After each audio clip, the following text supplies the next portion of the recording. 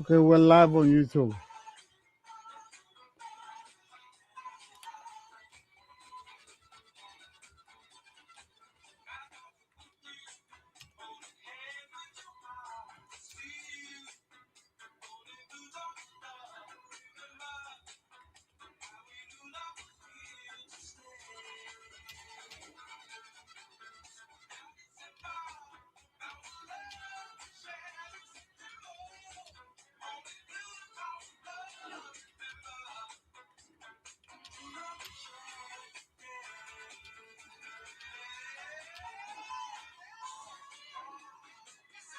YouTube guys, try Daytradingradio for 2 weeks free. Experience the chat room and the QR scanner free, and you get many more things. Come and join. I put the YouTube on for you guys. So support Johnny. He's been giving out a lot.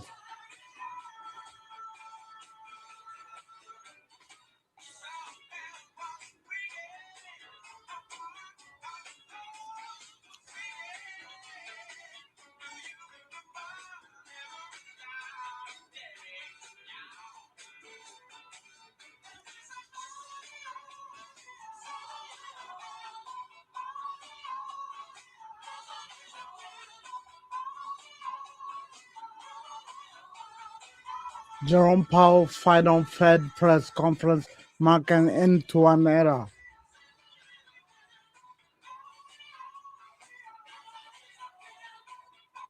Why is Mr. Land quiet? Let me see Mr. Land. I'm gonna stop it.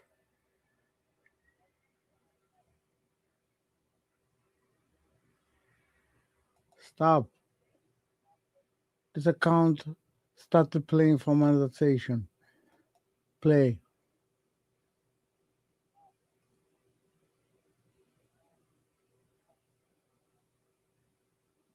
Okay, it says waiting. I already put it on.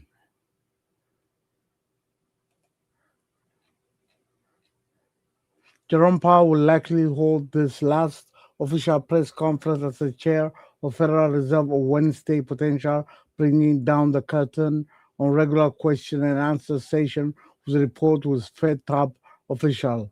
Investors and economic wonks watch such press conference closely.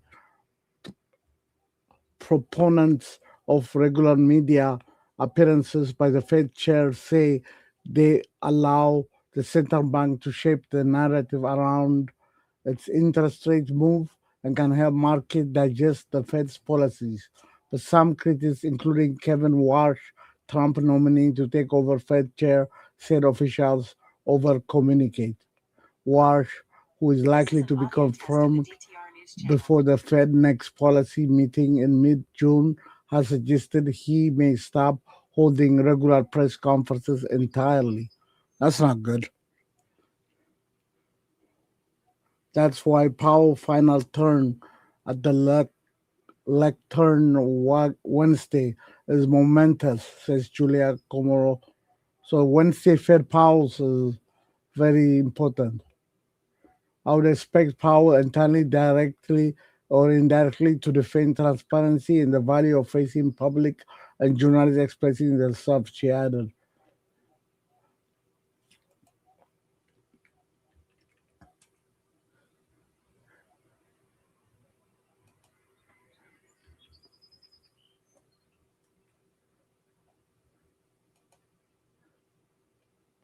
Authorities review writing of teacher suspected of press dinner shooting. King Charles said to meet Trump for toughest mission of his reign.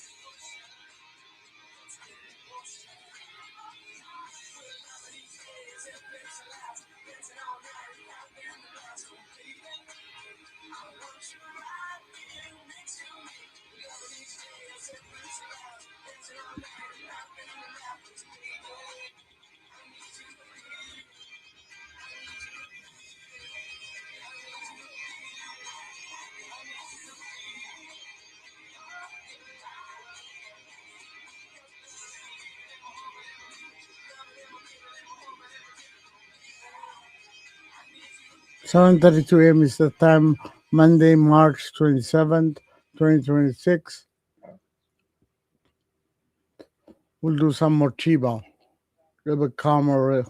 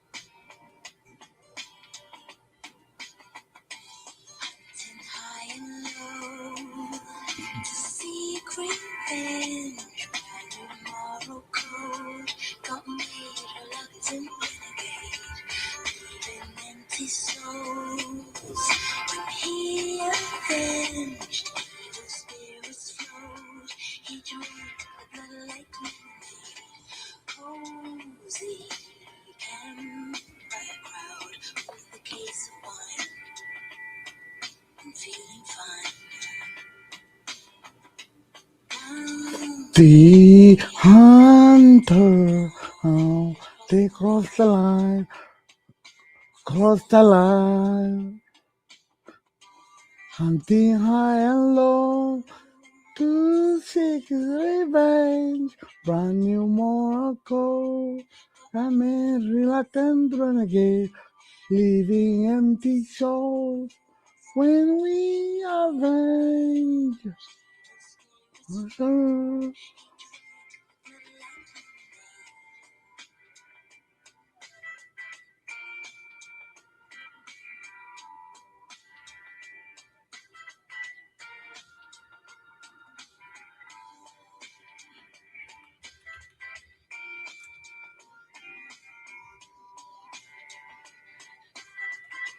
Delhi severe weather outbreak pushes east. More than 50 million faces threat of severe storm, possibly with tornadoes today. A dangerous severe weather outbreak continues around the plains Midwest, which already claimed two lives. Significant threat of tornadoes, hail, damaging winds extend to Tuesday. Here is the latest forecast each day of the latest siege of severe weather.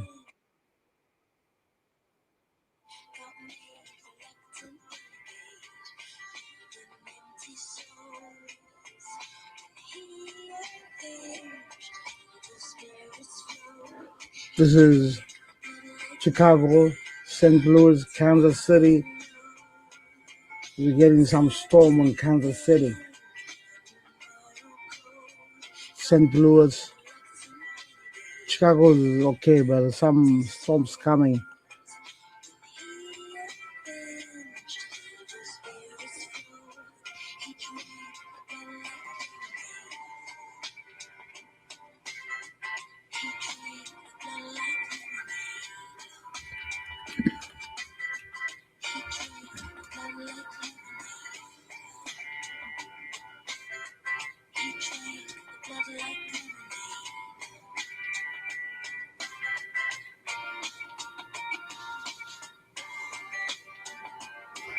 Severe thunderstorm and threat for excessive rainfall will move into mid-Mississippi, lower Ohio valleys today. There is potential of few strong tornadoes damaging wild winds, large hail, scattered flood, flash flood, low humidity, and windy conditions will continue to produce elevated to critical fire weather conditions across South High Plains and Midwest.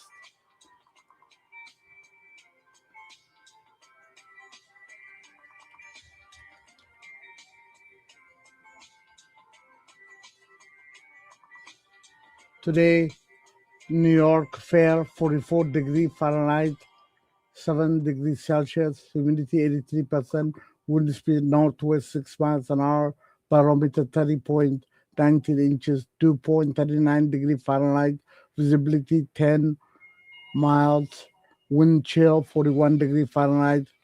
This was updated the 27th April, 6:56 a.m. Eastern Time. Today high is going to be 66, sunny, low 44 at night. Tomorrow increasing cloud, high 65, low 47. Wednesday partly high 63, partly sunny, then slight chance of shower. Wednesday night low showers. Wednesday night is going to be 100% showers. Thursday is going to be 60% showers, high 55 shower likely. Thursday night is going to be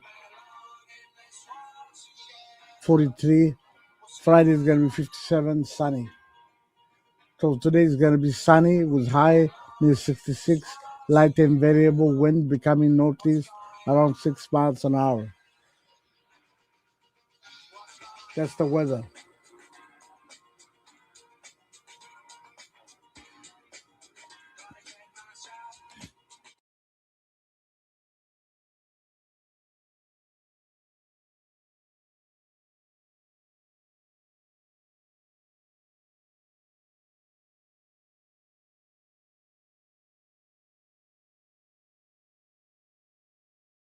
I'll be back and we could do some prayer when people come in.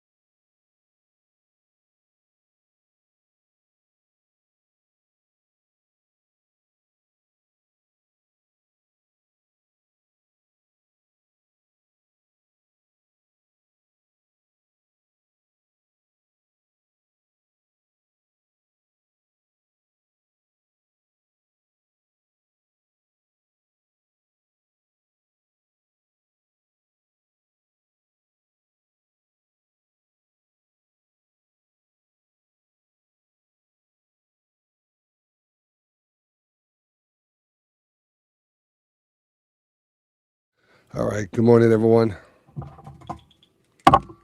Good morning. We got a divergence here. A nice one, too. See if we get that. Don't forget to take those divergences. Good morning. Watch list is posted. We got everything posted. I just put some trade notes out for today. We have a nice little divergence right here happening. High rotation, too. Happy Monday. It is Monday. Let's see what we got. Almost end of the month. Sure is. GLND, Greenland Energy, all-day high. Now the high was $9.25. Now it's $7.74 on that premium with Halliburton, HAL. That's about November Delta.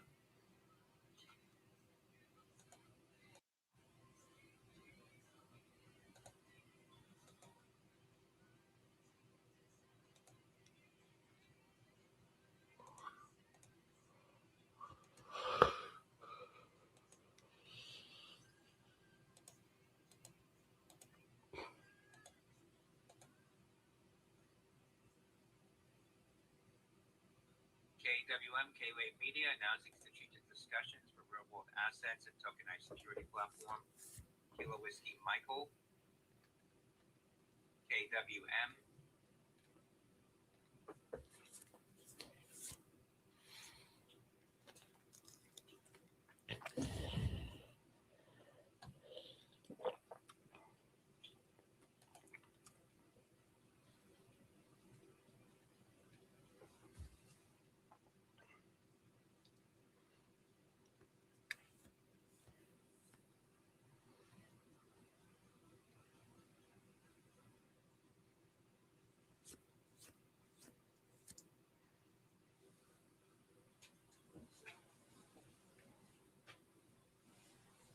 This is an audio test of the DTR News Channel.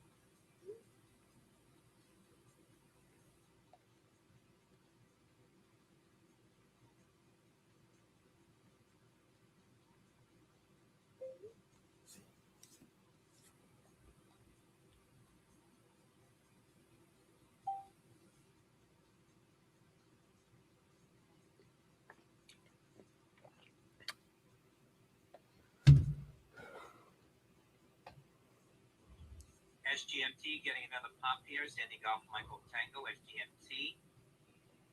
Off the highs now $7.45. After pricing, they're offering at $6 per share.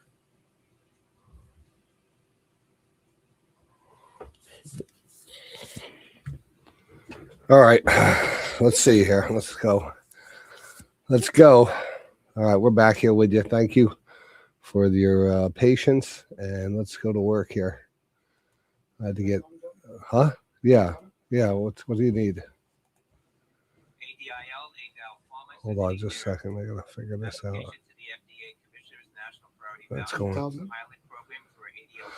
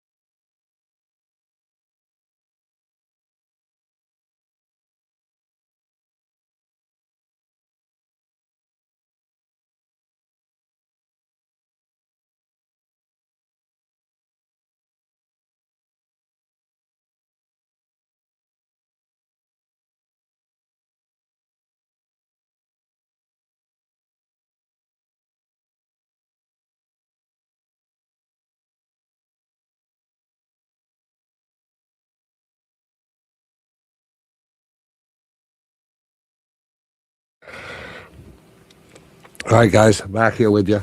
Just doing some admin work. If you guys have anything that's on the move here, I should have been on this a little earlier.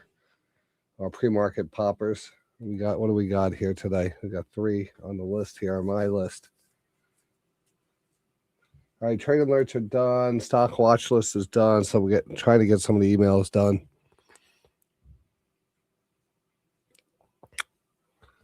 What else do we have here? Got a great watch list out. Good watch list for this week. If you haven't received it, it's in the trailer box. POET, Polar Technologies, provides purchase order update. Is this on? This is good, right? Announced cancellation of all purchase orders received by the company from Celestial AI. That is Papa Oscar Echo Tango. All right. Next thing here we're gonna look at. All right. Oh, they know. All right. They got that.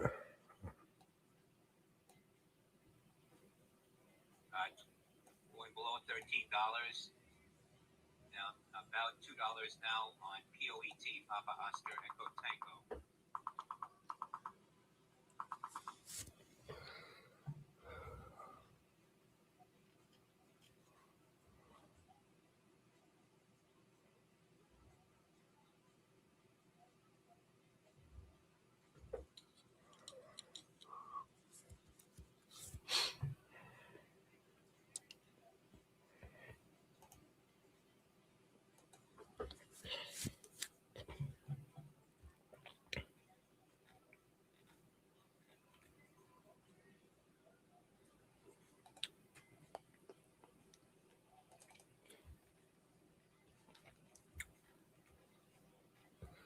All right, let's take a look. We got USEG, U.S. Energy Corp. Poet continued to fall here now.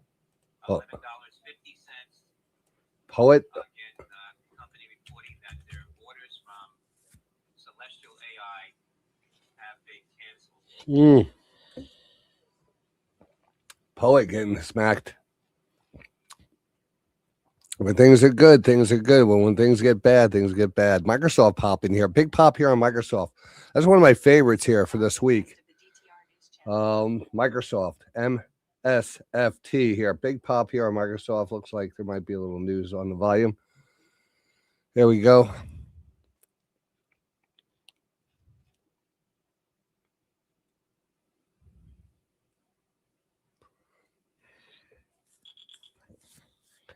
And watch for the market here, maybe to get sucked up with this Microsoft. Here, Microsoft continue to pop. Looks like it popped about 3 points right now. PYPL, PayPal, introducing PayPal Ads ID for advertising industry. That's Papa Yankee, Papa Lima. DASH, DoorDash, announcing significant grocery expansion in Canada with Empire. Anita out there, and Anita, I just approved your membership.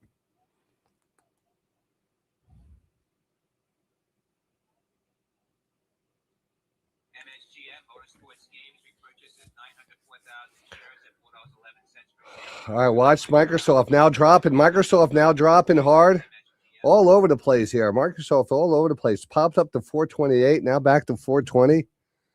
Now Microsoft dropping.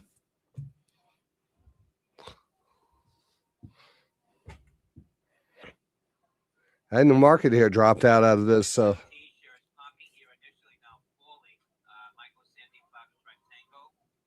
We just mentioned that. I'm on top of that. Poet here also getting that smackdown. Again, we were looking at some other ones here maybe today. ONCO. That one's holding up from.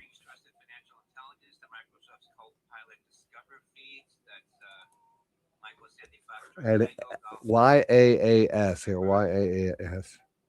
It's an interesting one here. That's getting a little smacked down here. I mean, after a pop up here, it's pulling back a bit.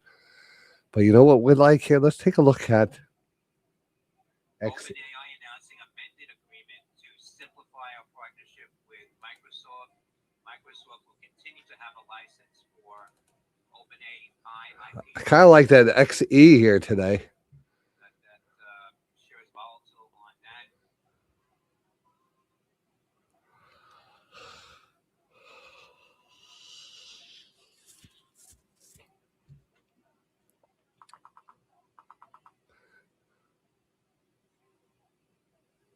Yeah, that was so. We had that. We had the another attempted assassination of the president over the weekend.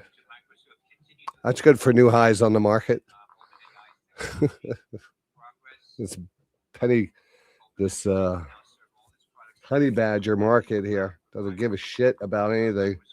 Excuse the language, but all right, market here kind of dropping now. Microsoft shares now falling here in a high of 428, now at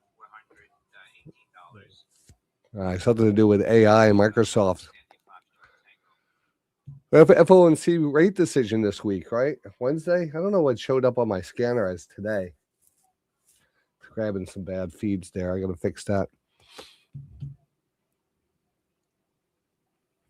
What time is it? 9:03? All right.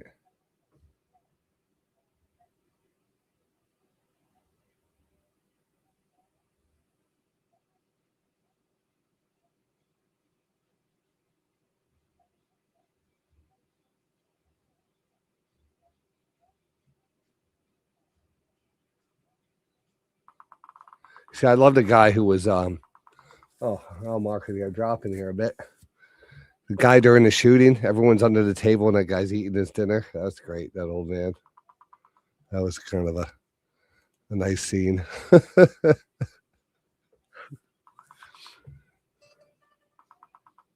So Microsoft here getting a little smackdown here.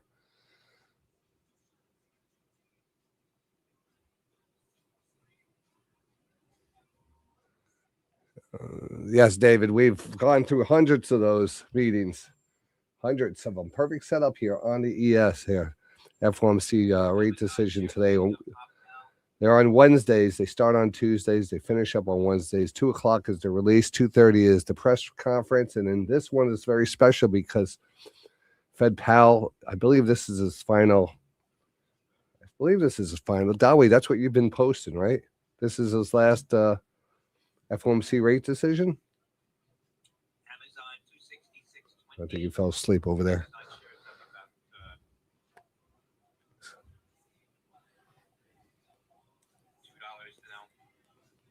Dawi, did you fall asleep?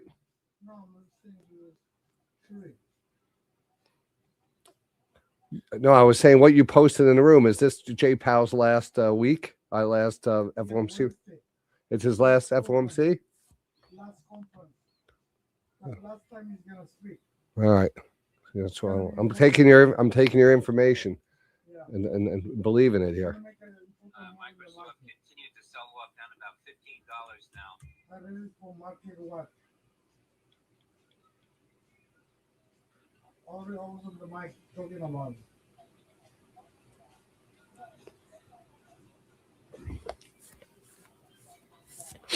Wow. All right. So let's go to work here. We're doing the breakdown on Microsoft here. Did anything come out from Microsoft? No, they just something with their AI deal they had. Oh. Something's going haywire on that. How's your cold then? Yeah, the cold's better. I still have a little lingering cough, but it's like 2 weeks already. Yeah. Well, that's what lingers around here. The weather has been going up and down. It is what it is. I don't care. Do you catch fish then? Yeah. What kind? Small one. What are you talking about? Oh, you went fishing. Oh, we went together. Yeah. Geronimo's birthday is on Wednesday. Microsoft shares recovering a bit now, $11. Oh. Probably a great opportunity. I got to get my I got to get my IB up in here. Interactive Brokers here. Let's get that up and running.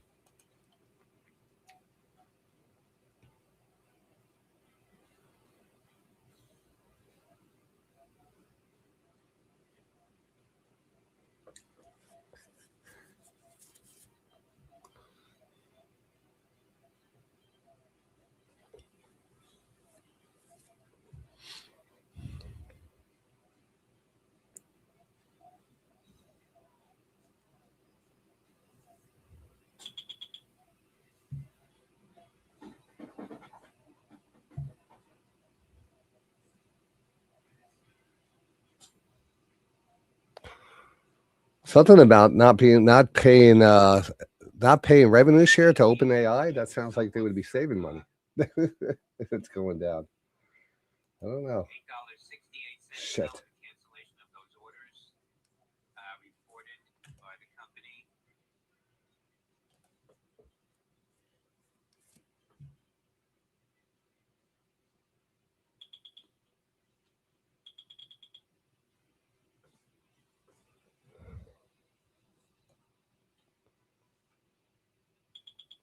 Looks like a bigger divergence here, and that Microsoft here causing the market here to pull back a little.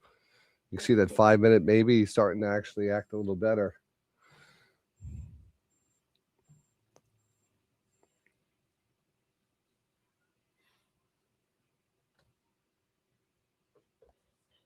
I think we're going back up to 420. Just seems to be hanging out there. 420 is the key number on all stocks.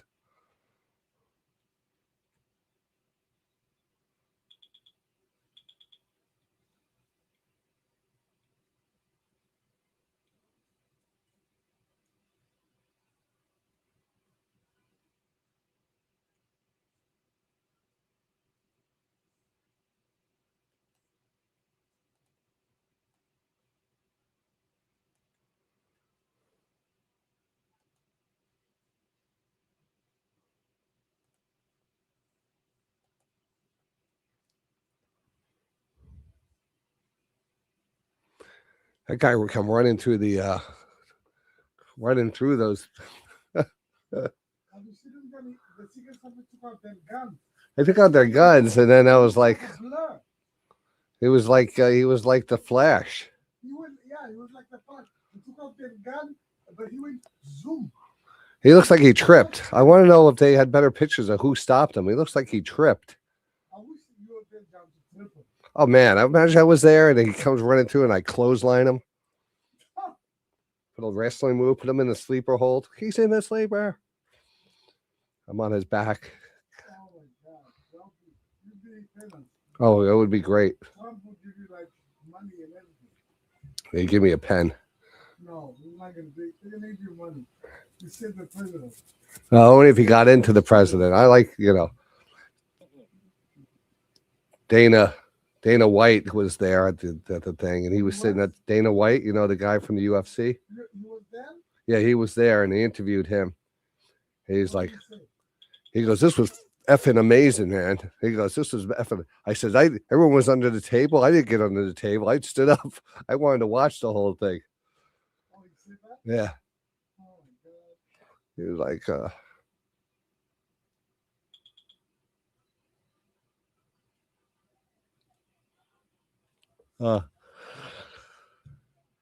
we'll get that set up here.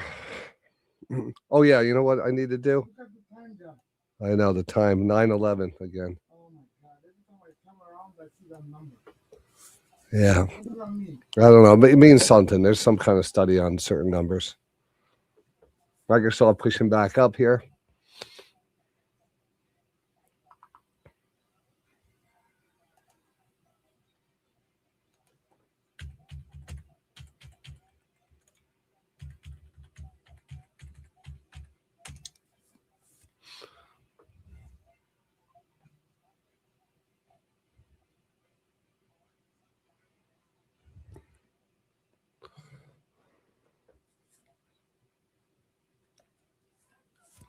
All right, one thing we will say here. Microsoft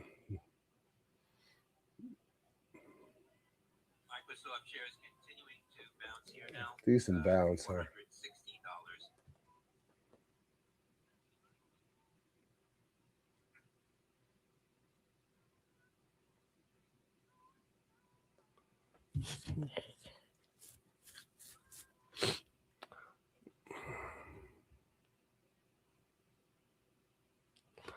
Well, yeah, the guy comes running through and everyone's drawing their guns, but they're sure not stopping that guy. Yeah. They didn't stop him. They went, they aimed. But he was like, why? Well, you know what? They probably missed, and they could have got a crossfire. They could have shot. I was surprised that the one guy, they said he got shot in the chest. I was thinking that might have been friendly fire. Is it Trump? I don't know. And they said that he opened fired and shot one of them. in the chest. But it almost looks like the guy pulled out his gun and tried to shoot him, and there was a guy right across the way from him. Probably shot his, freaking Keystone Cops there going on. I heard it hurts them when you get shot like that. It hurts. Oh, sure, it hurts. Even though the bulletproof stopped it. Yeah, it's like a punch in the chest. Yeah.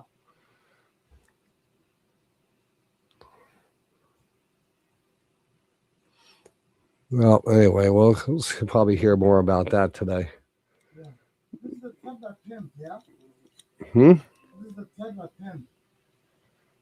Yeah, I guess so. I'm lucky they didn't kill him.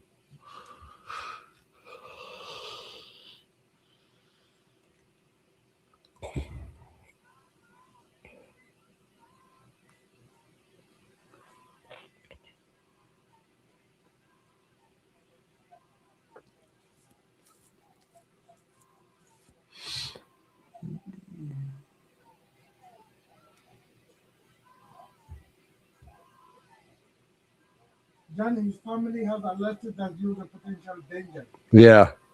You heard that?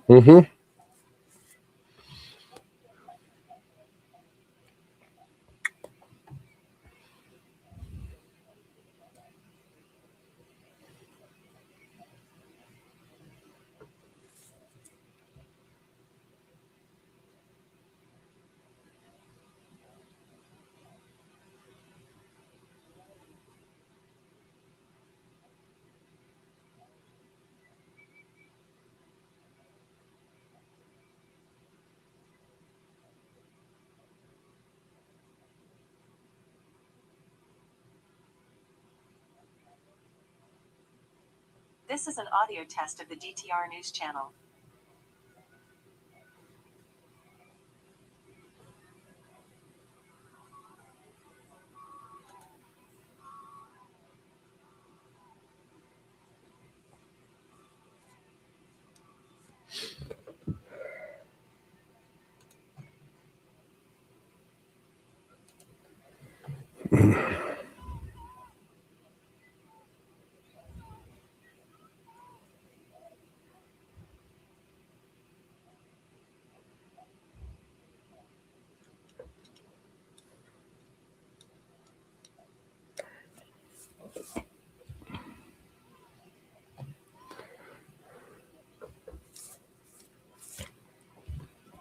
All right, I like the market for a pop this morning. We kind of bounced back up here. We're underneath the VWAP, but the market's been pushing new all-time highs. I'm sure we're going to kind of rotate back up here at one point today. So this little pullback we got on the Microsoft might have been perfect. Microsoft seems to be consolidating right under 420.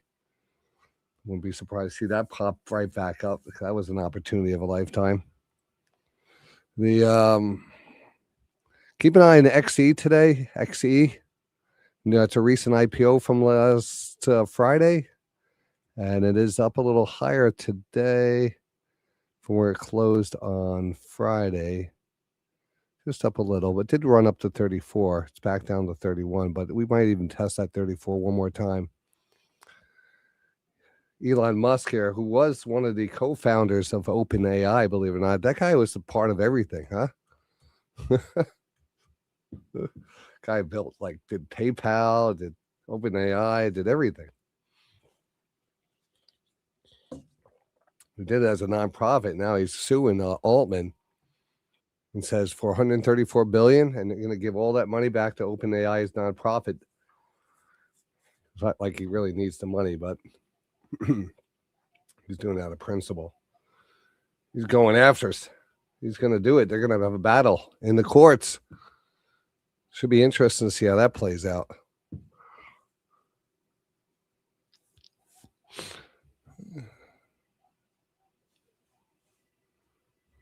Hey, one love.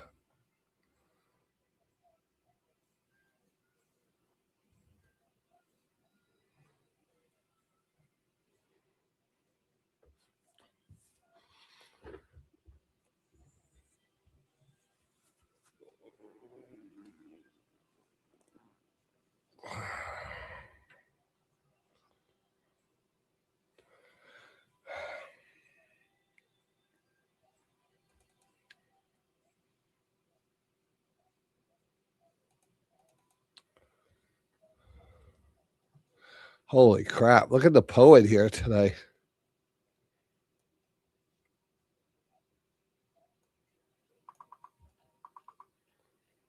Poet here down to $8.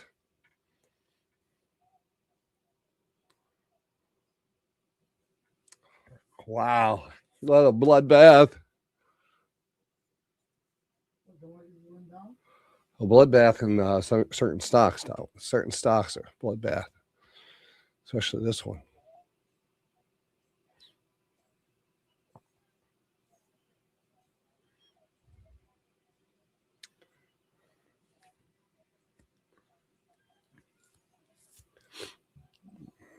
I wonder if that could go to $6. I'd be all over that at $6. POET poet, more lows now.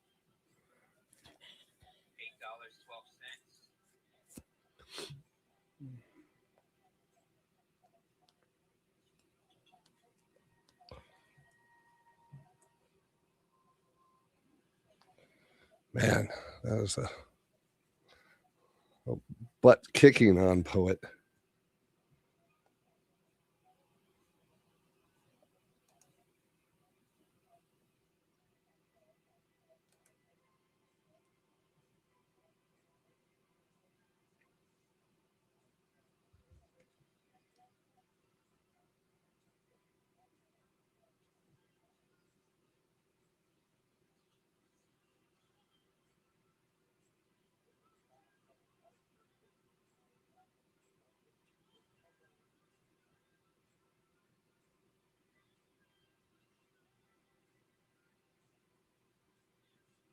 AXTI, traders circulating negative comments from an analyst in AXTI, Alpha X-Ray Tango India.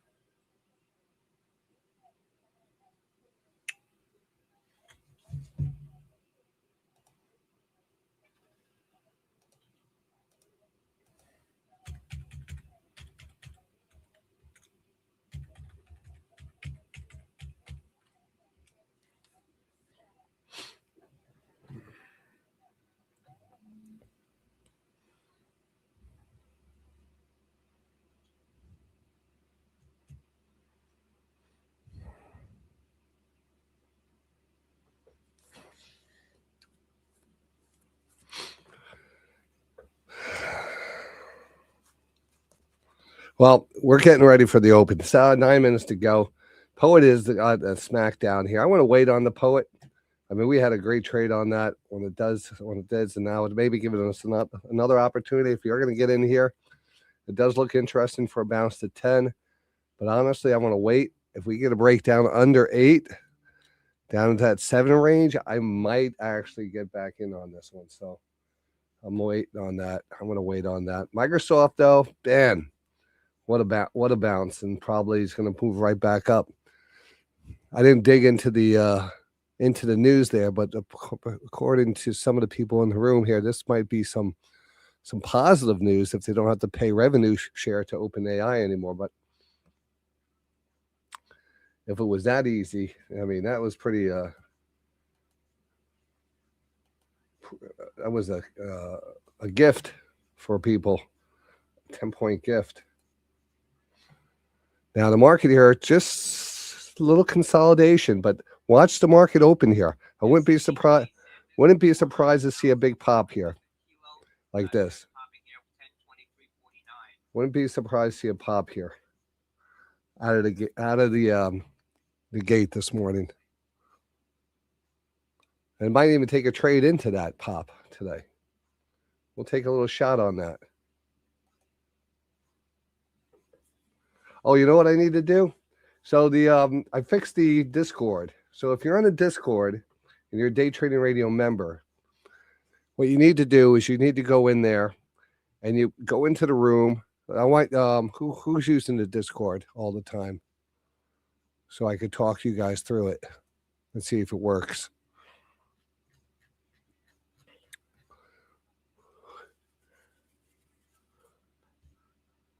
All right, who's using the Discord?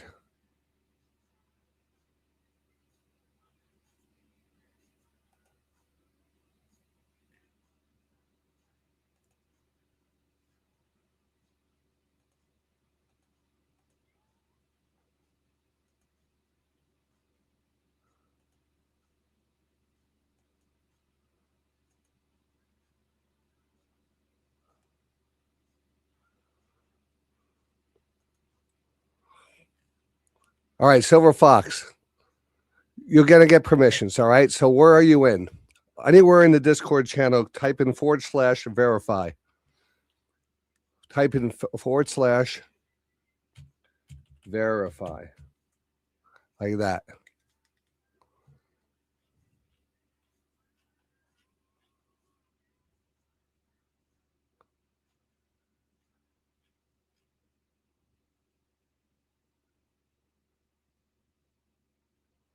Nothing, RJ. They just like the feed. They like the there's a live stream feed in there, which is pretty fast and high definition. So they use the feed in there. But all the actions here where you are.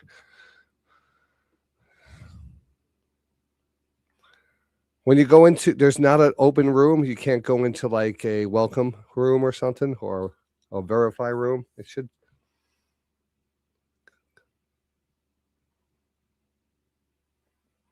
I'm not a Discord expert. I personally don't like it, but people like it, so I'm running it. But I had to. What I wanted to do is actually make the make it stricter because there's a lot of spammers in there.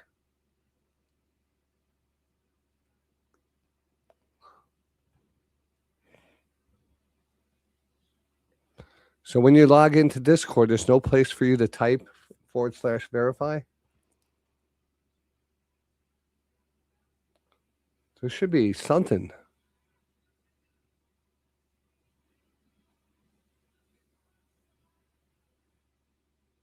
Suggestions room. All right.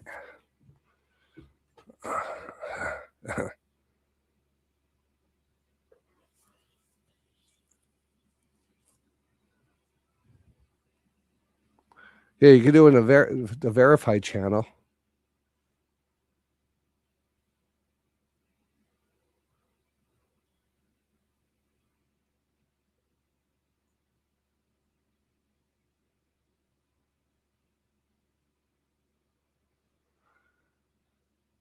Why didn't it show up and say, I said verify, but it didn't show up on my screen here.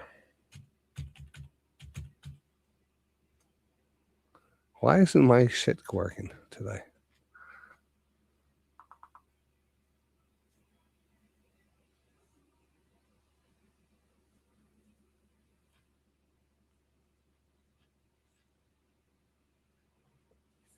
All right. Anyway, probably getting a little bounce here. Let's get ready for the open here.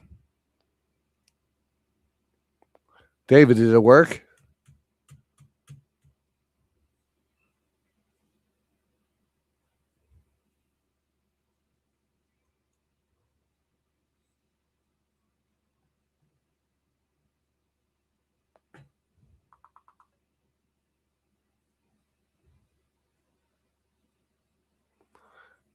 It should have popped up with a Daytradingradio asking you to type in your Daytradingradio username. Microsoft shares continuing to recover here, near $422 on that bounce off the lows of $404.61 on the change in their deal with OpenAI. That's Michael Sandy Fox Rectangle. Did it work for anybody? I see some people putting the verify in, and let me put it in there.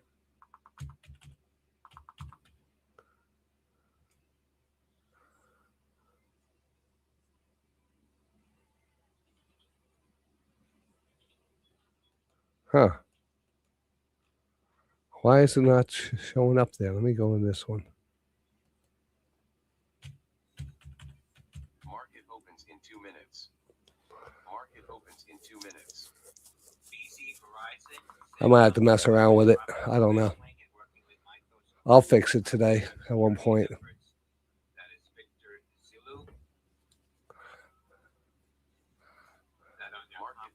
Sorry, guys. I thought I fixed that, but I'm going to have to work on it. I'll work on it today at one point. ELPW, getting a little pop. ELPW. Why do I have that on my screen?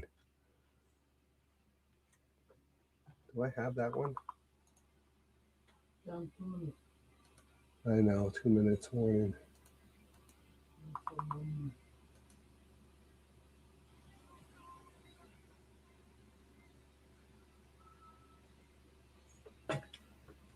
Oh man, Microsoft just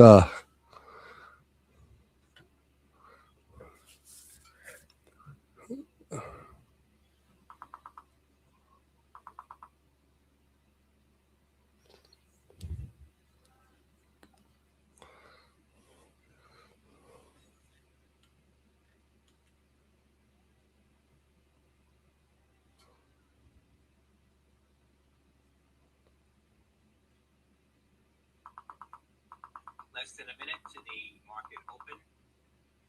well, I might have to restart the that might be it. I might have to not the Discord, something about the Discord. I might have to start the render, which is the verify process. I'll check that right now. Hold on. All right, market's about to open up here. Let's go to work. Enough of this BS. I hate that Discord anyway. It's just a big distraction.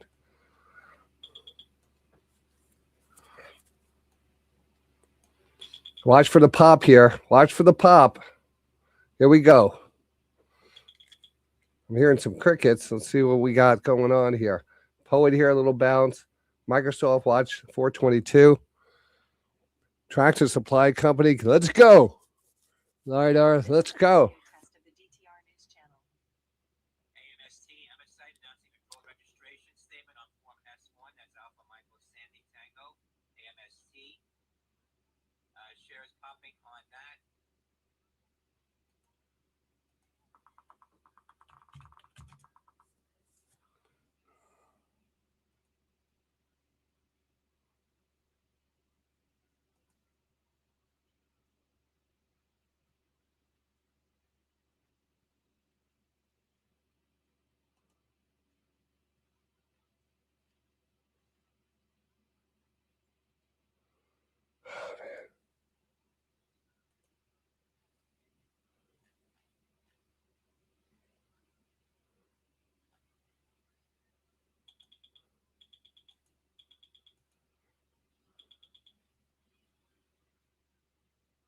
Oh, it failed to deploy. All right, so maybe see verify deployed.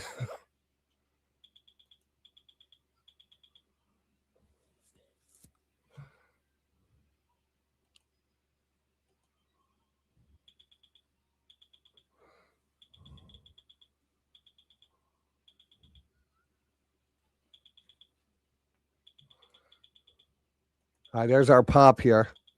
There's our pop.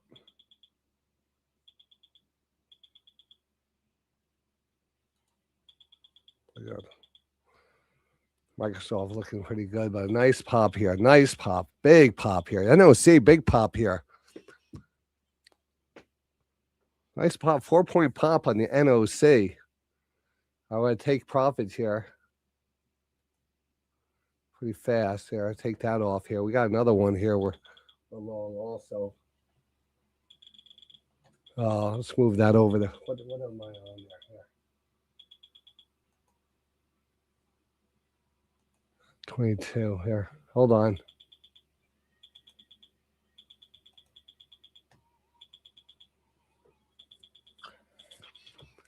Wow, big pop here. NOC here. Ripping. All right, I'm going to take the rest off here. 141. We're good. Look at that line straight up. Where do we say we're going to go? 71.98. 71.96 to 71.98 here.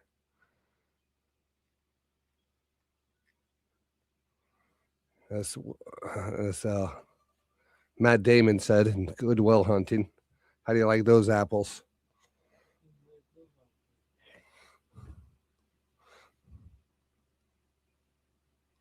Now, freaking Northrop Grumman, you better stay up there today. You better stay the hell up there. Don't pick. I don't like these little pops. They come right back down lots of times. NASDAQ down 38.96.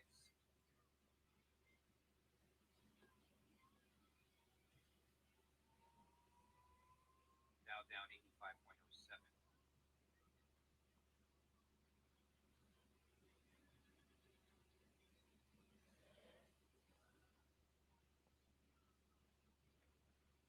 Avis rent a car into 2. I'm going to take that off my screen there. I don't need that up on my screen. Microsoft Poet. Move our Poet over here.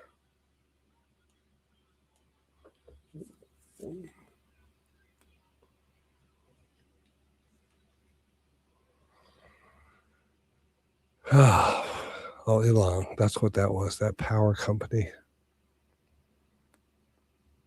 Netflix here, a little drop. Dow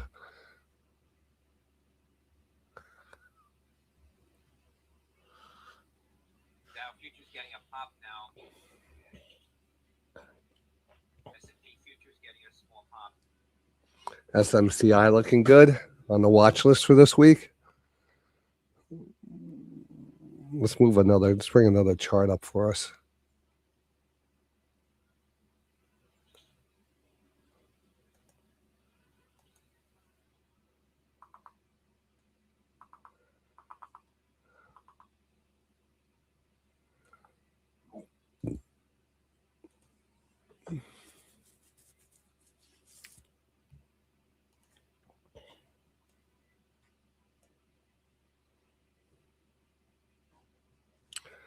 GD here pushing a little higher. GD coming back.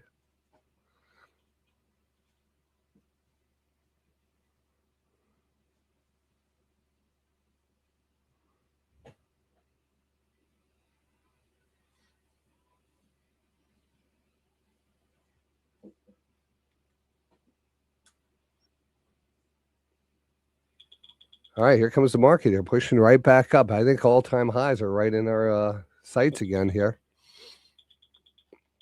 There's no stopping this market, right?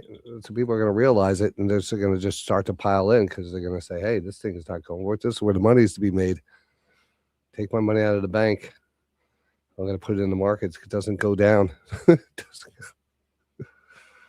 Microsoft here rolling over 420, a little off the 420 level. Do we got our move in our aerospace defense names today? Do we? A good question. We're going to see how they hold up today. So there is some cheap ones I have on the list for this week that I want to bring up. Believe it or not, I want to pick up a couple cheapies, some sleepers. Sleeper cells. You're going to activate them. How's Microsoft doing? It's doing okay. Do you have any Microsoft? No, I had it, but you. Can you send any boxer? Not yet. Only when buyback games happen? Yeah, usually.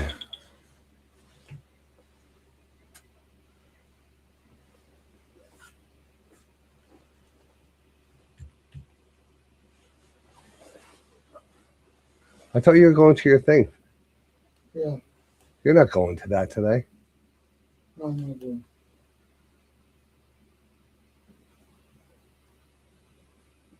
What does Zenvo mean? What does this mean? Oh, it belongs to that. What's this? I don't know. It's a camera.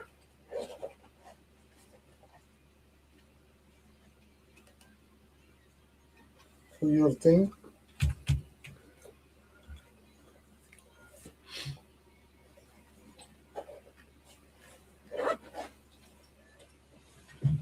Put this in the fridge or throw it out? What's that? Oh, you can throw that out. All right, markets here pushing a little higher. This MSCI looking good. Northrop Grumman looking good. General Dynamics looking good.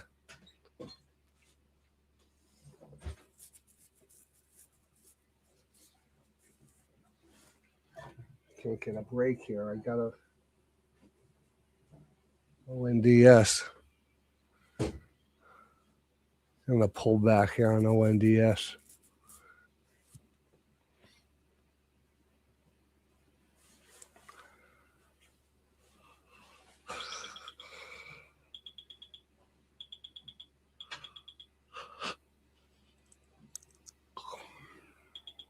Let's see here. How did I get the other chart up here?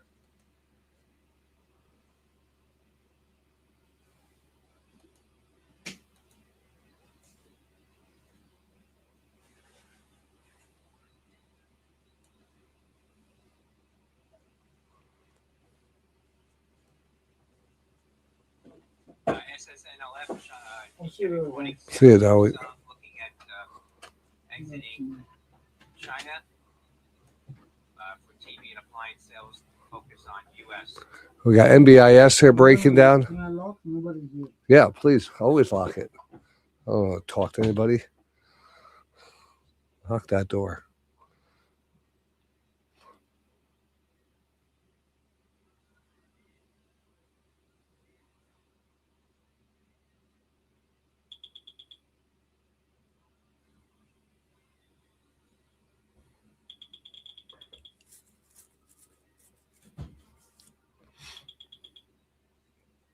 Markets continue to look pretty good here.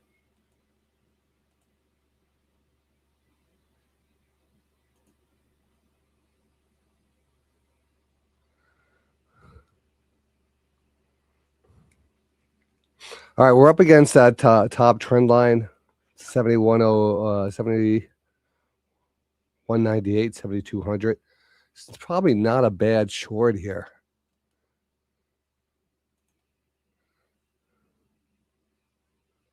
I want to just take one contract short and see if we can grab a little 950 reversal to the downside today. I don't know where we're going to get on that, but here, we'll show a little into that trend line here. You can see a 1, 2, 3 channel line. We had the original line here, 930. Of course, we break down through it. General Dynamics here, GD here, still popping, looking better. IoT here, looking okay.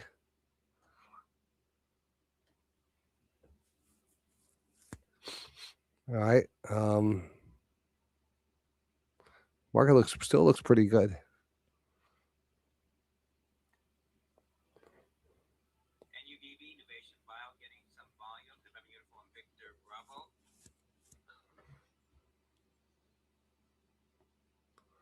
Teledoc, a little pop on the Teledoc.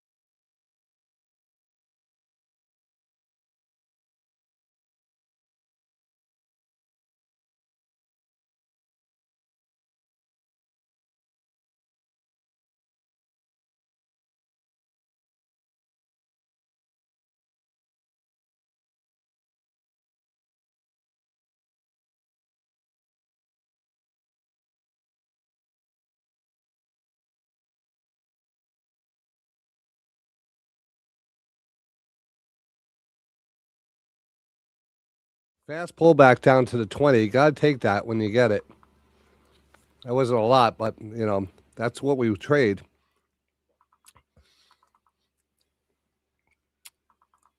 SGMT shares moving higher again now at $8.26. Price in there offering at $6. Announced earlier. Shares hit a high of $9 in the pre-market as ending up Michael Tango.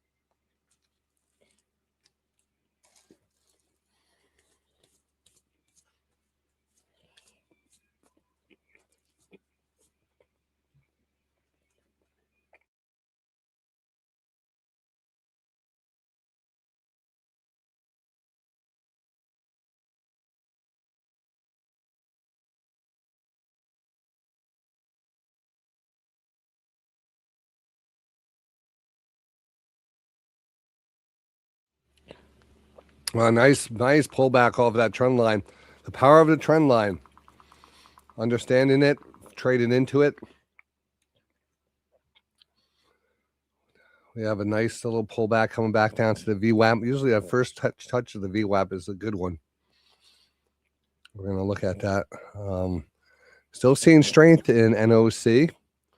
584, almost up 10 points off the lows.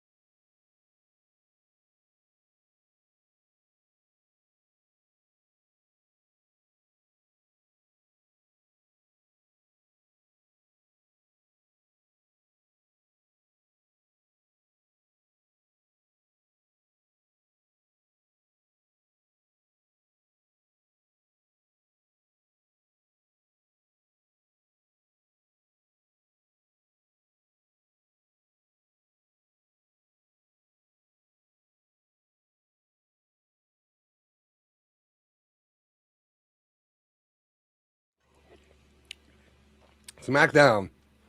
Now, market here reversing quickly. Now, you see some of our best bets for today. I mean, we do have the craft here moving pretty good, hitting new highs on the day.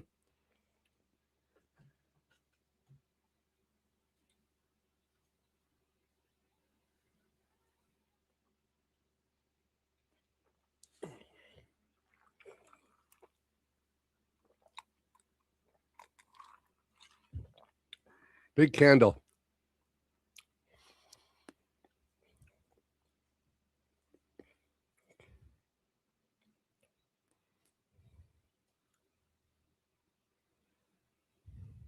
Entering the 950 reversal zone. Entering the 950 reversal zone.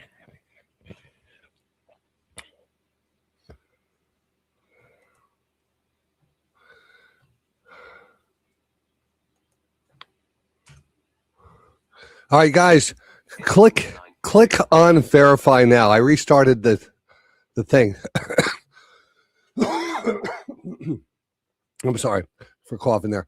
All right, so in whatever room you're in on the Discord, type in /verify, and that will verify your account and give you the proper roles to see all the channels. Can you please try that now? I reset that for you guys.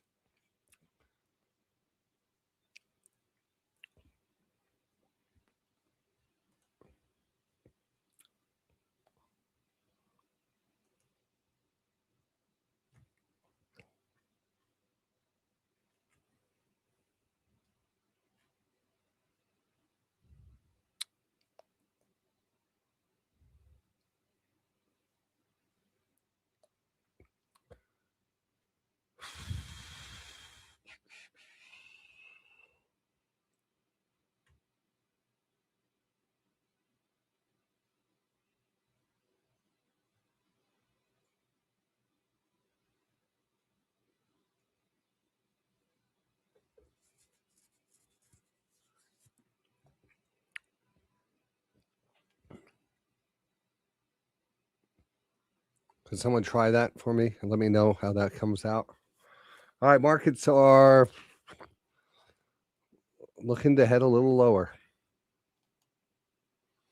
Let's see, we'll send that out.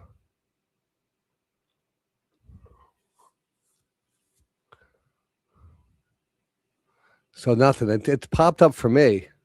So if I go to the Discord, I'm going to show you guys once what I was doing here. Let's see, voice command. Let me see. I want to disconnect.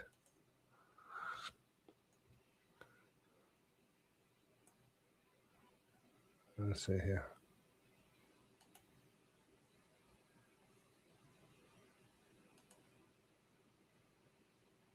Oh yeah, I'm just not a Discord person, so.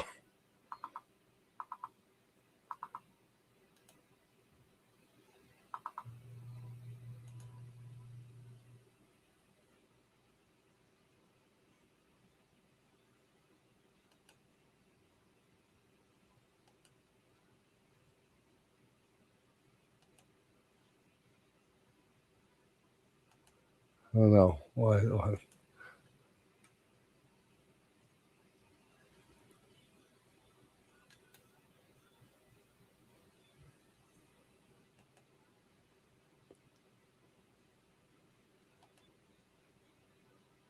So close your Discord, and then reopen it. I'm just going to see if I could do it on my side. If you can't get into anything, you should be able to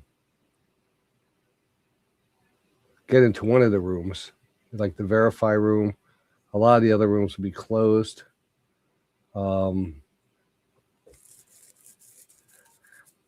But if you're in the verify room, then / verify, and then if you click on it, it should pop up with a verify my member page, my membership, and then it'll click on that and then type in your Day Trading Radio username.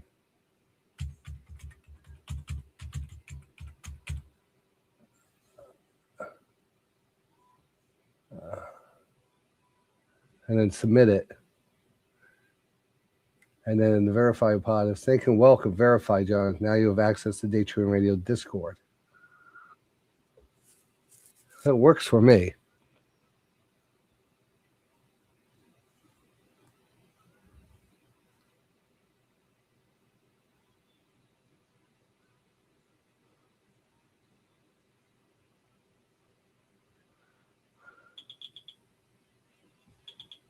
All right, so let's see here. Let me check my live stream because I don't see anything. Let me double check the live stream here. And the permissions on this. You should be able to view the channel as a member.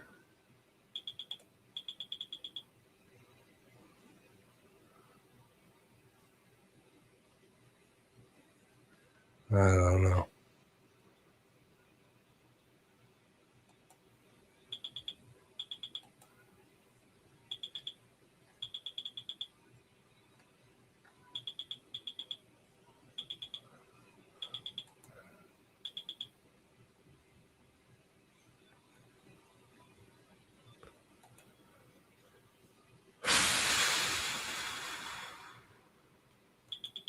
Try it now.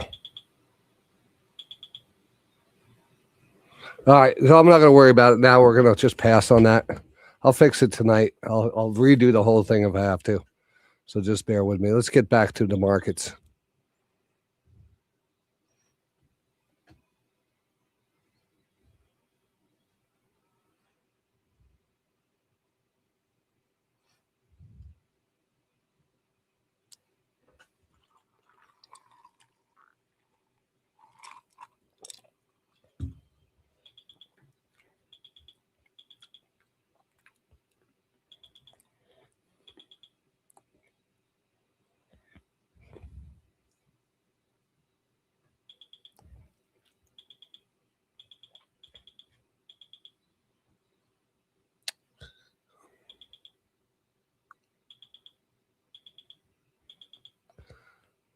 Wow, market here bouncing right back up. Real good action. 10-point moves.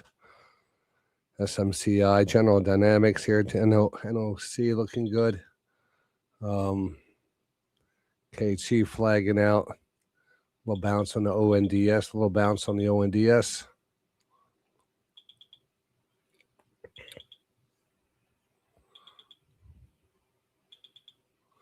Oh, there was a stock I was going to get into. What was that? Jesus. Let me see.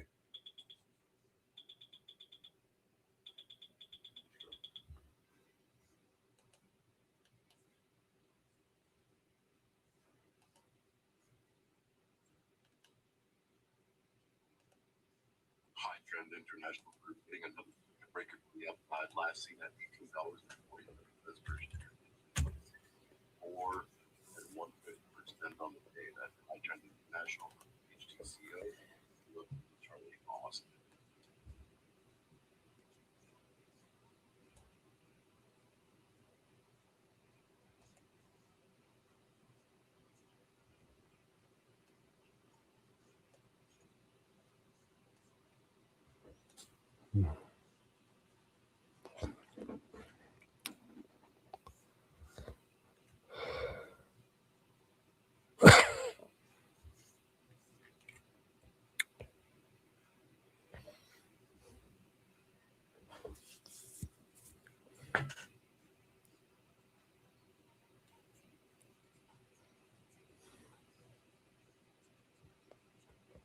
Wow, market here back and forth. Here we go. Previous close. We're trying to get through the previous close here. Oh, did I take too many there? I didn't realize that was set on 4 there. Shit. I gotta lower that down a bit. Traders circulating the rumor that Verizon is in deep talk with hyperscalers on fiber and 5G.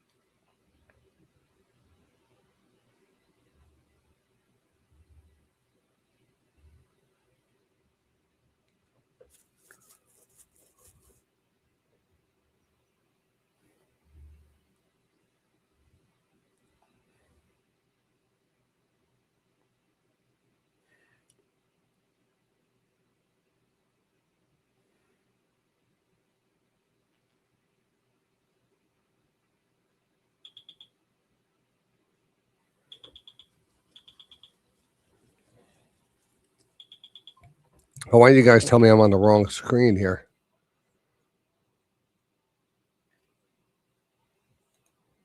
There we go.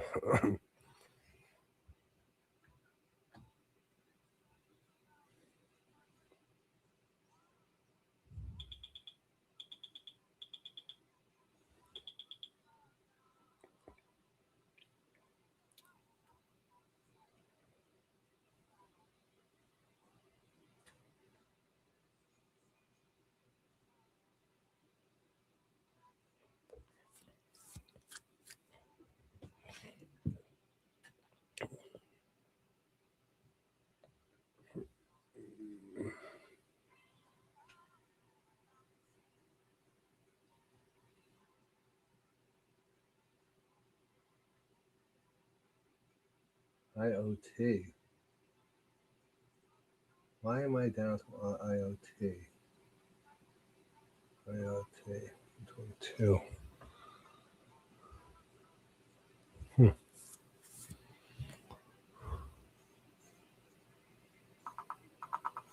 shares are on the defensive on Monday, down around 6% just after the opening bell. Last seen $31.30 per share.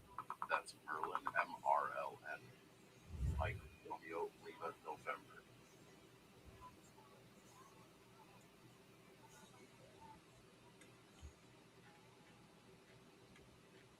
This is an audio test of the DTR News Channel.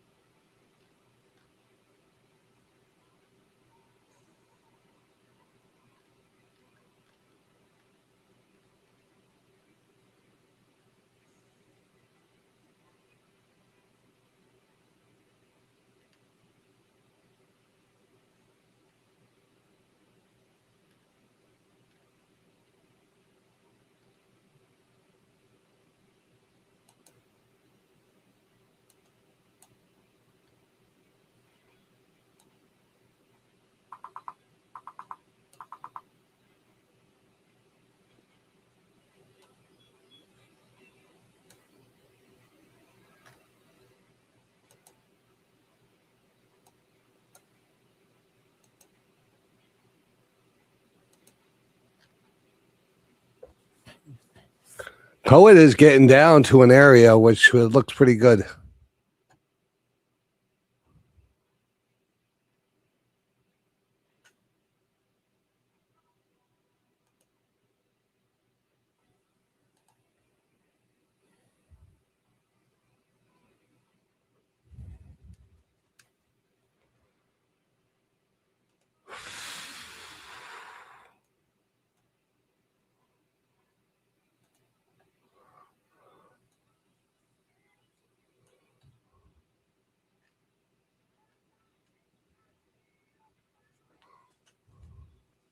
I see people in the Discord now in the live stream room.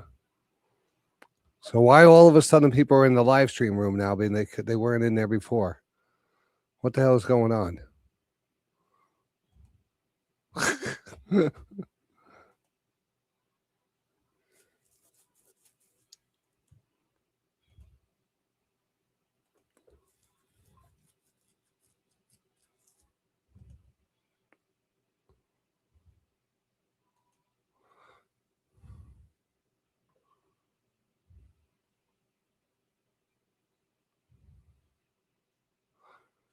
Texas signed the Syracuse punter to an. All right, nice.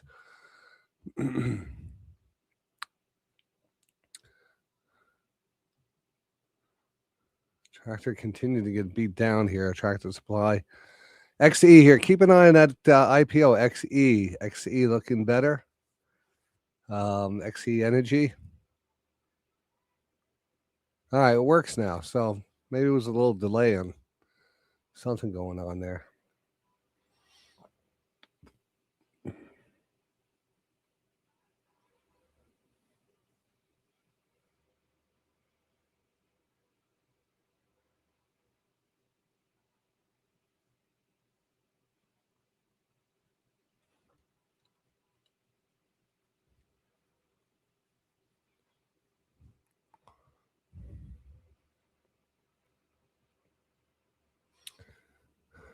There goes XE here.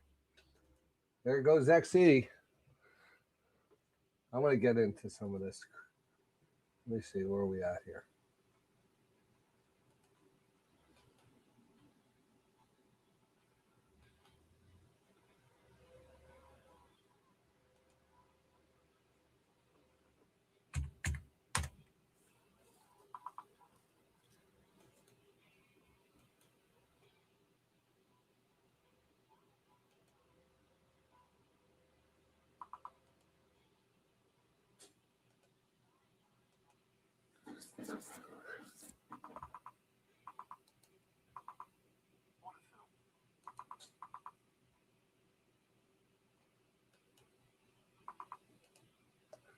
$220.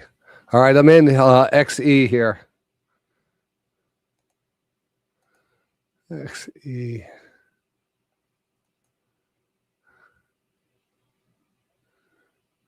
Just kind of keeping my powder dry today. I am eyeballing a couple things here. But we're long right here. I think we are long right here. Let me get the alerts out. I got to get the alerts out.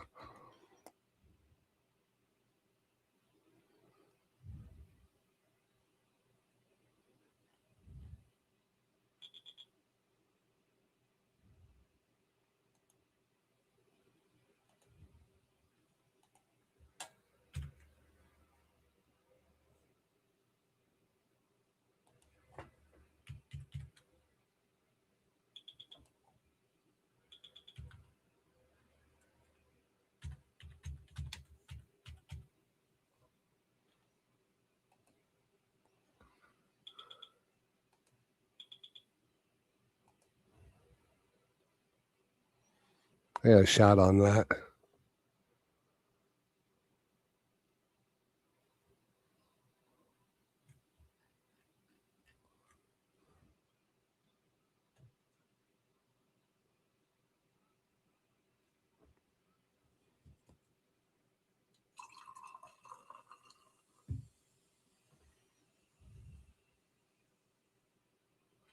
Indexes remain mixed following Monday's opening bell. The Dow Jones Industrial Average on the scant declines. Last seen near 49,241. S&P 500 flat on the day at 7,163. Nasdaq Tech Index down 1/5 of 1%, falling 50 points to 24,788. Yeah, this poet 760.86. I thought maybe we get down to that 7, closer to that 6 level, will be all over. Now to make a decision here if we want to get in some poet down here. Oh, I'm going to wait.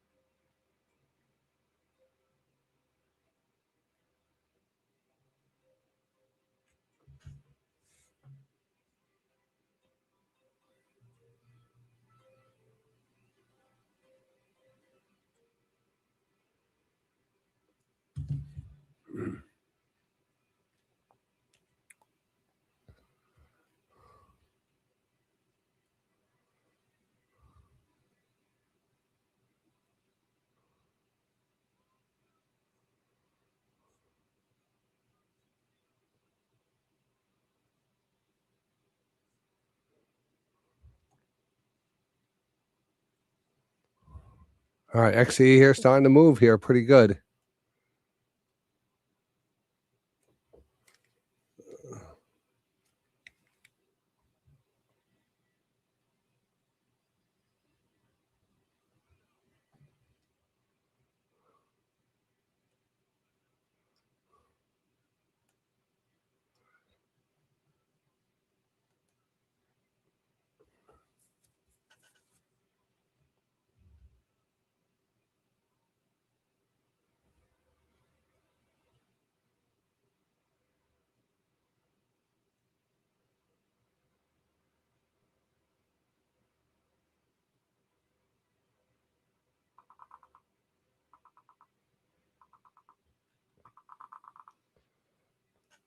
All right. Quick logic shares as the upside. Volatility and volume today. Last trading near $16 per share, up 22.5%. Quick logic, QQIK, Quebec uniform kilo. Microsoft hanging around that 420 level again. Remember, Microsoft recently got up to 450. It was down to 400, 420, 450, 430. What was it up to? Let's take a look at that Microsoft. Go back here. No, it was up to 435. And dropped here today to about 405 and bounced now 420. XE here, new. I don't know if that's up on my screen yet or not. Nope, not yet.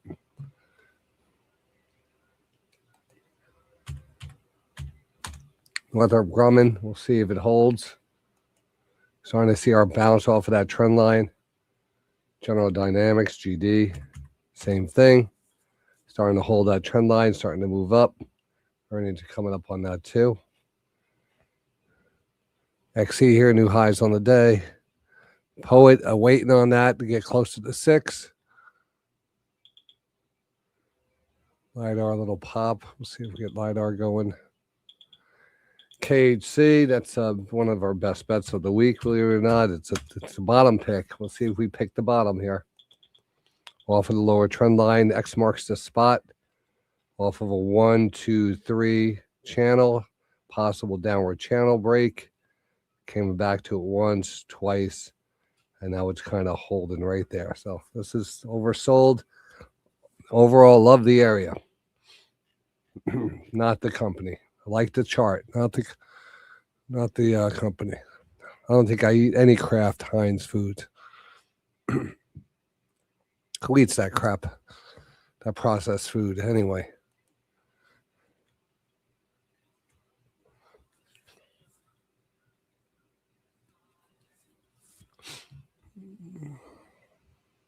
Got a lot of earnings this week. A lot of earnings. If you look at the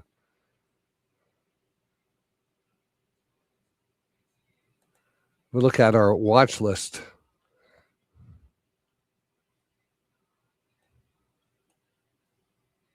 Daytona Rockstar. Breaks down the high probability methodology. All right.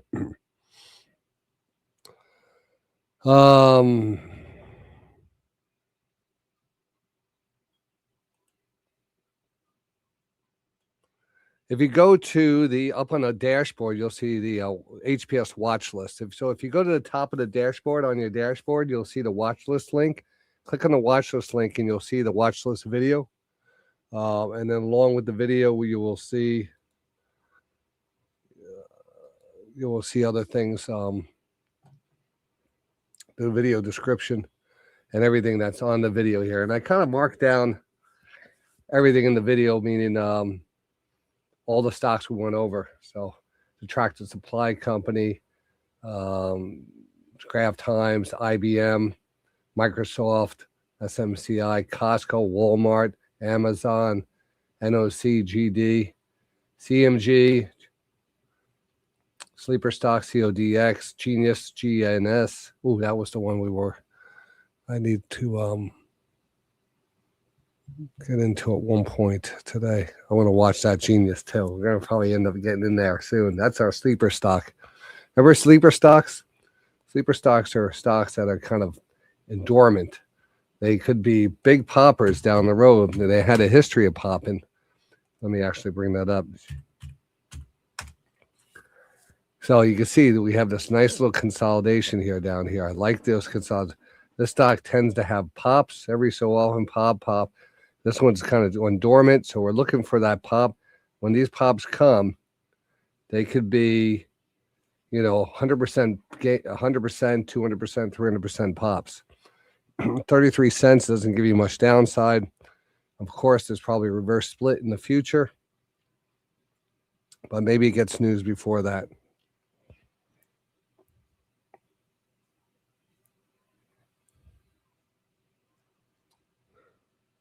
This is an audio test of the DTR News Channel. High Trend International shares seeing some new volatility whipsaws at the top end after resuming trading, knocking on 27 per share before falling back to $24 per share. Still up 121% on the day. That's High Trend International, HTCO, Kilo Tango Charlie Oscar.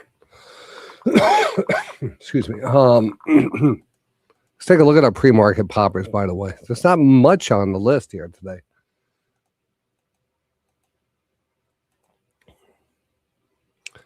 We had the USEG, U.S. Energy Corp. Again, we looked at that pre-market. It's not much doing. Not doing much, really. And the YAAS, that had a little pop out of the gate, but not much going on there. So nothing showing up there. Bulls, bring them up. If you have anything running, bring it up. BULL. Weeble. Wobble, but they don't fall down. HII has expanded into a new contract deal with the Pentagon, specifically under the Defense Innovation Unit, to develop a new submarine torpedo launch and recovery system. That's HII. HII, Huntington Ingalls Industry Aerospace Defense Torpedo Recovery Contract. Doesn't seem to have much excitement on that.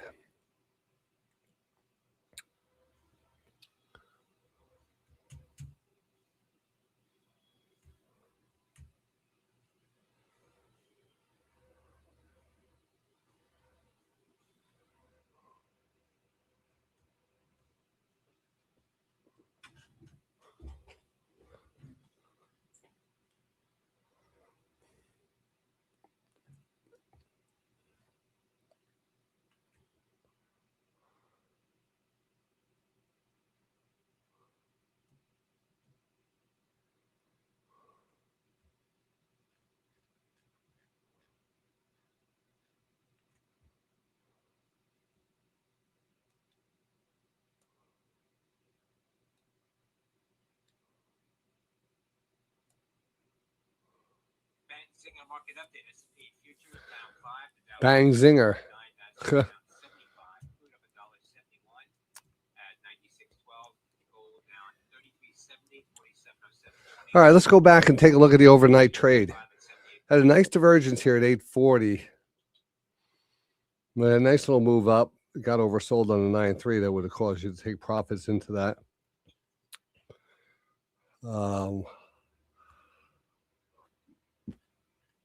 We have a little shake and bake here right now today from 9:30. It pop up, drop, pop up, kind of grind back down. But we're going to go back here overnight, pretend we were trading last night, which we weren't. But let's actually just kind of look back here. Market at 6 o'clock opened up, kind of drifted. I did notice a divergence here. I actually did take this trade last night from my house. I did see a little divergence. I think it was here. MNTS, Momentous popping to the highs. Michael November Tango Sandy, MNTS. I only caught a little on it. Shares up about 14% now on MNTS. Looking here, pulling back. This was our only quad. We had a kind of a quad here. I didn't see this one. I wasn't in front of it.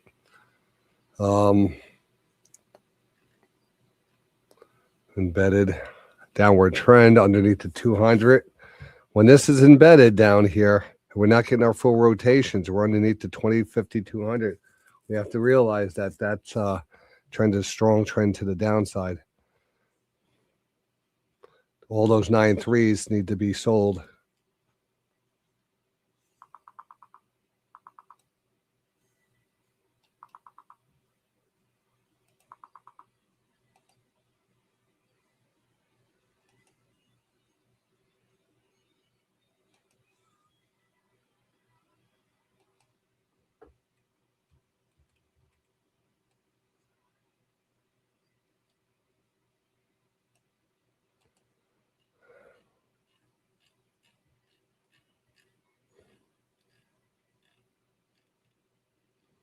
I gotta extend this. Oh, it went up the wrong way.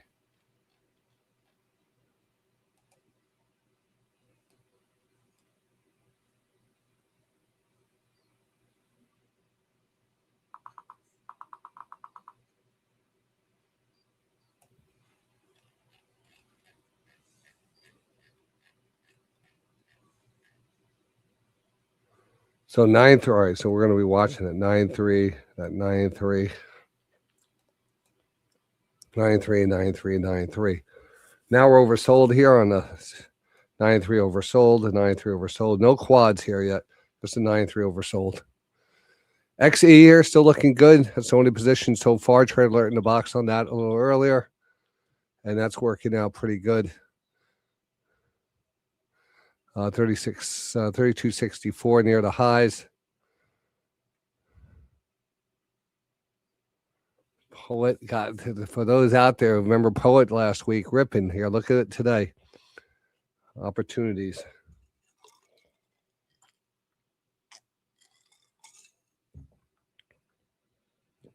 Hey, Papa Choo Choo. Is that a name of a Smurf? Sounds like a Smurf name.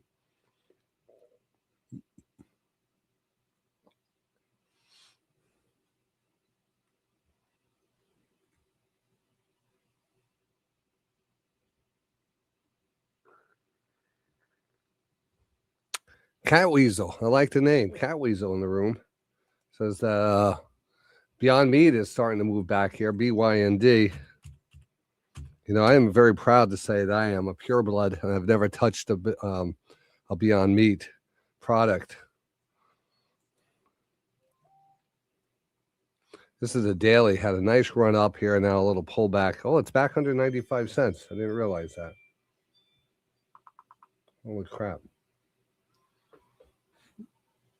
Well, I'm not interested in this toxic company.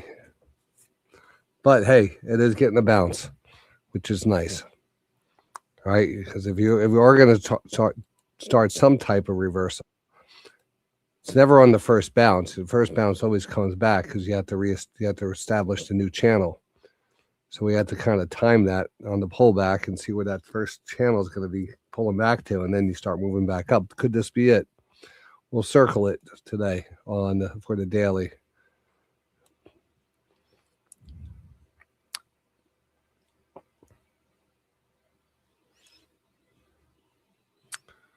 All right, Microsoft here, 422. Probably the gift of the day. Take a look at the 5-minute here. I wouldn't be surprised to see this here go right back up and go. Are we positive on this? MSFT. Microsoft down only $2, so I wouldn't be surprised to see that going positive on the day, just the way it's acting right now. And we are seeing some bounces. We've been waiting for Netflix to move. Netflix is even starting to move here a bit.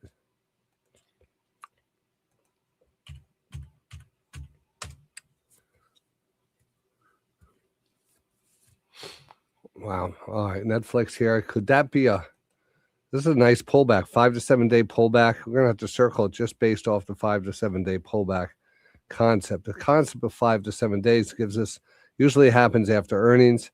It drops. It takes 5 to 7 days for this to get oversold. 1, 2, 3, 4, 5, 6. Now we're on our 7th day. 1, 2, 3, 4, 5, 6, 7. 7th day right here. And we are definitely oversold. It's a little flat line. I'm not a fan of Netflix, so I'm going to pass on it, but I am pointing that out to you. 5 to 7 day pullback and possible bounce. But I cut the cord last week on a lot of different things. I still got to cut it again. I got to cut the other cords.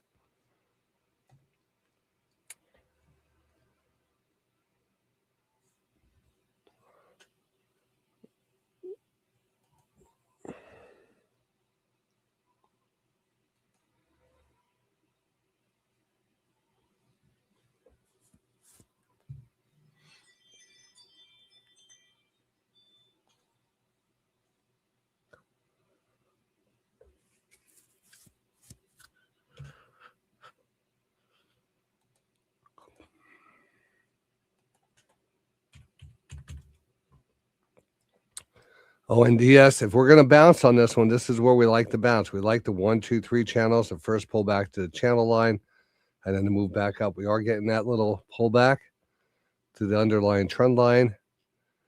And now it looks like we're starting maybe have a shot of pushing back up. Maybe.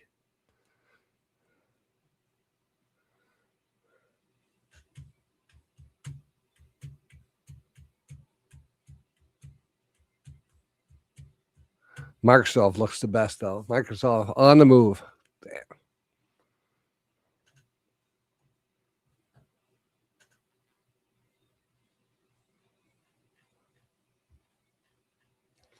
Take a look at the IoT.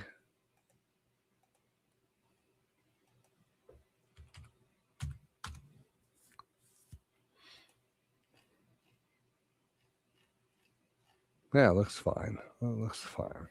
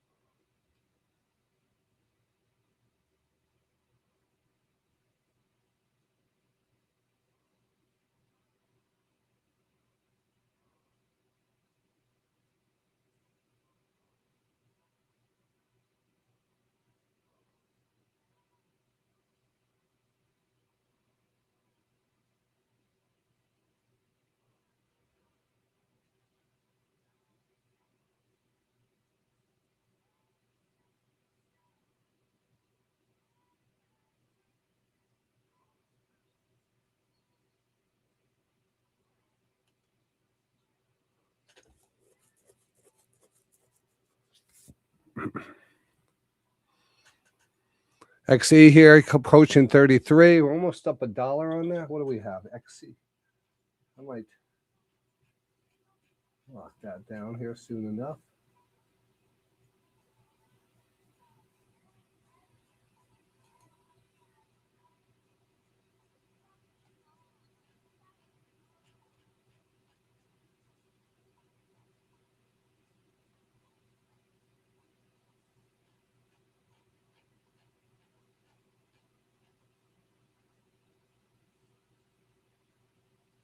$77 on that.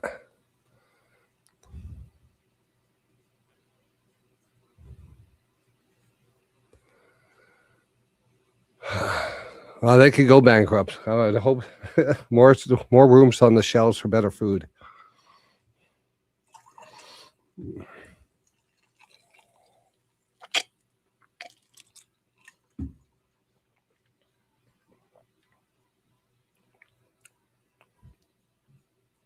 Microsoft here ripping now, 424. Looking good. That's going all the way.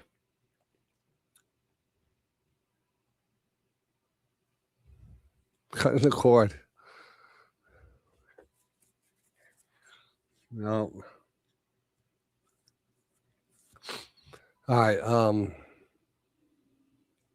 Yeah, Microsoft. Man, that was a spot.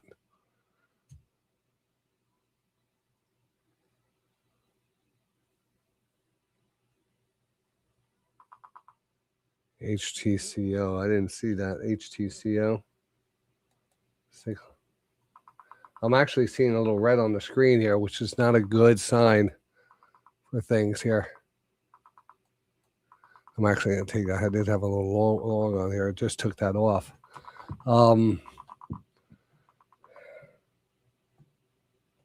we looking at here? This is an audio test of the DTR News Channel.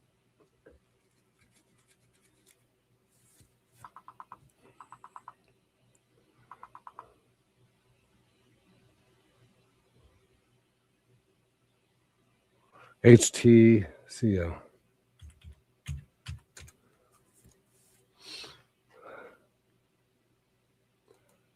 Oh, that's a $22 stock. All right, so you can see what's going on here. This is a gap and go type of setup here. You know, gap, halt, gap, up higher, halt, gap, halt.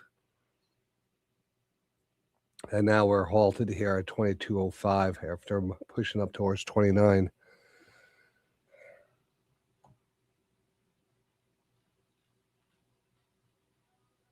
All right, we're up $150 on our XE here.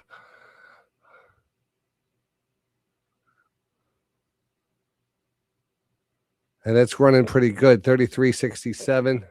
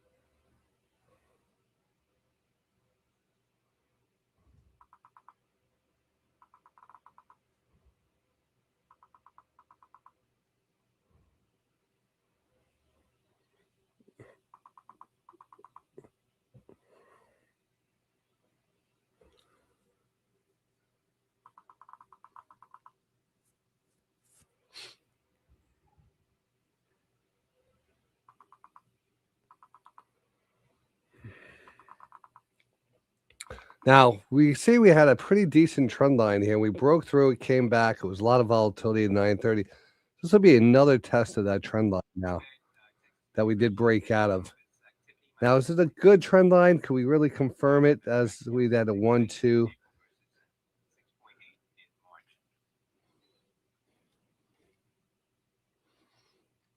I like to say, yeah, we could probably check, trust that trend line here a little better.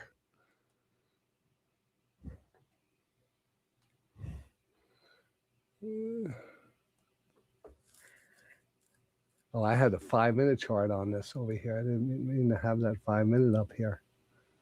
Here we go. Not a bad bounce zone, that's for sure. Here. Just on the 9-3 rotation. It's not quite a quad, but it's holding up here right around 43. Looking a little more bullish now.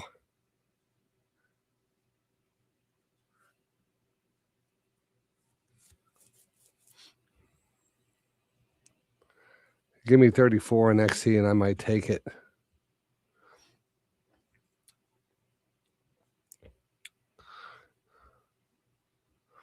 All right, let's take a look at the market map here, the FinViz market map.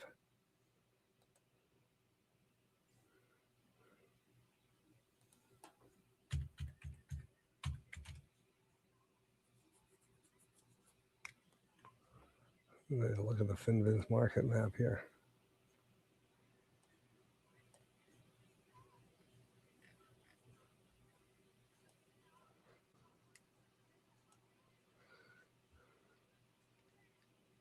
Now you can start to see that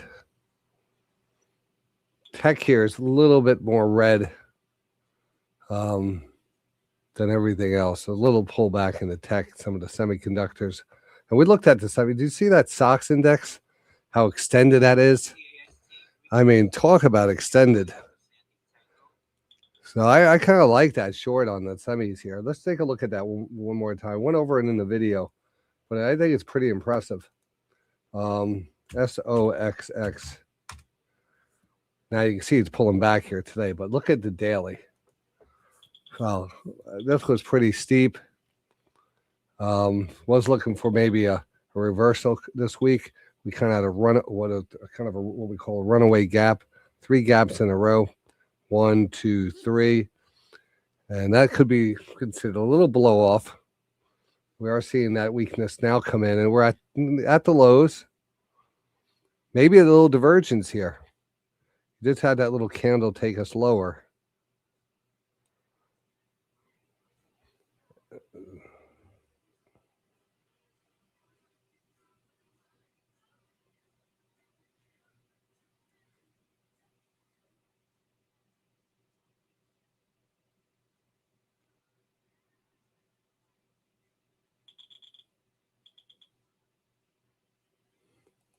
Big pop here in the market.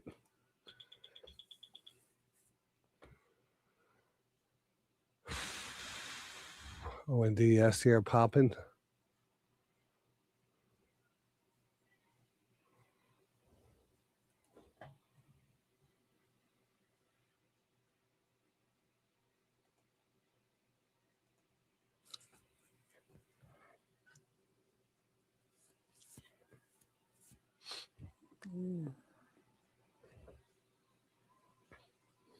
S&P futures popping here now.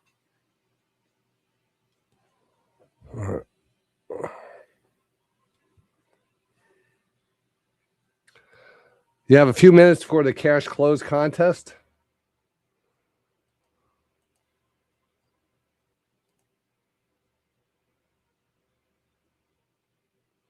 If you notice on the scanner, got some new things on the scanner. Let's go over that real fast. When you log in,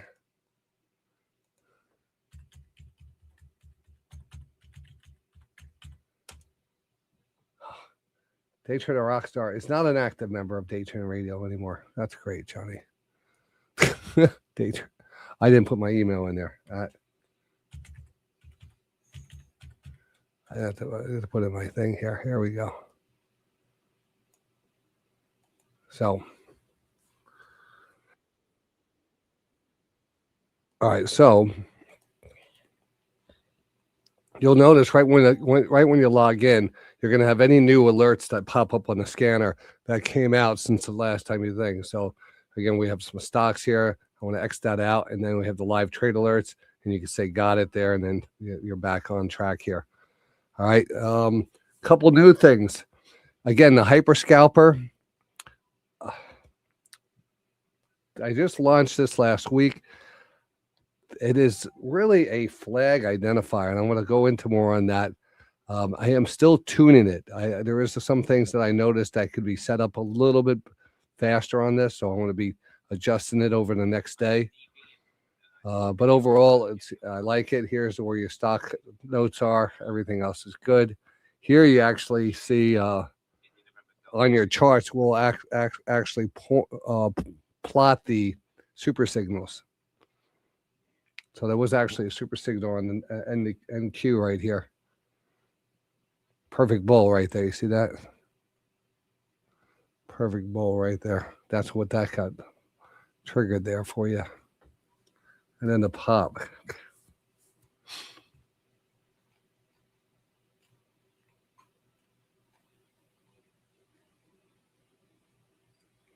We'll be back to that. Again, your audio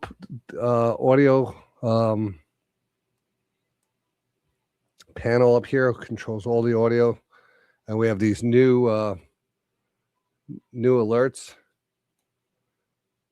for the hyper scalper. It says scaler. I have to fix that. If you don't want to hear those alerts, you could uncheck them, and then you go back up here. Just uncheck this again. New highs now. Recent IPO, X Energy, X-Ray Echo. All right, 34.20. About 18% now. All right, I want to probably take that off. We're about $200 up on this.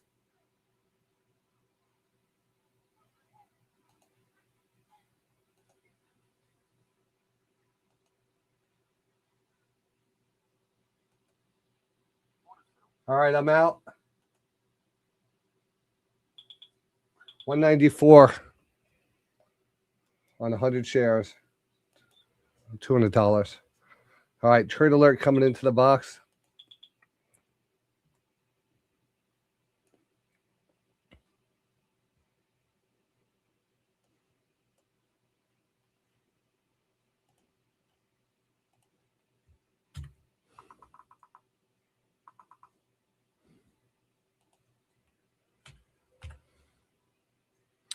This was off the watch list too.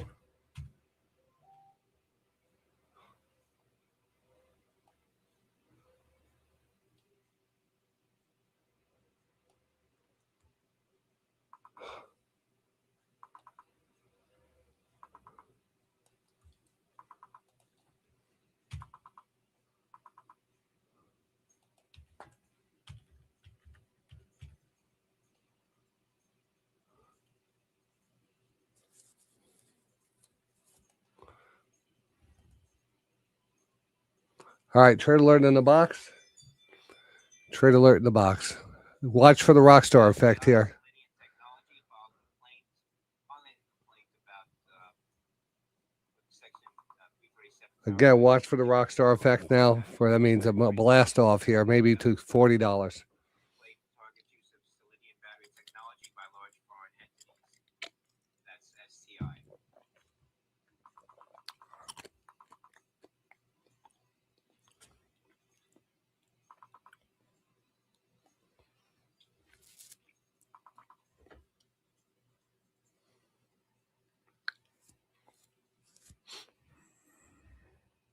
CMG Chipotle Mexican Grill, the May 34th calls trading on Charlie Michael Golf. Oh, that's on our watch list. CMG calls are being traded. CMG might follow that in here. I like the lower trend line. That's what we circled it for today. If this is going to move, it's a 1, 2, 3 channel. If this is going to move, this would be the spot. Now, earnings are coming out. I don't know if they're today, tomorrow, but they're coming this week in the next couple of days. So be careful on that. Well, I have it right here. It's going to be April 29th. Today is the 27th. So we have a couple of days on that. CMG Chipotle Mexican Grill.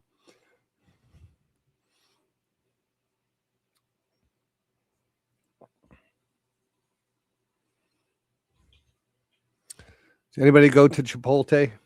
I went there the other day. I went fishing. I said, let me run up. I had to go get bait. And right next to the bait place, Chipotle. I said, oh, I have to get dinner. So I'll get a burrito to bring down to the river. So I go in there. I'm waiting online. There's like 6 people in front of me. And, you know, always, every time I go to Chipotle, they have the same issue. The same issue. They don't have steak. I get up there and there's no steak left. You know, they only have chicken. And I'm a big steak eater. And they never have the steak. So I'm waiting there and I'm like, I hope I'm not wasting my time on the line here. You know, I'm sitting on line for 10 minutes. I get up there, I'll have a steak burrito. Oh, there's no steak. I mean, all they have to do is put steak on the stove and cook it when they know they're running out, right? I mean, that's all they have to do. And I got so upset with the guy. I said, you know, I wait online. You guys do this. You have 15 people working back there. And now you put the steak on when you run out. Don't you see you're running out? Shouldn't you put it on before? I just laid into him. I laid into him. I said, I felt bad afterwards.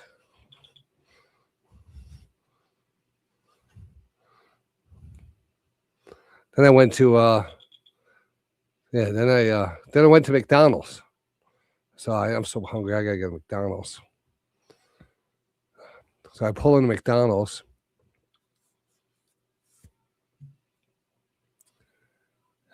And this is after, you know, I was like, you know, very impressed with the new Chick-fil-A they have here in town. You know, people are, you know, they have it running like the military out there. They drive you up. They know who's there. They got your order. You go around the corner, you pick it up. It's like flawless. The person could speak perfect English. I understand what he's saying. He's polite and stuff. I pull up to McDonald's. I'm on the mic. Hello. I like, hello. I can't even tell you. I said, are you talking to me? I can't even understand the lady. I said, I want a number. I was telling her what I want. I said, I want number 1. They said, oh, and then she said something back. I didn't understand what she said. And I said, F it. I'm just going to ride up. I'm going to drive up there. I didn't even know what window to drive up. And I go up there to the first window and I see this lady in there. She's got to be 350, pushing 400 pounds, sitting on a chair. And on her lap, she has a baby. And next to her is a 6-year-old girl that's pushing the buttons to put the money into the cash register. I couldn't believe it. It was daycare. It was daycare McDonald's.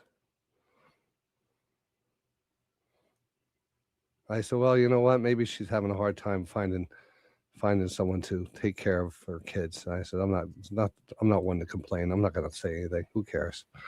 Right? But Jesus, get my order right.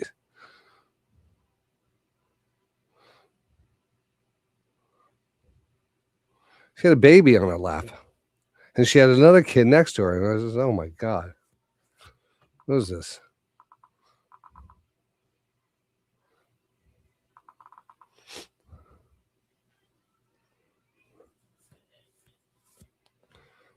XE her. What an exit, Johnny. What an exit.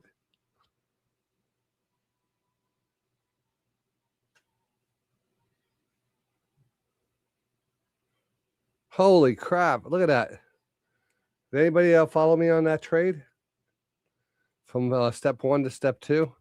Step 1 entry, step 2 exit. And look where this thing's coming right back down.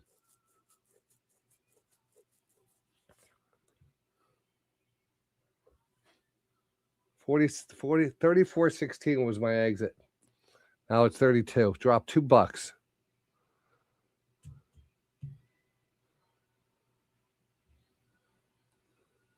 Oh, that's I love when that happens. Ah, just confirms the taking profit of this whole, the world is all about profits. Taking your profits here. KHC here starting to move. Come on. You got to take these.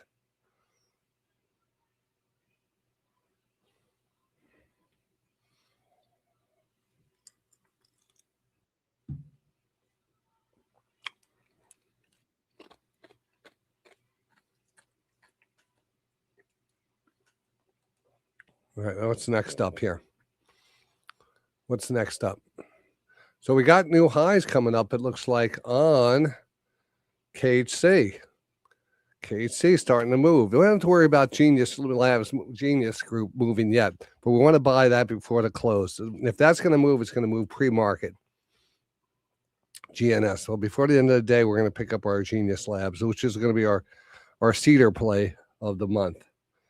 Flatline cedar play. Let me actually double check here on the. I'm sure there's going to be a friggin' reverse split coming up. I don't want to get caught in a reverse split. Hey, Aura. Hey there. What's on your mind? Does Genius Group G, the symbol GNS, have a reverse split on its schedule coming up or anything like that?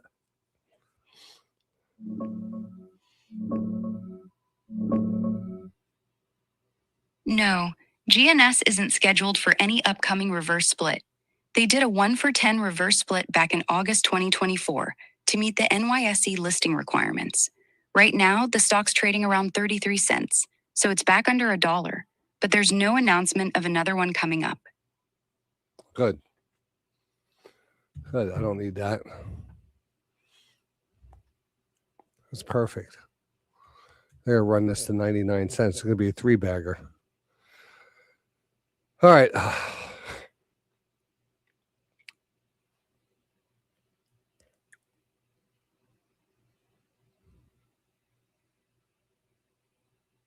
Market here doing the sideways jig here. The previous close is holding us back. That purple line, definitely our line in the sand today. The 60-10 on the bottom here, it's right around 64. You see how it's sticking in that middle zone here? That means sideways. 9-3 rotation here, starting to get oversold. Maybe getting a little closer to the oversold level, maybe giving us a little better possible bounce play. But nothing here that's exciting.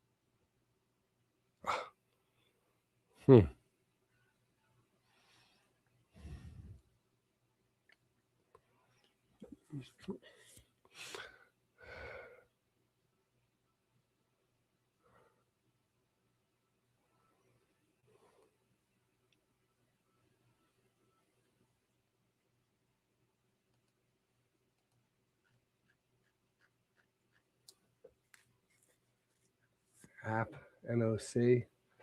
It's up 6.9. It is pulling back. NOC is pulling back some though.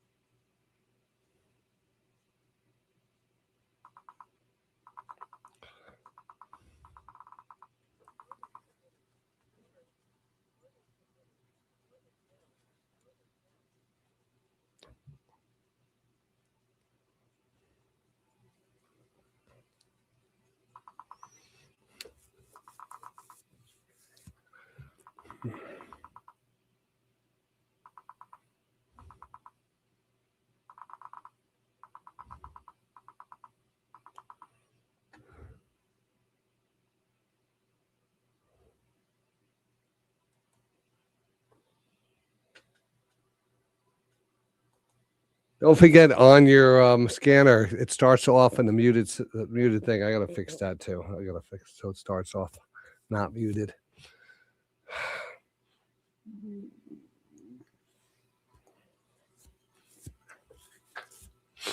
All right, we're gonna fix that too.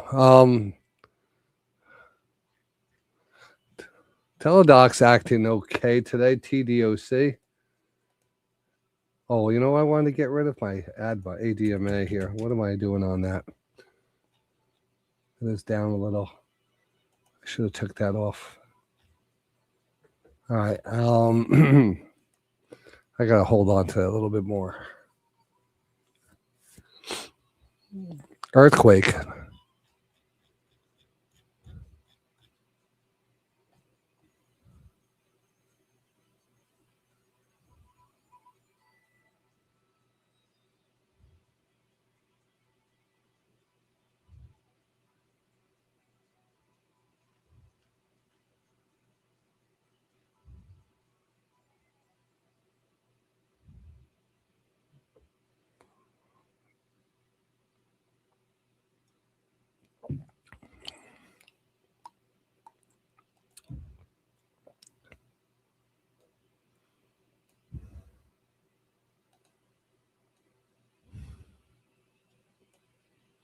All right, here comes Kraft.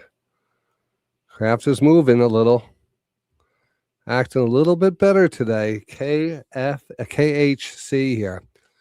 XE here pushing back up. A little shakeout earlier, but moving back up. NBIS is pulling back. All right, that's what we have.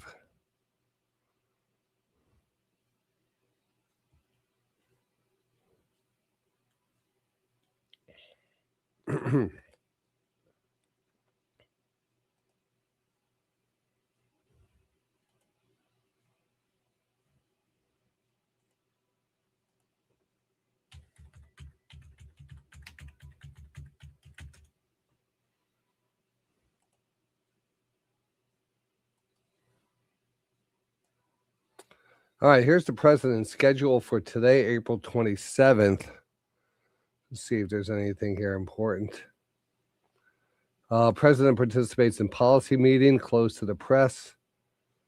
President and the First Lady participate in tea and a beehive tour with the King and Queen of the United Kingdom of Great Britain, Northern Ireland. White House, closed to the press. President and First Lady participate in a tea and beehive tour.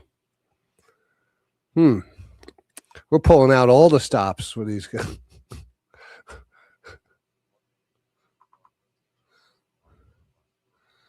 Let's give them let's. Oh, is that the king of the king and queen of the United Kingdom? Oh, isn't he allergic to bees? Let's give him a tour of the beehives. All right, 420. First lady participates in T and Beehive right at 420. I don't know what's up with that 420. President policy meeting.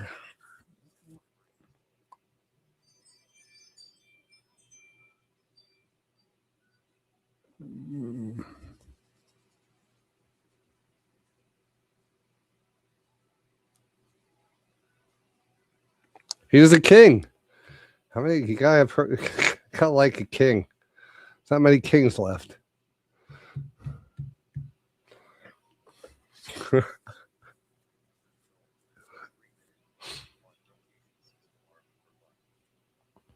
All right, so what are we looking at here? We're going to look at the Forex Factory. Forex Factory, a little calendar here today. See what this says.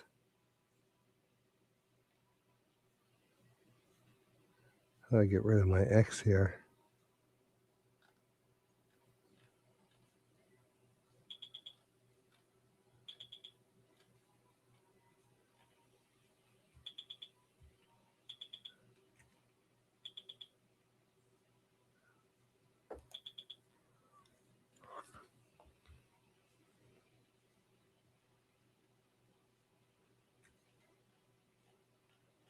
Oh, come on.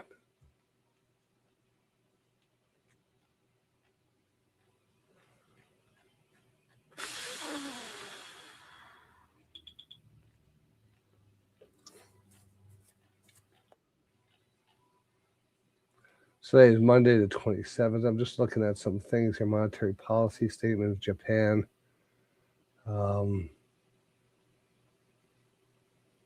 Yeah, nothing left here today.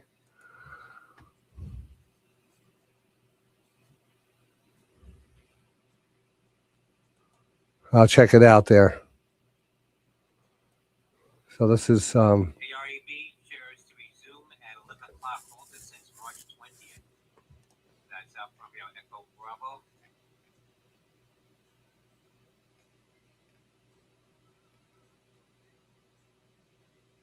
okay. Yeah. Looks pretty good. Thank you. Keep an eye.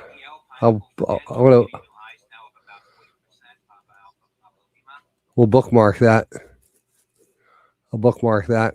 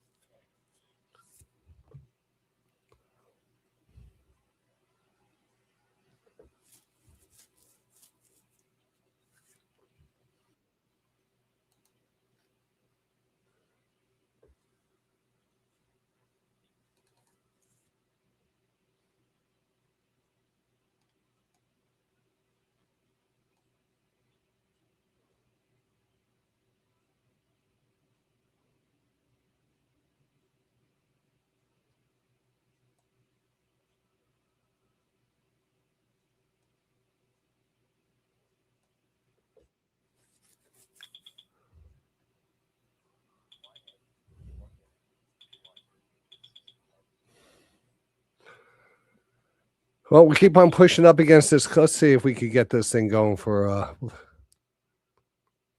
bleeding cash.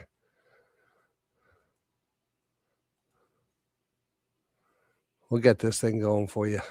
This is an audio test of the DTR News Channel.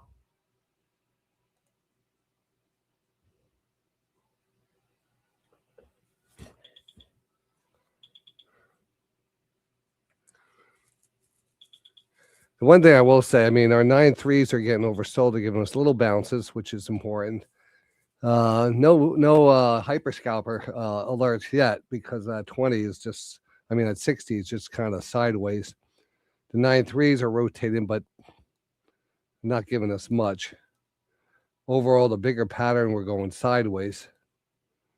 You can see it's going sideways here, bigger. Well, we do actually have a big pennant formation here forming now, which is, I think, pretty good for a move out of this at one point. Which way do we go? We'll see.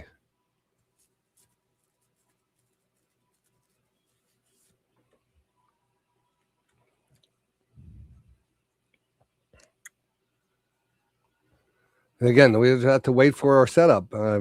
Sometimes the market's not going to give us anything until conditions are right. That's what we have to wait for. IoT here pushing a little higher. It's looking good. You know, I love that one. So long.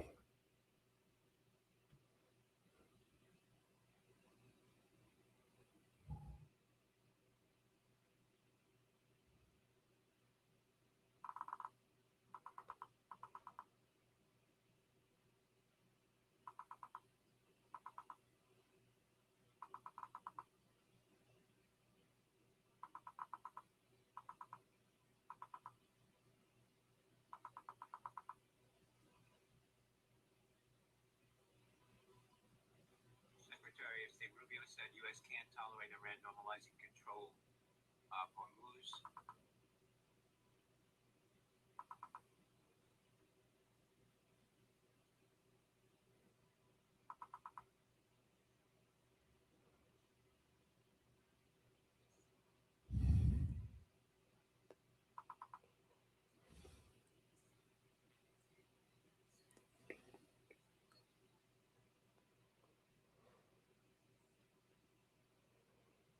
I'm going to throw an old trend line here. Just something. Just down here for a second.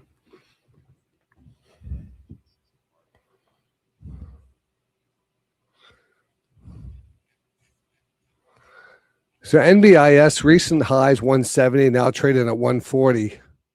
NBIS.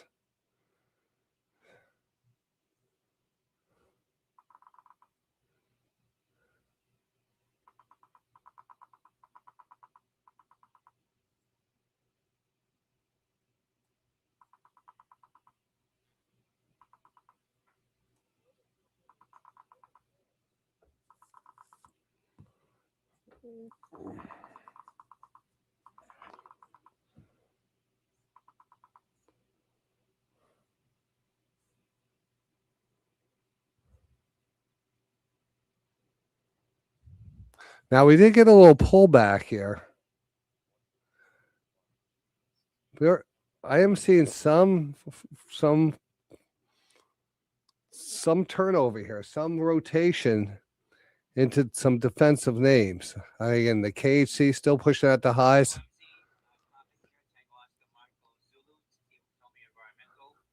CHD's held up there pretty good. IoT is hanging in there at the highs. Microsoft, again, off to 424. Yeah, that KHC a little bit more defensive in nature.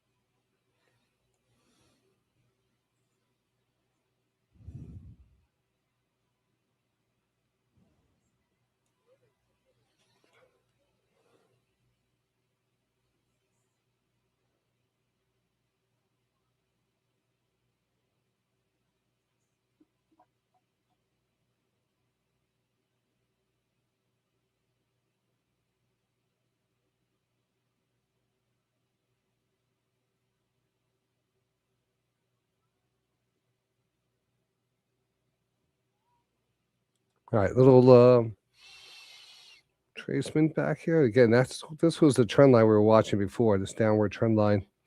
Kind of got close to it here, got close to it again. We could probably adjust that a bit. just possibly entering our quad rotation zone too. Very close to a quad rotation zone.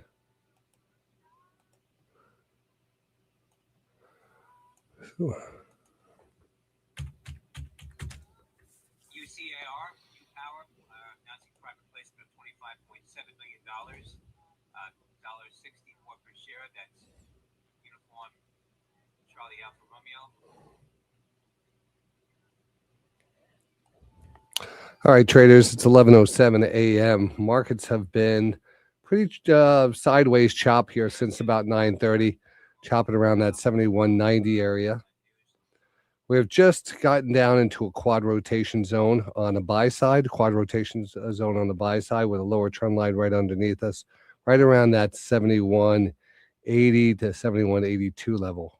Traded at 71.8250 now, so maybe a possible little breakdown here, but that will put us right inside that quad rotation. You know, the quad rotation is important as we then know we have our 5 minutes set up and we start to look for our triggers. So we're entering that trigger zone. We are just entering the quad rotation zone here.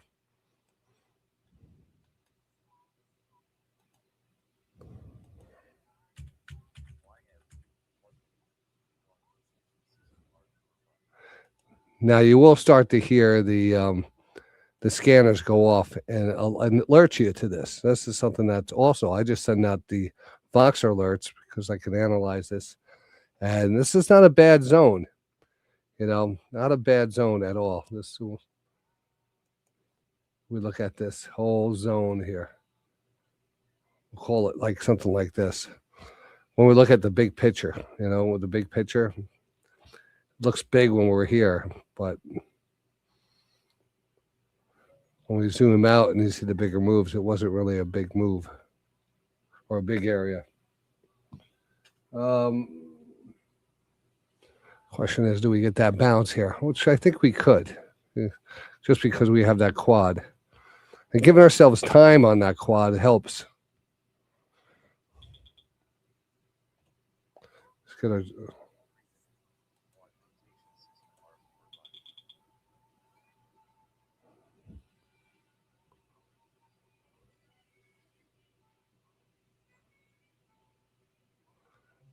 So tell we.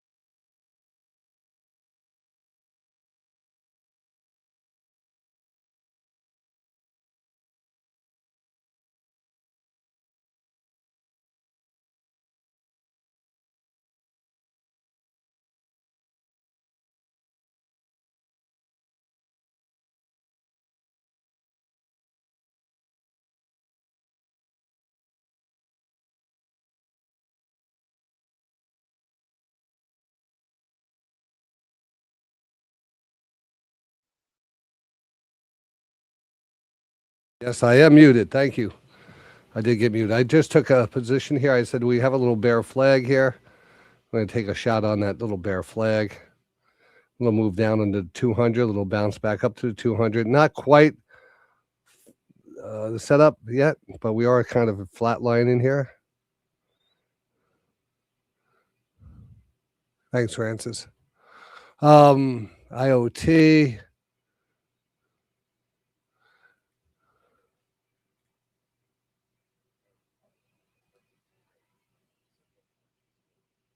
Uh-oh.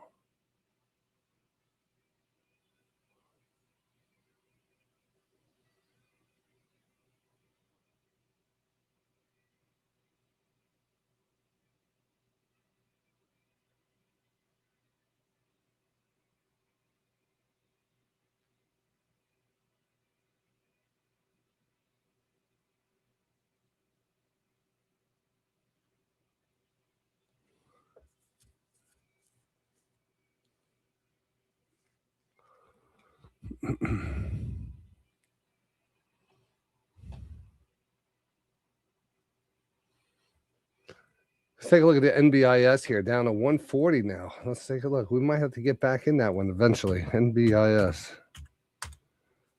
Nice pullback here. Pulling back to the 20. Still up there. I want to wait.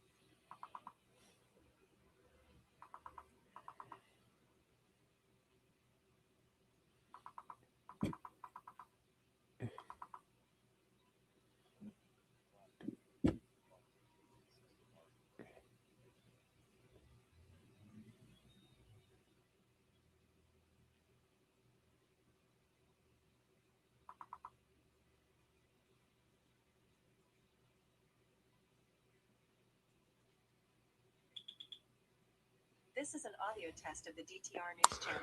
So a little divergence there. You had a little flag, and then it came down. We put a double bottom in here. So what we were looking for, maybe a little pullback and maybe a little divergence here. So we actually see a little lip divergence. So we reverse that and go long. Let's see if we could do that.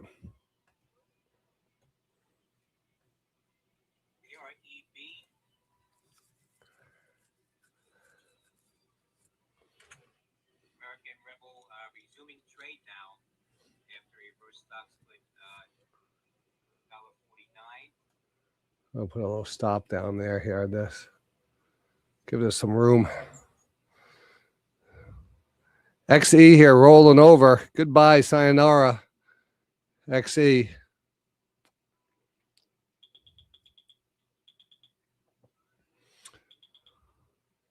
Good call on the reversal there. Trading at 1 to 250 reverse split.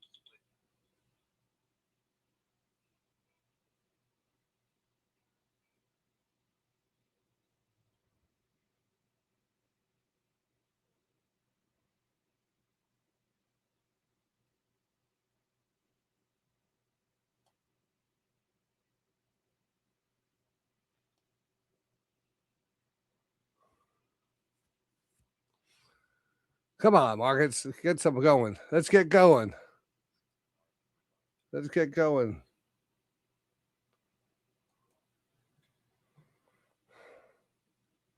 Stuck in the little quagmire here.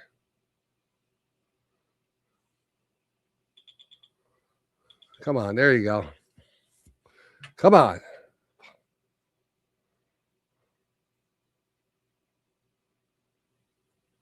Let's hear.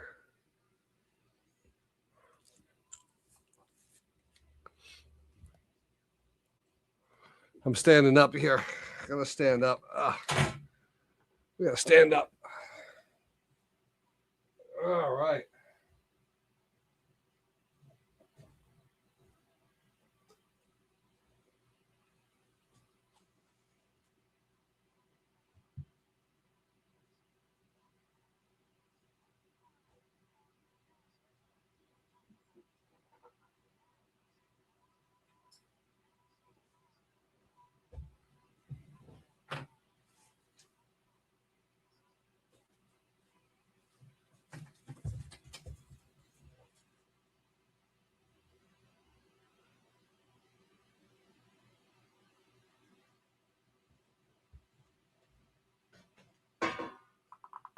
Uh-oh.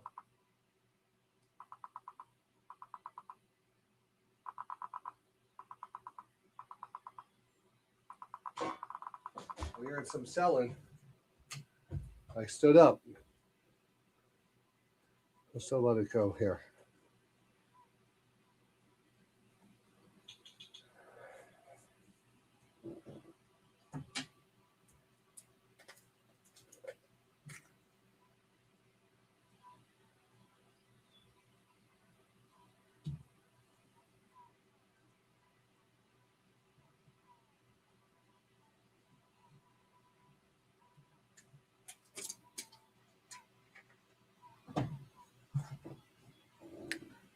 All right, guys, just give me a couple minutes here. I'll be right there.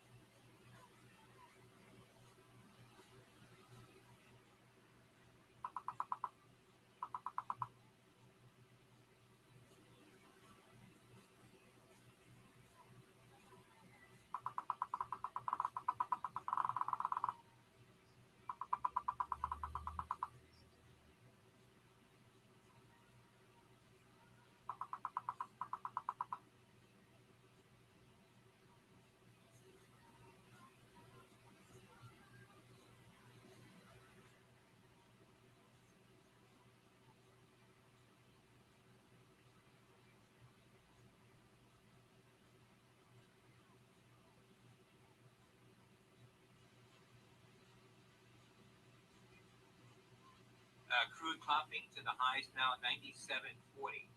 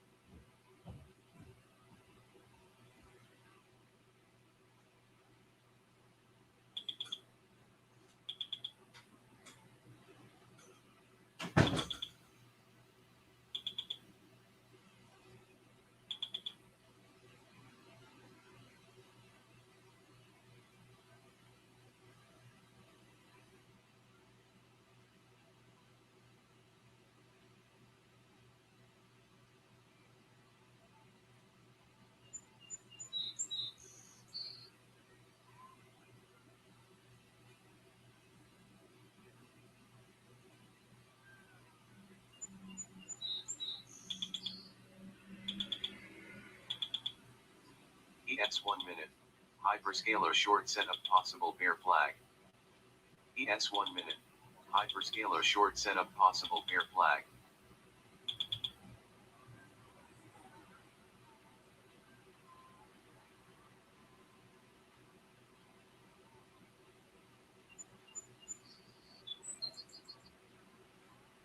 This is an audio test of the DTR News Channel.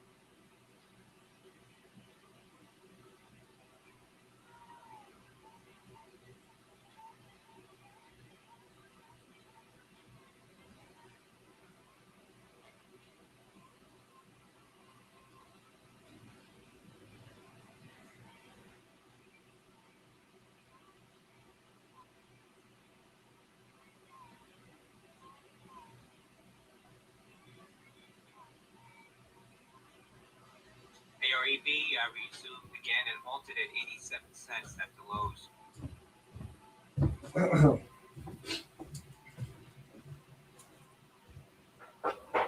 Right there. Alfa Romeo Echo Purple.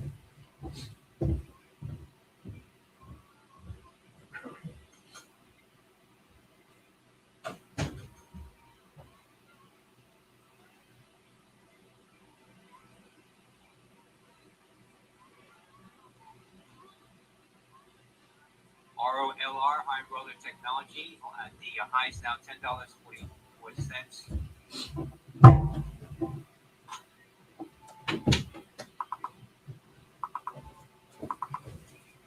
All right, I'm here.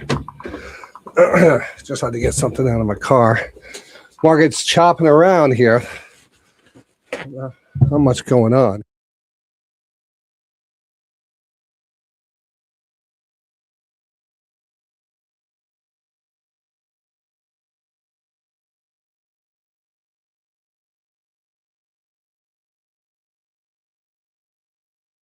Just got to wait this out until we get a good setup here. I don't want to really get chopped up back and forth. Let's take a look. Relative strength. Looking good on IoT, CHD. Again, the KHC looks pretty good.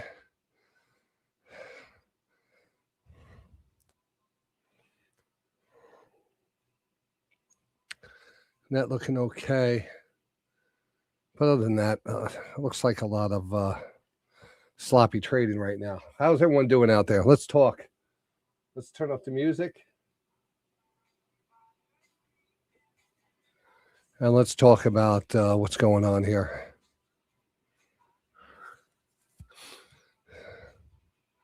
Europe closing in 2 minutes. Well, actually, it closed. I got closed here 11:33. Hey, dude, it's going to be days like this, you know.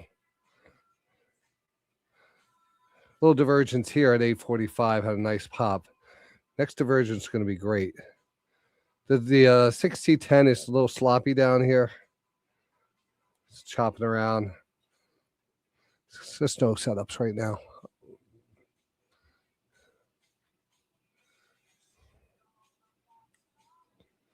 Microsoft 422.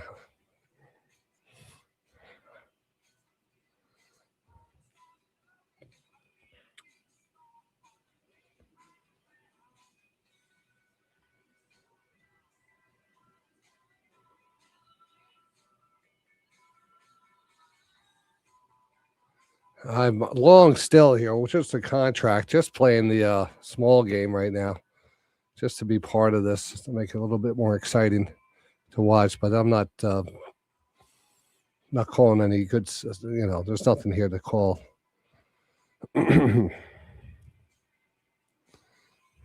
Tesla.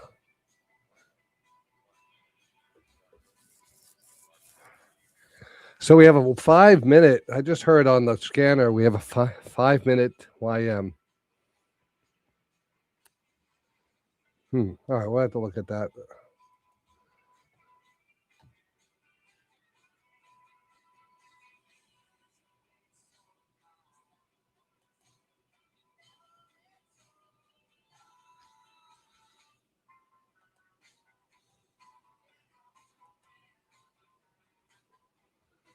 All right. I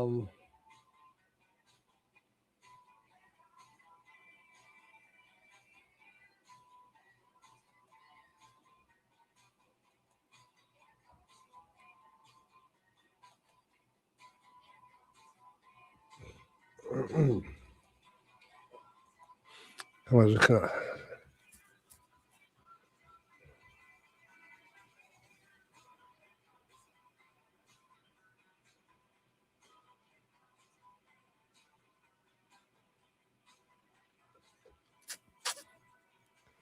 I'm running the. I'm gonna just throw the V2 on here.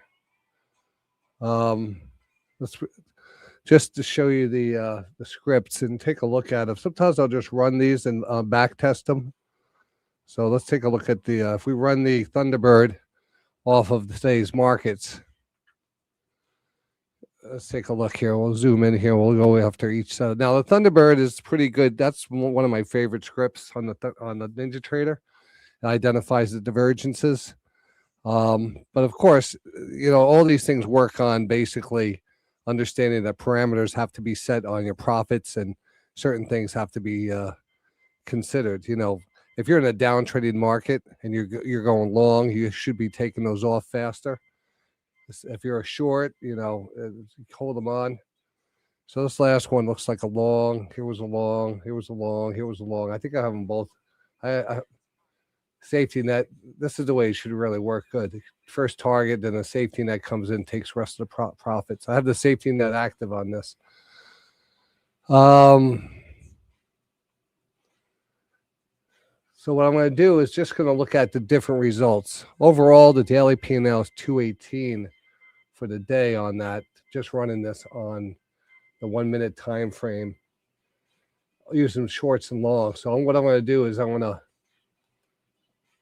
just going to adjust this scan over here. And I'm just going to, right now it's just on the back test. I want to get rid of the longs and just put the shorts on and see what the results are so we can see them better. So you could do this very easily, run it on a sim and then run it live just to see what side of the, what team is made. Let's apply this. So it's going to apply the shorts now. And you can see the daily P&L in the shorts is just, there was 3 trades, three winners, 8 trades, 3 winners, 5 losers. But it came out with a profit.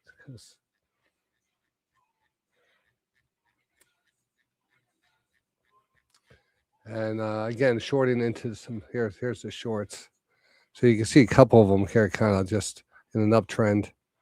When that 60-10 is pushing higher, I'd rather not put those shorts on because you're going to get that upside. But when you have a better choppy market and you get the nice back, and 4th, that's good. If you're underneath the 200, it works much better on the shorts. When you get above the 200, that's why I have a filter in here, so you can filter out when you take those trades. Now, if we X off the shorts and just put the longs on, but if you scroll down here, I just want to show you, there's a filter here. There's a couple filters. That's the 60-10 filter. Do I have a 200 period moving average filter on here? I don't have it on this one. I have it on the bull flag. But anyway, I'm here in market here pushing. But let's put this on here one more time.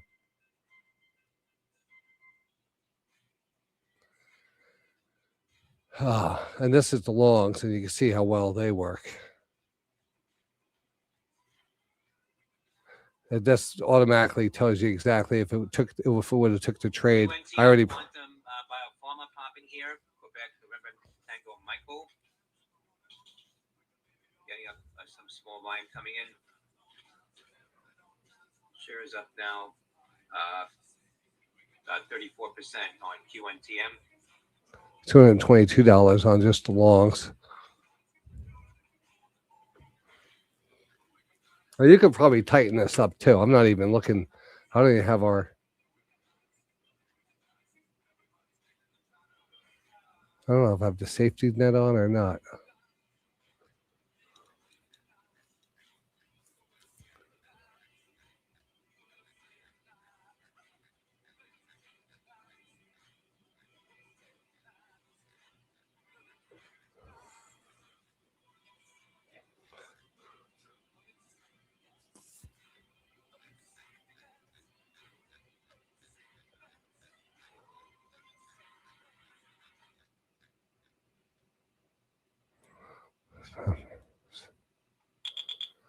FXI, the China I might. now. So what I'm going to do is I'm going to put that on my. I want to run this live on my account. What we're running right here. What do we have? The 122. So let's run that live. 122. So we're going to put that on the 122 account. 122. Iran's foreign minister told Russia's Putin and U.S. Destructive habits, unreasonable demands, and frequent changes of positions are slowing diplomatic progress. All right, so we're running that. We're also long here on this one contract, but not much here. So we had some news out here. Something Russia, Iran talking. They don't like the way we're fighting. They're complaining, crybabies. We're not playing fair. They're not playing fair. They blockade our blockade.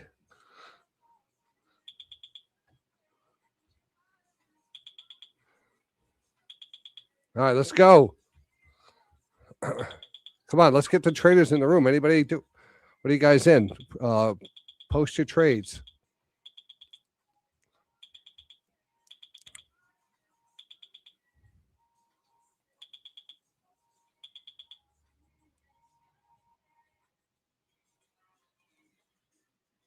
Post your trades.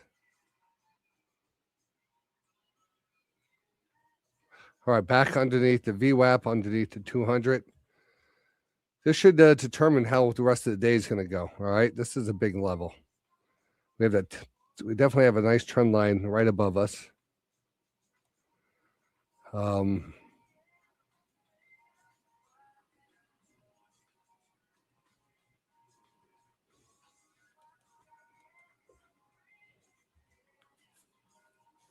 We had that bear flag, which really was a good bear flag.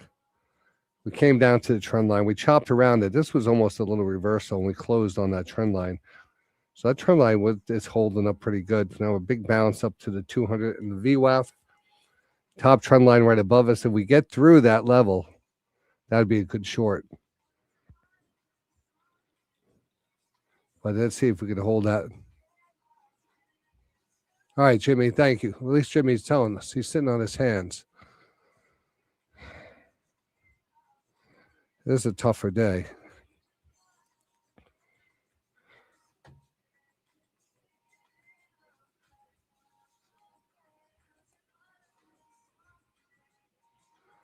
13. I want to take this off, take that profit. You know, much, didn't have much, but taking it off there. And I think something's running on this one. I don't know what's running on this. Is there something?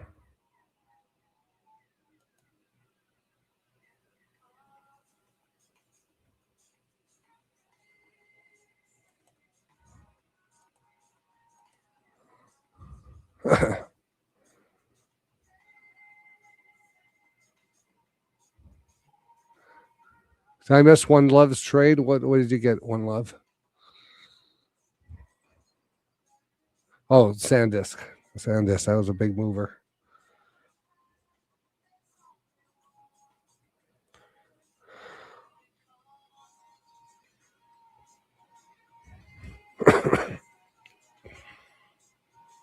I think we need to fire this place up with some good music too. And I see that people are able to get into the Discord again, hopefully. I worked on that. I put a verifying thing for Daytradingradio members. Now, it should have a bot for other members that get access to the Discord. If you're through Patreon, I think there's already something set up for you. This is an audio test of the DTR News Channel. But this should get rid of a lot of the spammers in there. Remember, I don't really approach anybody. I don't talk to anybody in the Discord. So if someone comes up to you and says they're me, they're not, or they might say they're Paul, they're not. We don't really mess around with the Discord, but a lot of people use it for the stream. Oh, Semper Fi. Didn't catch anything big. Just had a good time fishing though. Didn't catch anything big. There was just a lot of perch that were taking our bait the whole thing, the whole time. But I caught a lot of perch. But they're small fish, so nothing, no keepers.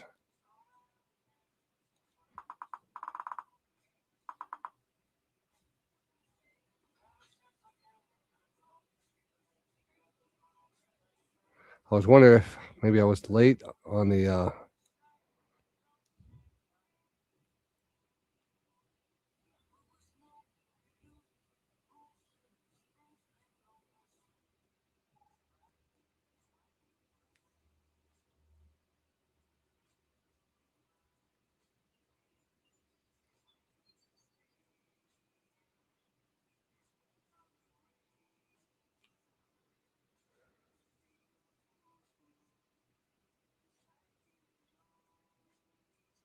fly fishing, trout fishing. Nice. Yeah. I went I was checking out the streams over the weekend up by my sister's house. I went up and had lunch with her, and which was nice.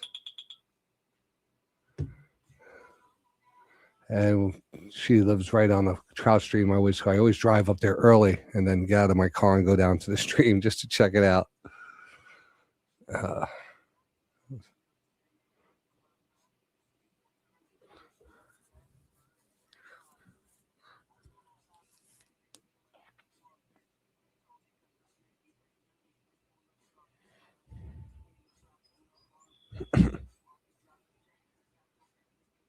I know, Daytona Rockstar.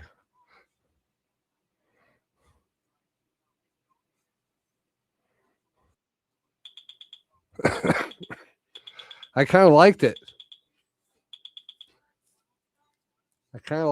Daytona Rockstar. It's a good name. Daytona. It could be, I think would that be a good kid's name? Would it be a girl or a boy? Daytona. It sounds kind of as a girl, right? Daytona.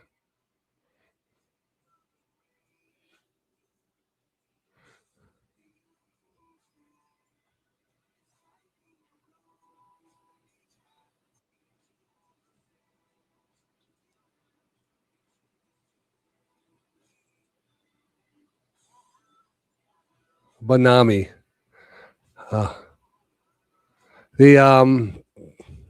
thought it defaulted automatically to the ES on both of those. I'll have to look at that. I'll look at that. Yeah, that's not a problem. I thought that was already done. As for the setting, the audio settings saved, I have to look into that. I'll have to, if I can do it, I will do it. Definitely.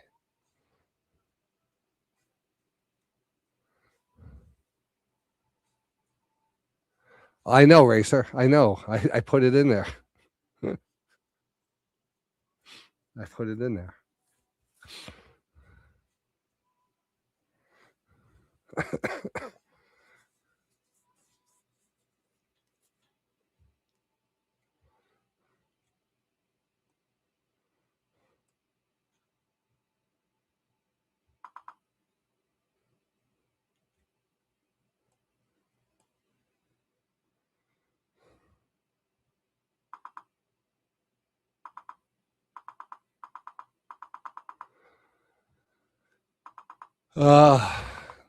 No, it's my voice.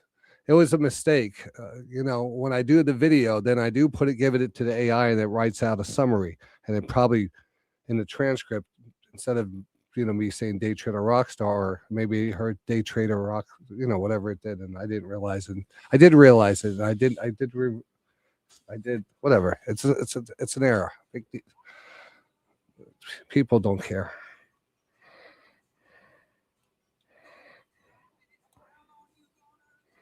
All right.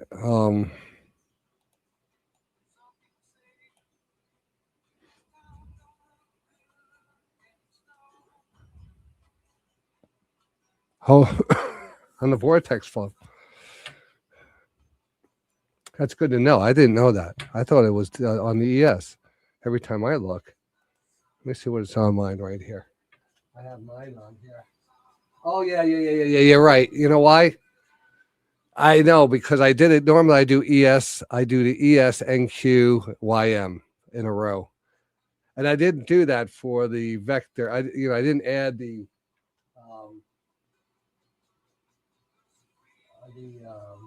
gold. I don't know why it has the Qs, and the vector's not totally programmed yet. I didn't finish the programming on the other two. So it's the ES and the NASDAQ, and I think they're the same thing. All right, I gotta fix that. I'm writing it down now.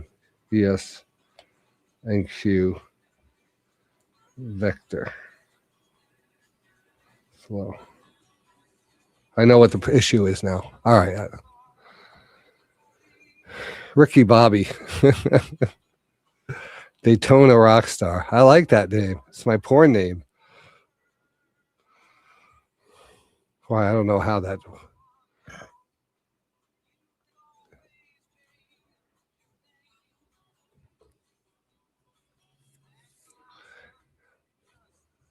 My name is Dirk Diggler. Dirk Diggler.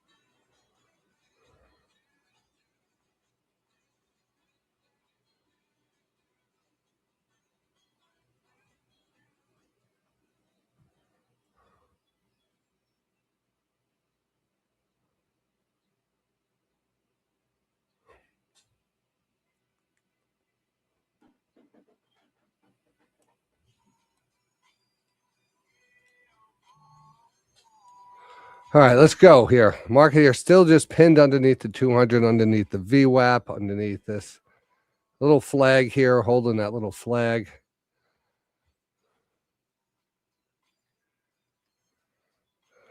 We're kind of pushing high. I like the long here. Yeah, I'm just being a little bit more aggressive, I think, today. Just taking fast, more trades. Maybe I'll put a little bit more weight on them. Just so we can kind of just, I'm going to be a little bit more busier.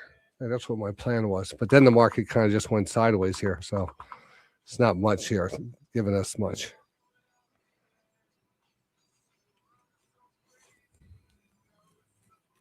KHC here, though, acting okay. KHC acting okay.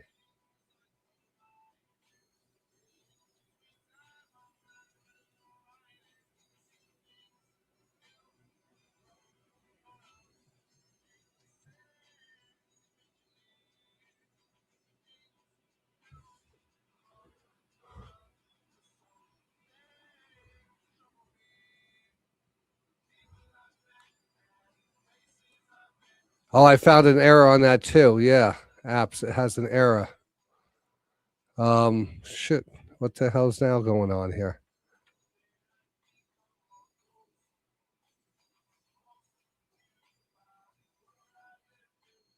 All right, I have to look into that. What the hell?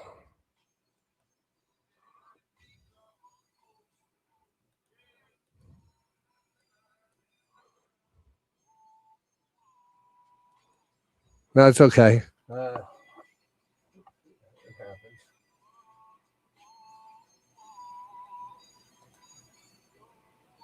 I'm gonna get log on myself and see what's going on.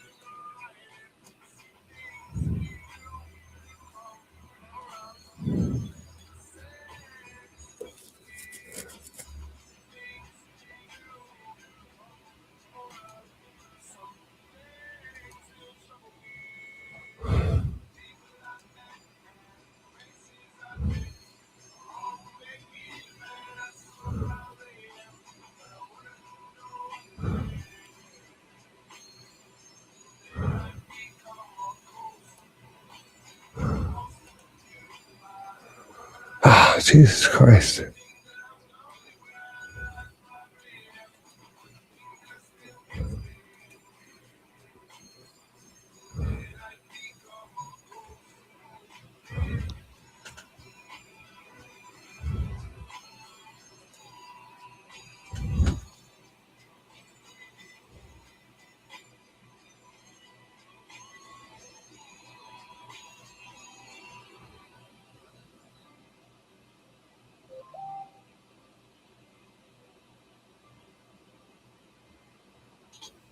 RLR, get another pop here to the high. Romeo Oscar Lima Romeo.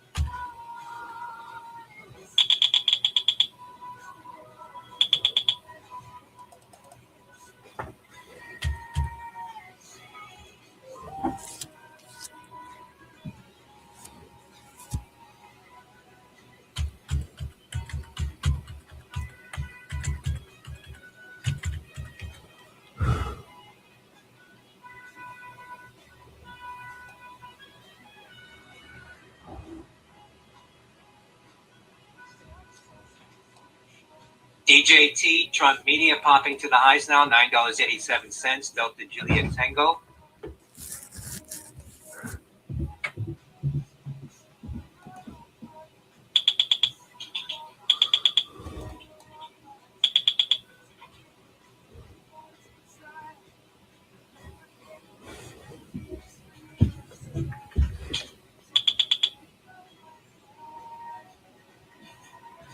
This is an audio test of the DTR News Channel.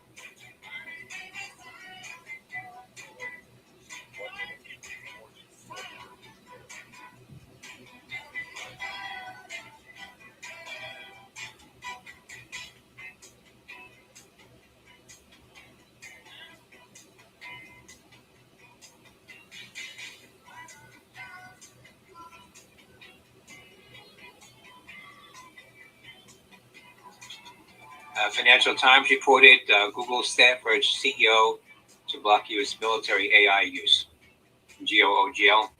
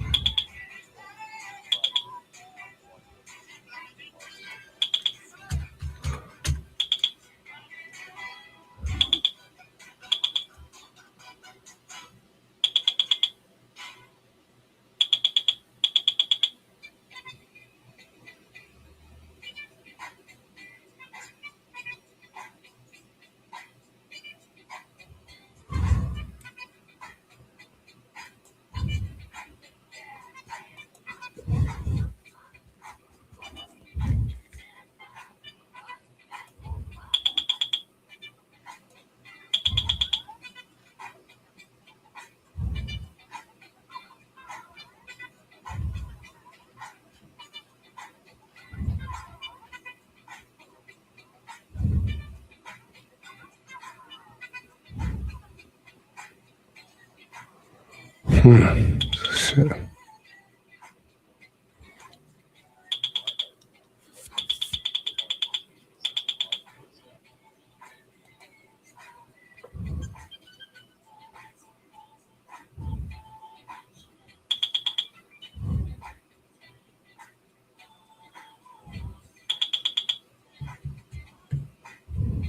A little pop here, continue to push higher.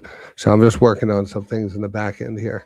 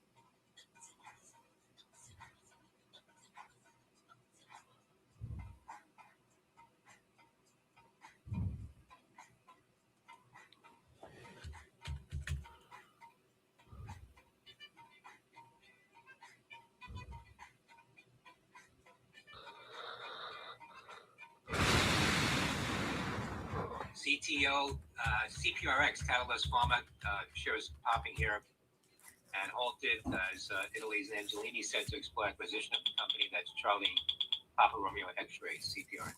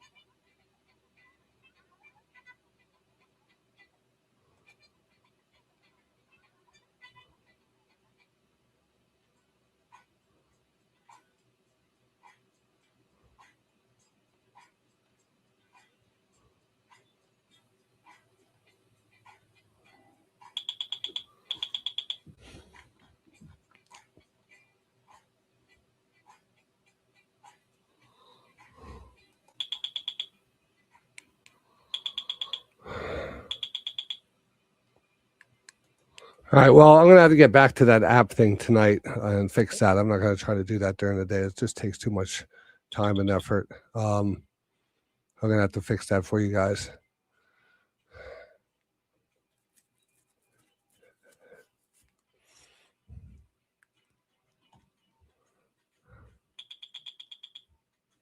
But in case you need something activated, just please go to your just go to the email and send me an email, and then I'll activate it. So don't use the app thing right now.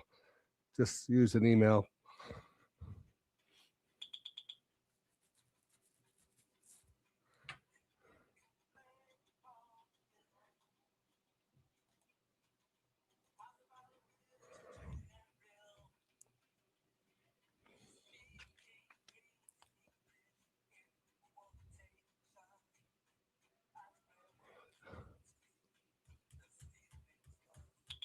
All right.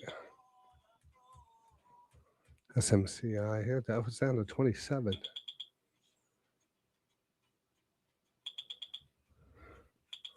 All right, I got to take that here off. Coming up to the previous close. It's usually a good level for resistance. I've been seeing the last few days. If we could get through this level, I'm going to take the profits right here. And might take a short into this area. And the reason is we've been running into this previous close all day long. I said earlier today, this is going to be our key level. If we can get through that level, things will look really good. If we have a hard time with it, we'll see where we go from that point on. Oh, we're actually popping through it. Maybe getting a pop through it. We're making a running. You can see the volume coming in here.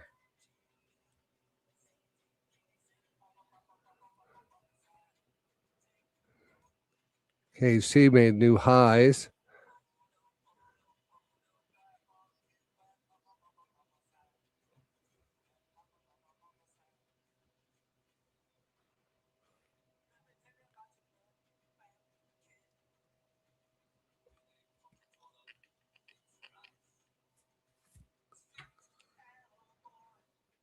All right, Tesla, 330, 371.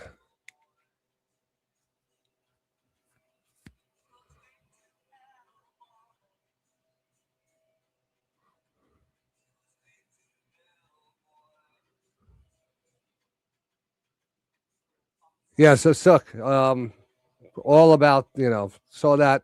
I said, would probably get back into Poet if it got down closer to 7 area. They lost they lost all their orders for one AI company. All the orders were canceled for an AI company. Crushed it. Absolutely crushed it. And I think it could get down a little bit lower. GRPN Groupon popping to the highs now, 1546, up about 5%. GRPN.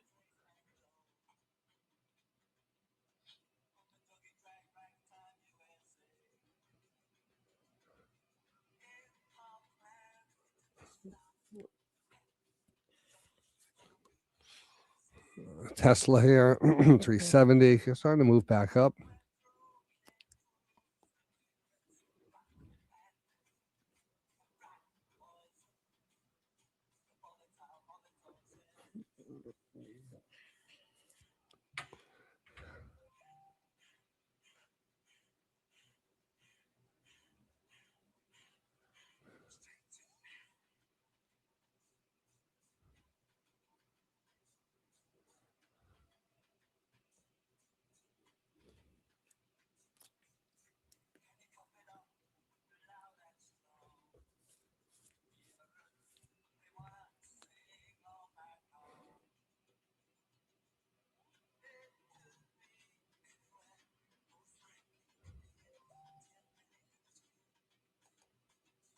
This is an audio test of the DTR News Channel.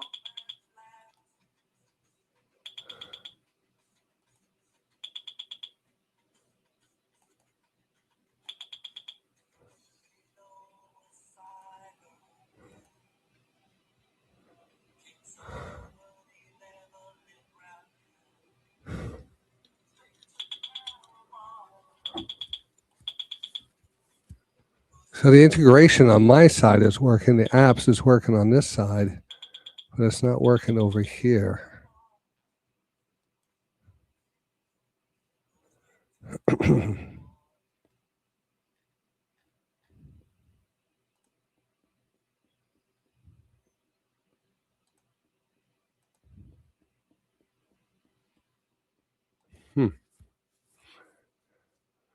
Oh, there's that little pop here. Right up against the previous close.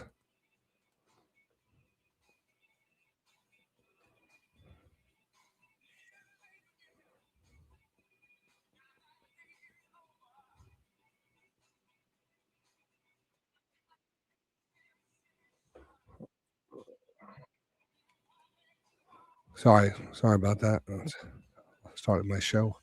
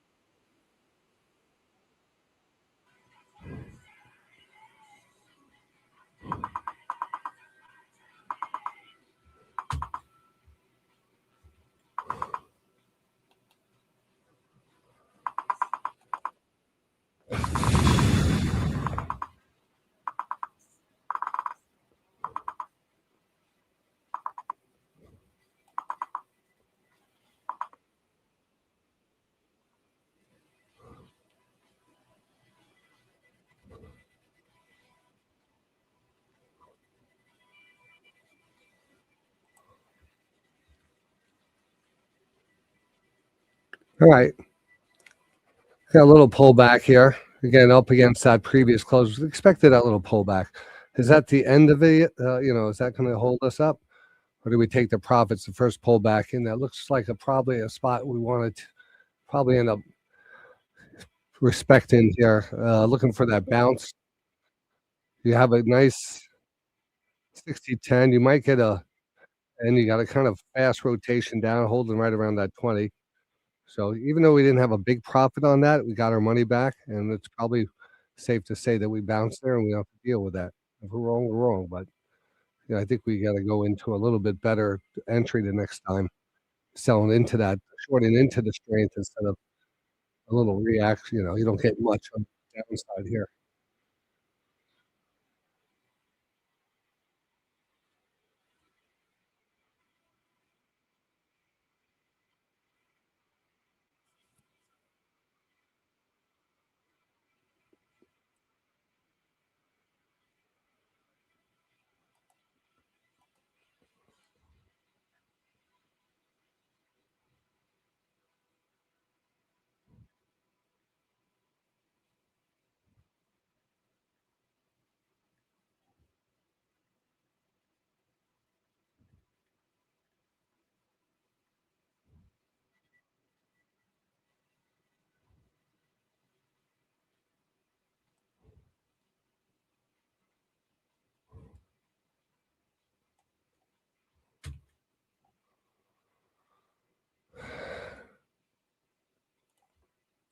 RLR hitting $12 now. High Roller Technology up 28%. Romeo Oscar Lima Romeo.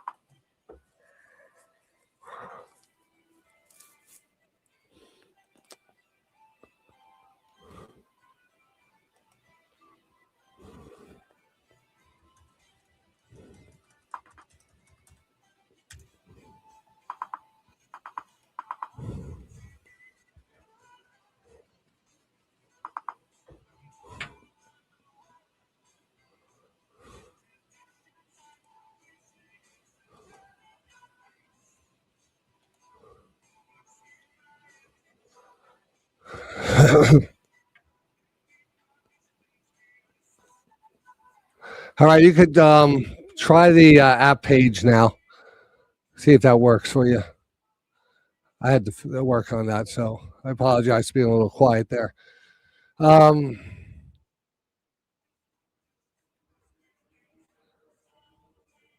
This is an DTR news.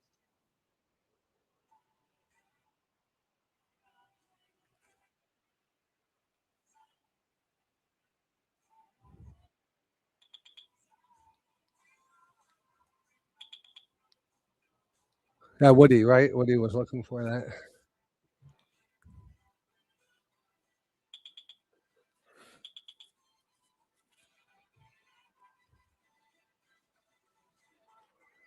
Let me know if that goes in there because I want to make sure it works properly. SMCI, you're a little pop off the lows. It did sell off quite a bit today, a little bit more than I expected. XE here starting to turn back up. Now I can concentrate back onto the market here. Decent little flag held to 20. The reason we got out of our short there is because that 9-3 rotation. It's just that simple. Just be um, disciplined enough to realize a strong 60-10 with a fast rotation back is usually a good flag. If you're short, there's a better chance of a pop. Why go through hoping? Why do the hoping route?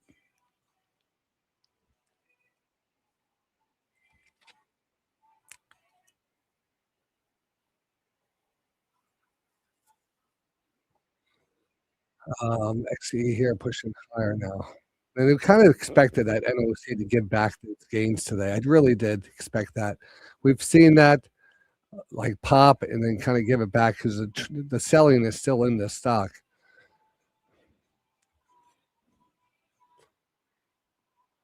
I kind of like this as a war hedge.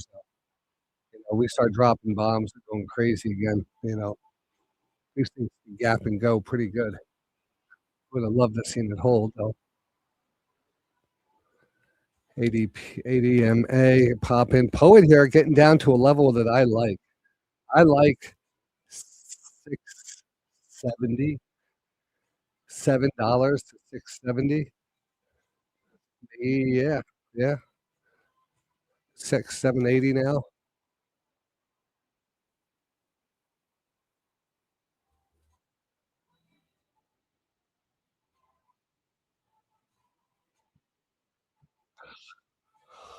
ROLR. ROLR.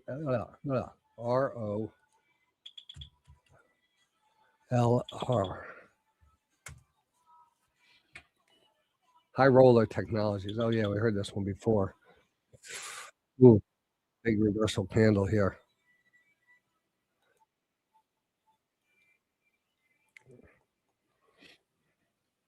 Building. We'll see where it goes. Too active for me right now. I don't know enough about that.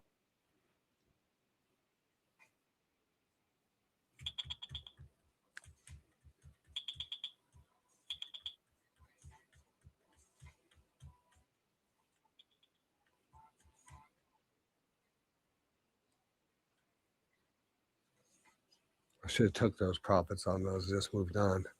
I really should have. On that NOC.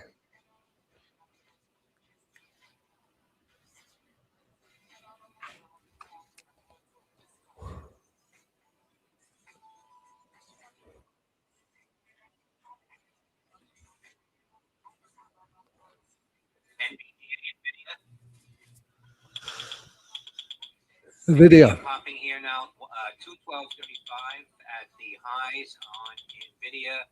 That is a new all-time high for NVIDIA.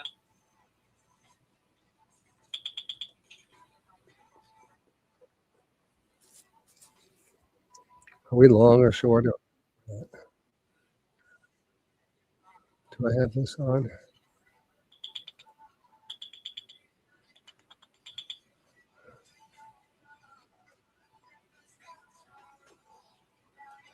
I'm going to put them both on here, the shorts and the longs.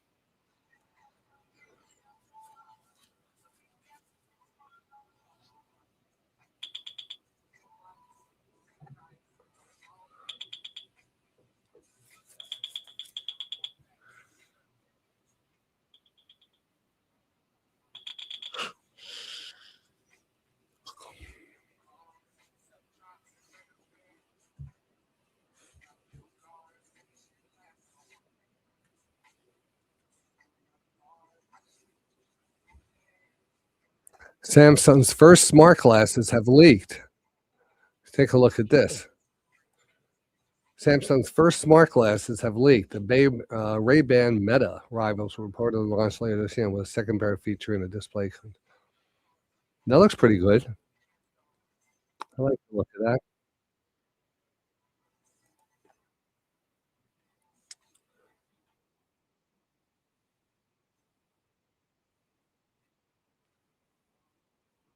Upcoming Samsung Galaxy glasses look nearly identical to Meta's Ray-Ban smart glasses. Leaked images, Android headlines. The glasses, which could be announced at Google's I/O next month, are codename Jinju, and reportedly cost between $379 and $499, on par with the display-free Ray-Ban Meta Generation 2 with the display. They reportedly include a Qualcomm Snapdragon AI processor. Qualcomm.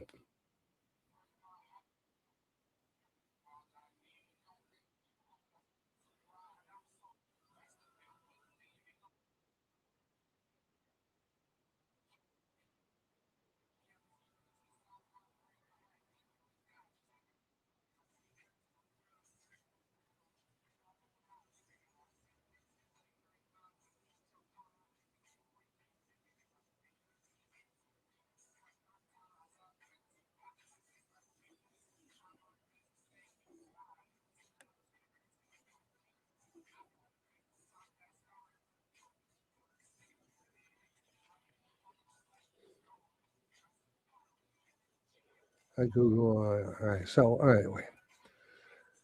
All right. Market here. You're doing a nice little grind up. And here comes ADMA pushing back up. You know what? Let's stand up here. We've been sitting in this chair and haven't even taken a lunch. I'm not going to take a full lunch today. We'll take a little break right here at the highs. Oh, not at the highs, but getting through that previous close.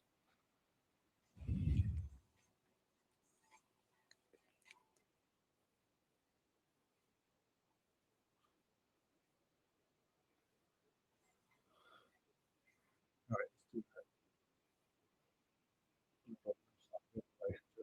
Well, it'll probably be about 30 minutes.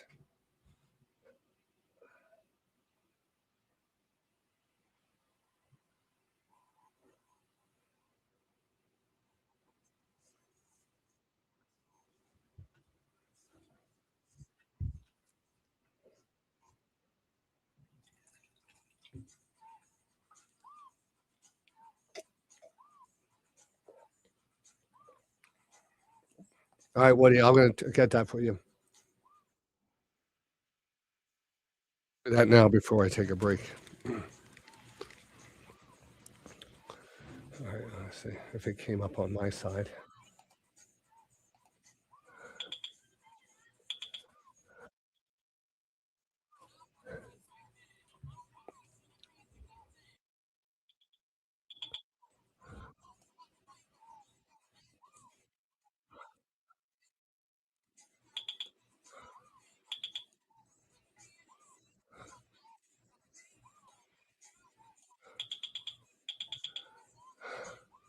Is that Dominic? Is that you? 12:35. That's you. It has to be. That's good. It works.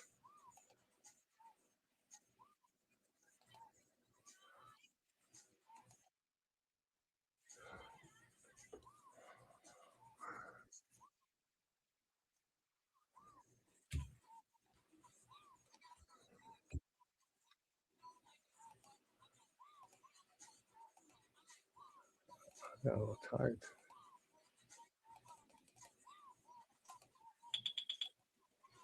All right, you should be active on your bot. Give that a shot on the bot.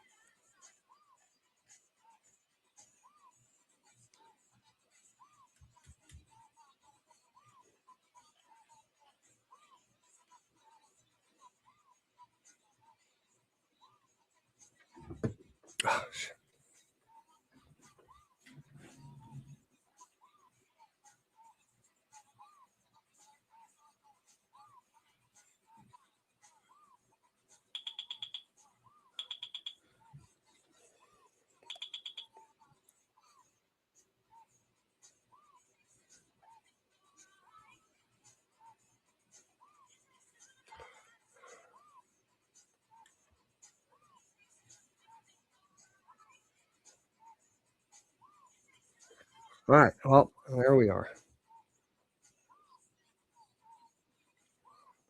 All right. I'm going to take that break now. Bye.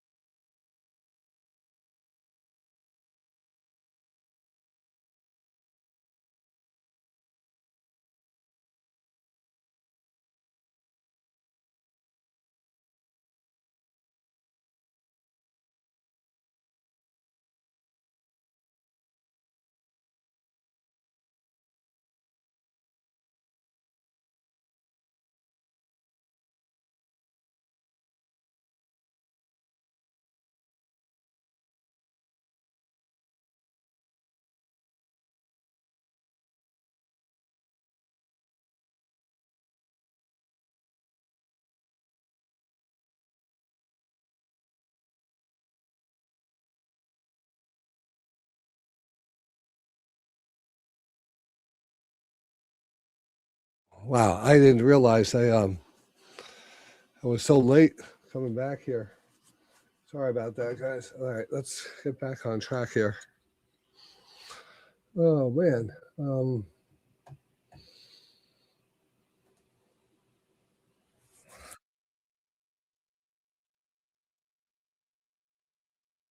Nah, 7203. All right.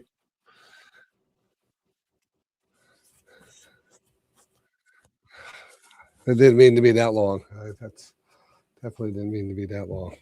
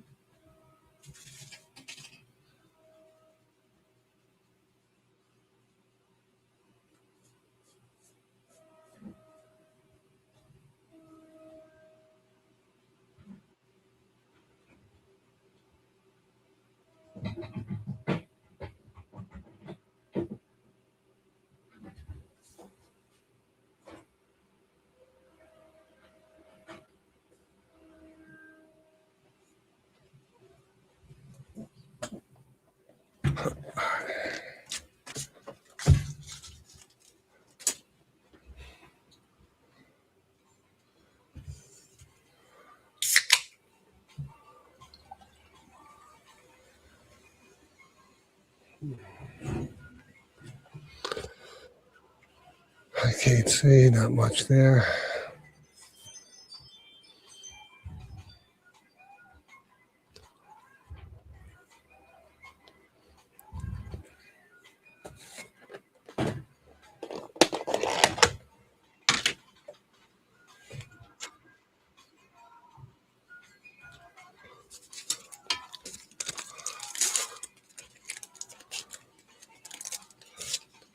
I would have to say we're going to continue going higher here. 72 getting breached to the upside. See if we can hold that 72. 7,200, that is. We'll come back on that. We missed all where.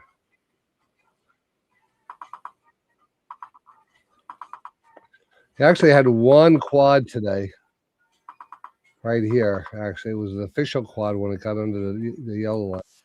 The alert before the quad hit, but that was the only quad today. Look at that. Look at how well that popped.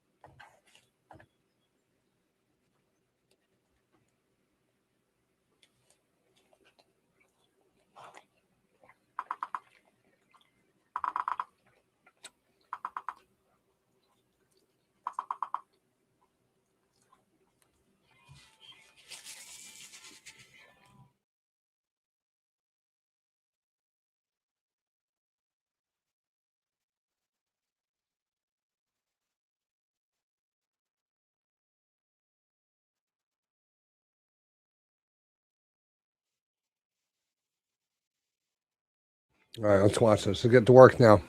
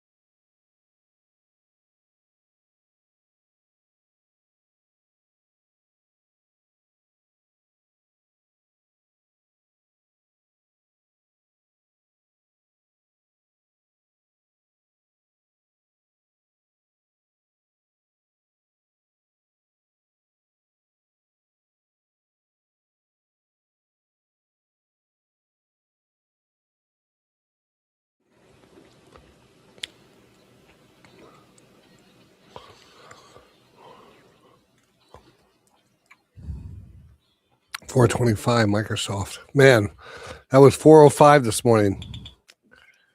$405. Cannot believe how. Mistake notice with one below $1 minimum bid price requirement. Hotel Michael Romeo.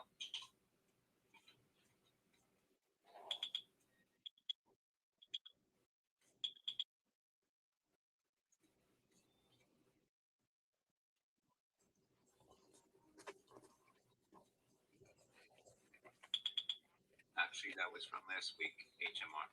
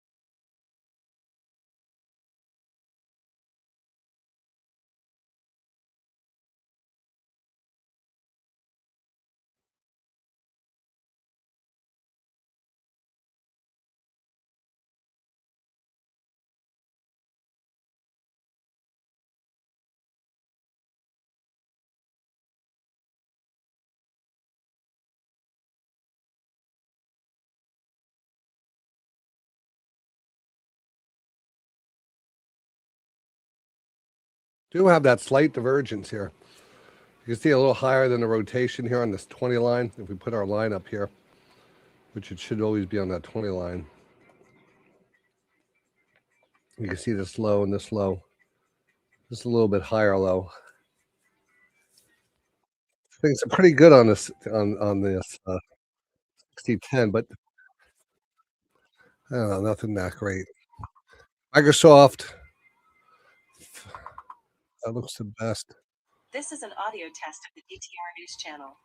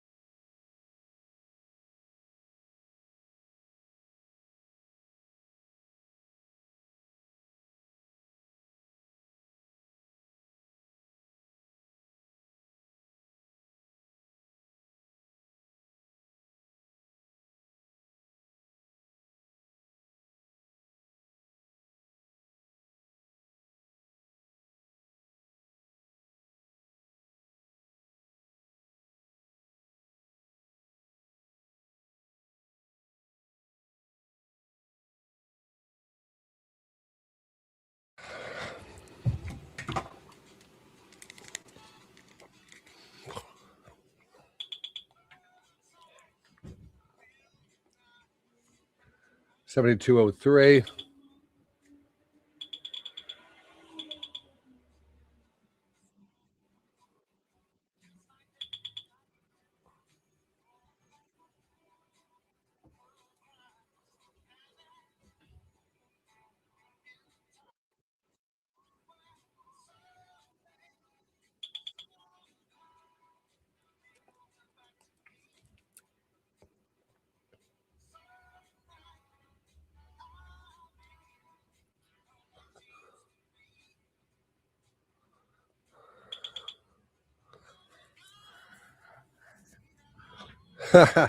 Hey, but actually, yeah. You know what? That's a long time for everyone to be together like that. You know, I know it's we have a long history here. People come and go. We have new friends. It's amazing how many people are still originally here. They stop back in. They just have different lives, you know, from 20 years ago.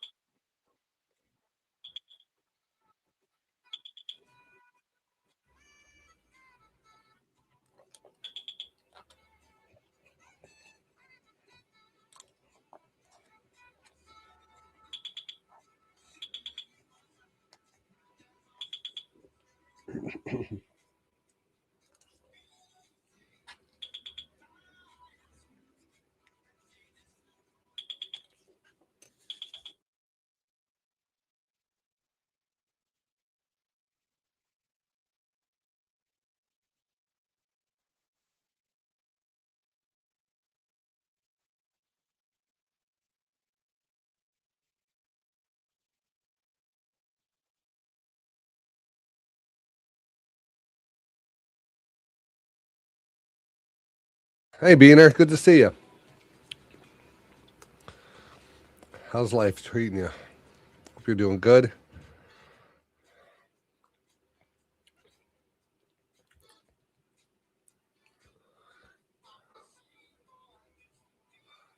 Rosalind, you've been here. Stay. Oh, wow, that's a long time. That's amazing. That's amazing. All right, we got a little short setup here on the bot. You can see it right here. I took that short. Now I like to manage that, meaning it'll get you in a profit fast, but if the market's trending higher and you have a short, you gotta be kind of faster on your trigger to take those things off. Sometimes you don't even wanna be you don't even wanna take shorts, but if the bot takes a short, it takes a short, you gotta be careful.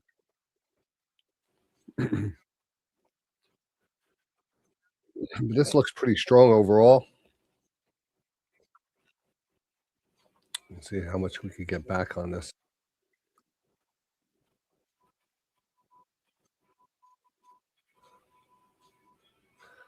I wanted to keep it running that way. When it does trigger, if I like it, I'll keep it on. If not, I'll probably get out. And I'm not a big fan of this short. I don't see the perfect divergence here that I normally go for. And the 60-10 has been just up there for it's been up here, you know, most of the day. Maybe we get that breakdown.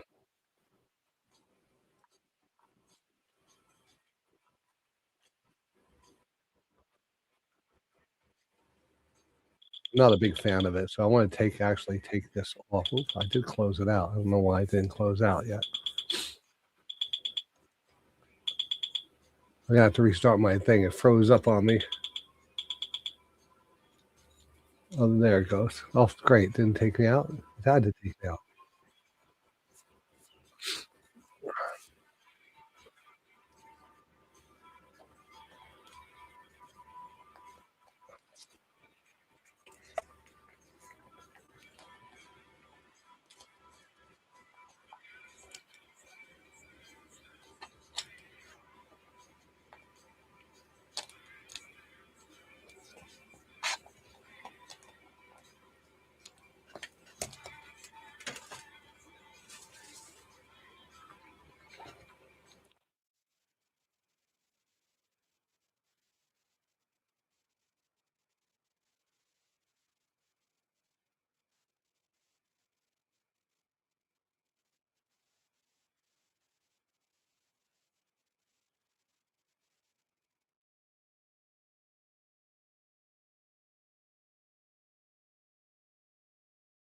Hey, BB in the room. That's good to see you. When checking in here, thank you. ONDS, Microsoft. Oh man, that was the one today. Danny Boy jumped in it earlier when he saw it drop.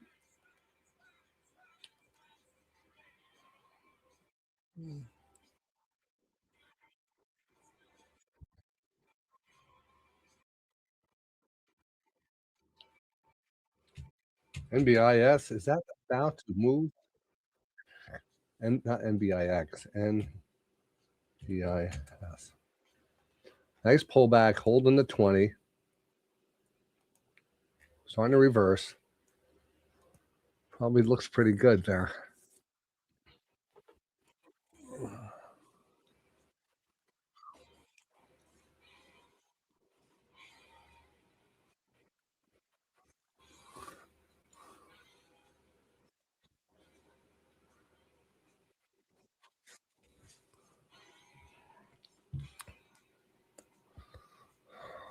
Oh man, that Microsoft was a spot, man. That was a spot. ASTS.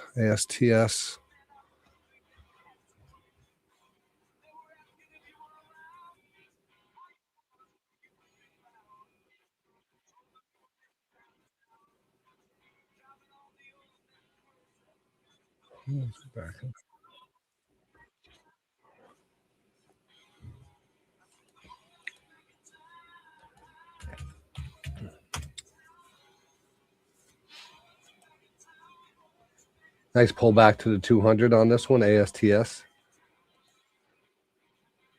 Satellite or aerospace. What should I say? Space stock.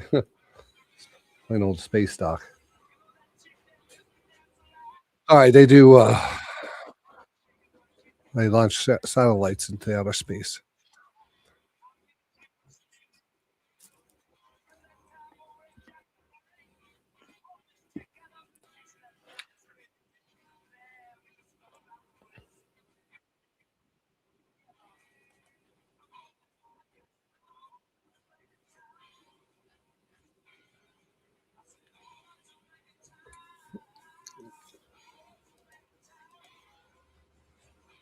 Net here, NET, new highs on the day. Net. Microsoft, new highs, looks like. NVIDIA, new highs breaking out today, new highs. Tech definitely coming alive now. Poet got down unders 8 again. Back over 8, 801.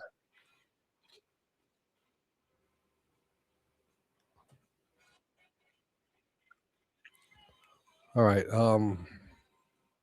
LiDAR.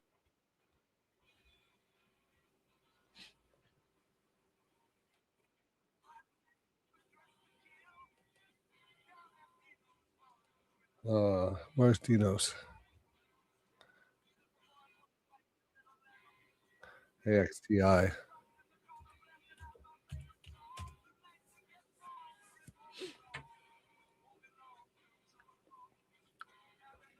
Nice stair stepping motion up. Yeah, that looks good too, huh? Very nice. Nice pullback. ATXI.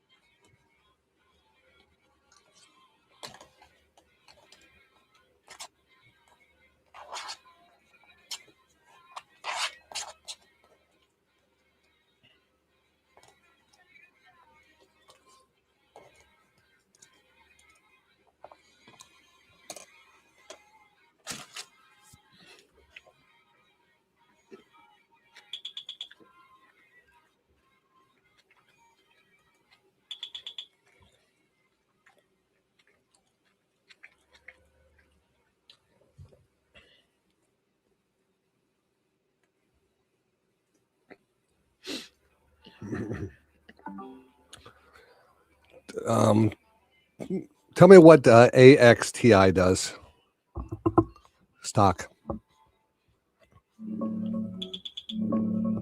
AXTI, or AXT Inc., makes high performance semiconductor wafers, basically the specialty substrates used when plain silicon just isn't good enough. They produce indium phosphide, gallium arsenide, and germanium wafers that go into data center lasers, 5G gear, fiber optics, LiDAR, solar cells, and all kinds of optotelectronics. It's a materials play in the chip supply chain, heavy in China for manufacturing. Volatile stock, but tied to silicon photonics and AI infrastructure growth. Want the latest price or financials? Yeah, give me some of the financial.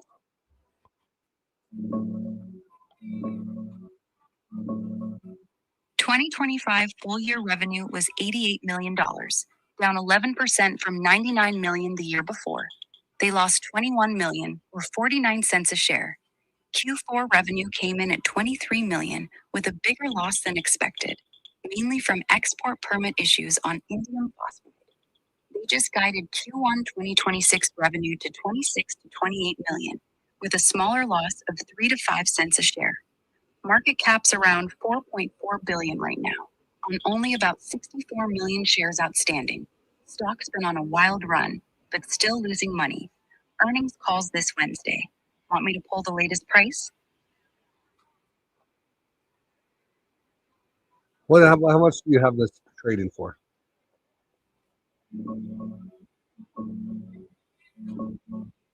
It's trading at 67.62 right now, down over 8. Oh, I just want to make sure it's on the right thing. Then this song is the kind of. Did I catch that? That was a Chinese play, and the valuation of over $4 billion, a few $1 billion, and they don't bring in. Wow, tech is good. Tech is excellent. Tech is excellent. But boy, I talk about the valuation here.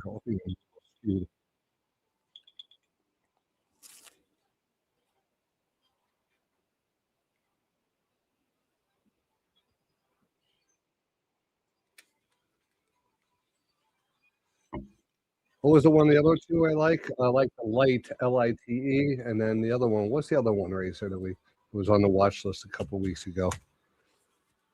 Aluminum. This one is actually really nice. The other one's about $1,000, but this is nice consolidation at the highs. Looks great.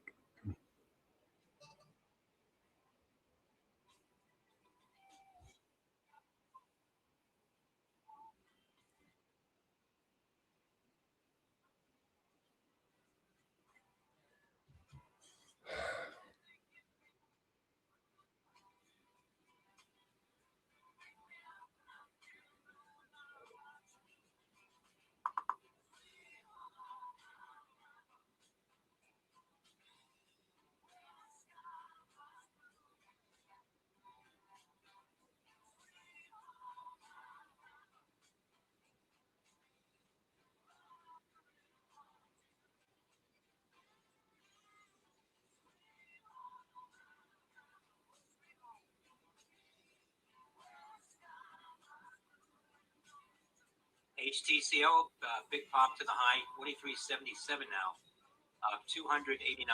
Hotel Tango Charlie Oscar. I gotta look it up here. Hold on. I was waiting for Racer, but.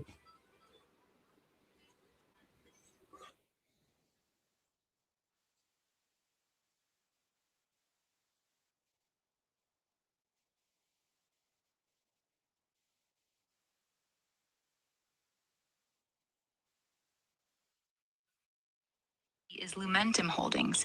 They make lasers and optical components for data centers, fiber optics, and high-speed networking. Basically the photonic side of AI infrastructure. Same space AXTI feeds into with its wafers. It's trading around $845 right now. Wild run lately. Similar plays, Coherent, MKS Instruments, and Sienna. All in lasers, photonics, or optical interface. It was Coherent. That was the other one that I liked. Coherent. COHR. I didn't look at those on during the watch list review today. I gotta save those. I need to save those.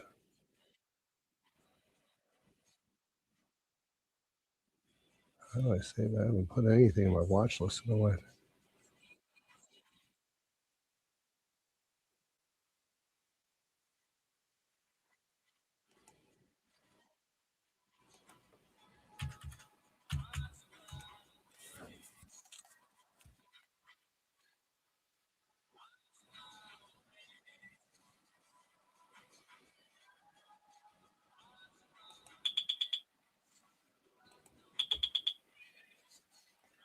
Yeah, this is a nice flag here, 302. This is also excellent. This is great. This is really nice. Nice pullback. This is a textbook flag on this stock, COHR. COHR, textbook flag. Perfect. I had to jump on that one.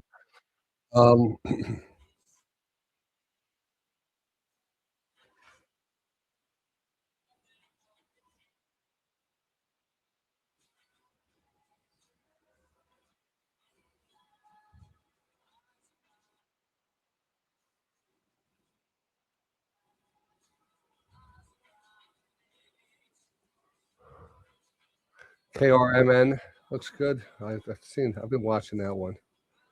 for some reason. I looked at it before. Let me double check. KRMN. Carmen Holdings. I have it charted out as a nice 1, 2, 3 channel.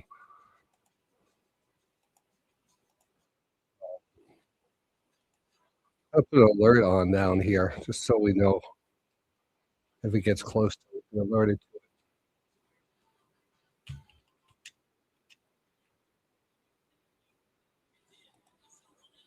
It'll pop up for us.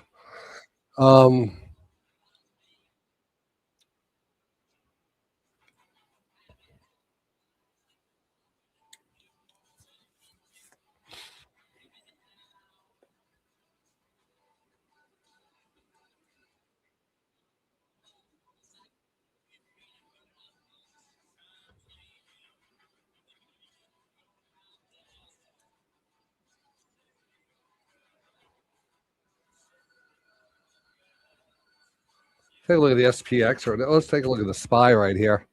This is a SPY on the daily. Amazing, right? Look at how strong that is. On a daily, climbing. This is a SPY on the intraday, almost identical. Pushing right at the highs of the session. Not much from that chart you can tell, other than it's going higher. Unless news comes out.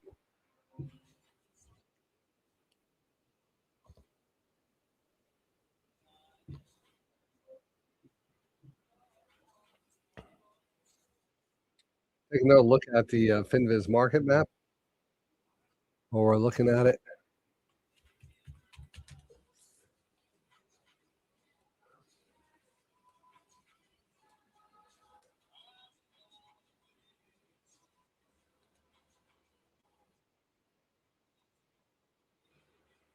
All right, tech is still kind of weak. Google, Nvidia, Micron, those three are holding us up good. JP Morgan, the banks are pretty green. Healthcare is red. Consumer defensive names, red. Not any yet. I'd like to see those. Tesla slightly green. But, not a very one-sided day on either side. We have a couple things this week. We do have the FOMC rate decision and the media, and Jay Powell making his final appearance, at least on, as far as we can tell, maybe. I don't know what his what the plans are for him.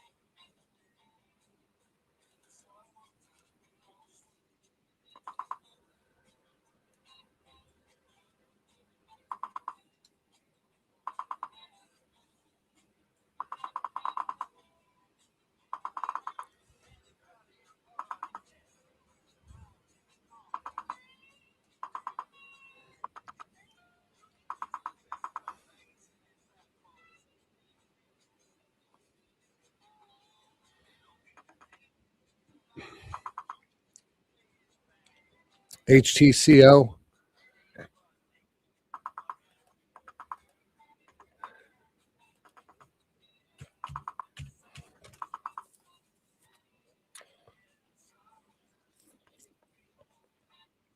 These shipping and stocks here catching some action here. It's a tough one to chase up this point, huh?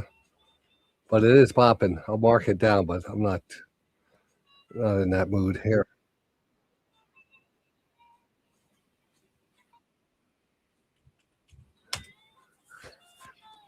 Here's a great picture. What could go wrong?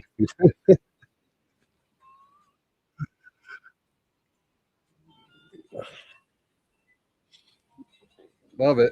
Loving it.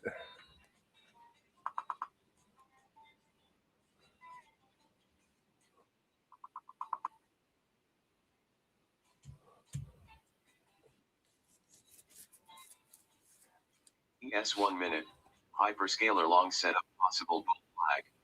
Oh, there you go. ES 1 minute.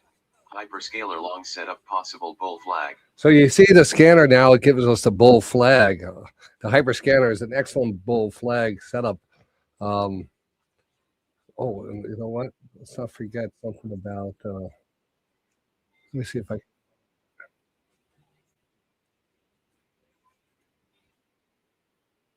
have it over here somewhere.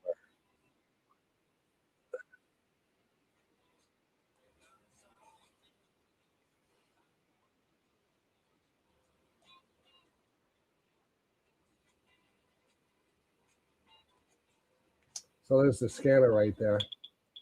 And the bull flag setup here is really key because that's what, using the stochastics and just looking at the price level. Another pop here, 51.77. The scalper alert is looking for those opportunities where that 9.3 gets oversold and the 60 stays above the 10, staying above the 200. So this is actually, I'm thinking of renaming it the flag identifier or something a little bit different.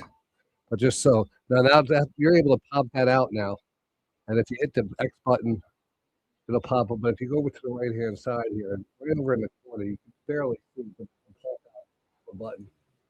Then you can increase the size. The only thing is that you have to keep it on the same page scan, which but I might be able to fix that if you want that. And the other thing is you can only push it, you can only drag it. So don't let it go while it's up there. There's no way to grab it up unless you grab it up here. All right.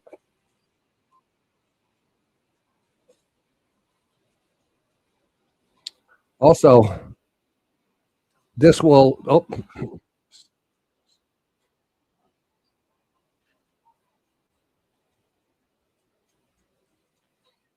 just had a short set up here too. All right. So anyway, that is very good.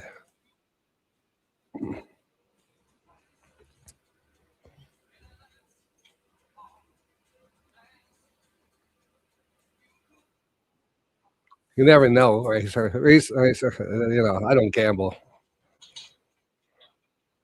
You don't know if it's going to run 22 days or not. It's either your trade or someone else's trade, but not mine.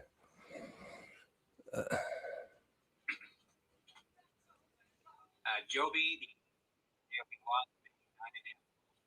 the Oscar Bravo Yankee. HTCR resuming now. Hotel Tango Charlie Oscar. Shares off the highs 47.54.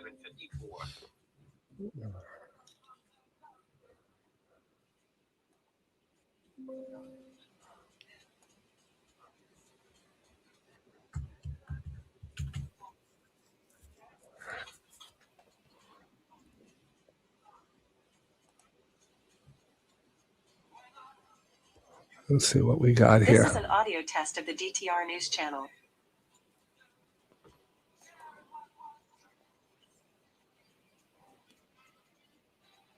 Market data connection lost.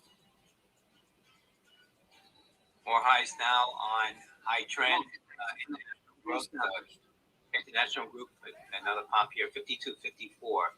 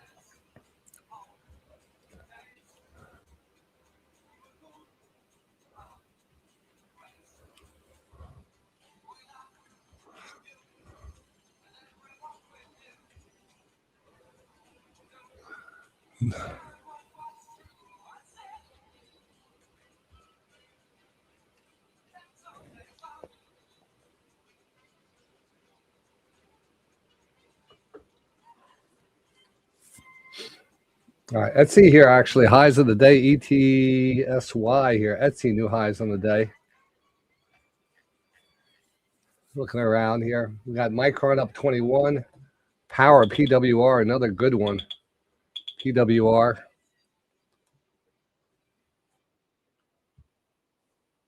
Oh, there's that one. PWR.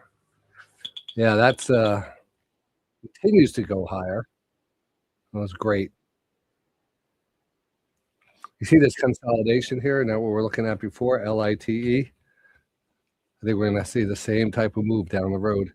Easy over $1,000. Question is, which one do we want to get? A 323.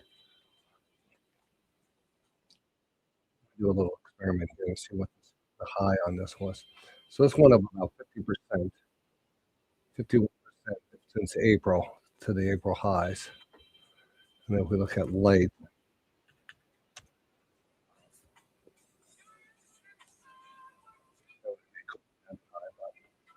about 30%.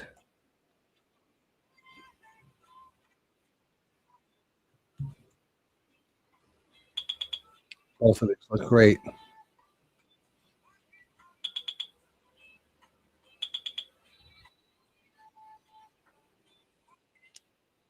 And then NVIDIA, breaking out.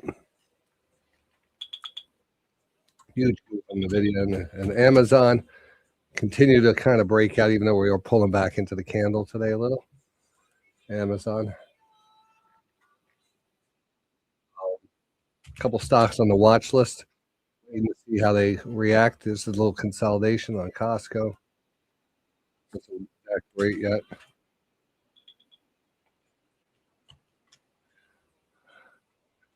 We're watching IBM to see if it is going to turn into a 5 to 7 day pullback here.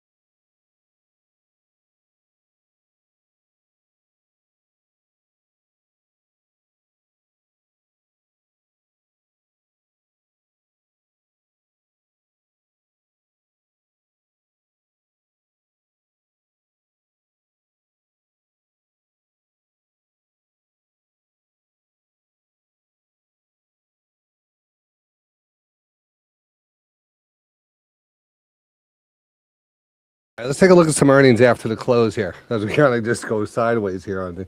Yes. Let's take a look at what we could maybe jump on after the close here. All right. That's funny.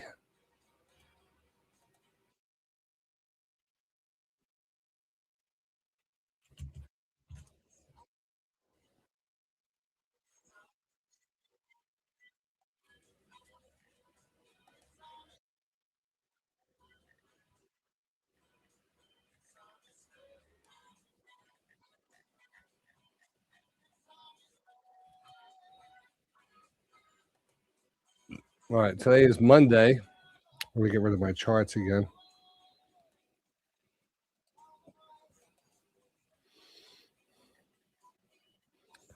All right. So we got Celestica, Rambus, Core, CDNS. Cadence, you're looking at CDNS, Cadence Design. Let's take a look at the chart.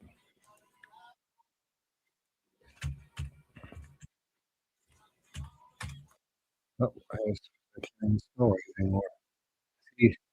CDNS.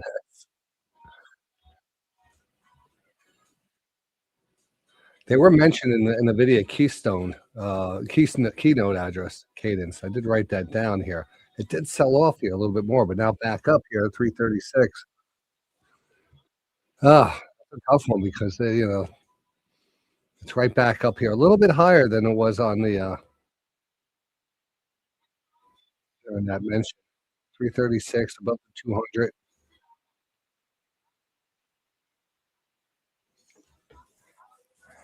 Let's get an idea of what that's going to do and what to exactly do. I'm not even sure. Tell me what Cadence Design does, CDNS, and what's the outlook for the earnings that are coming up today?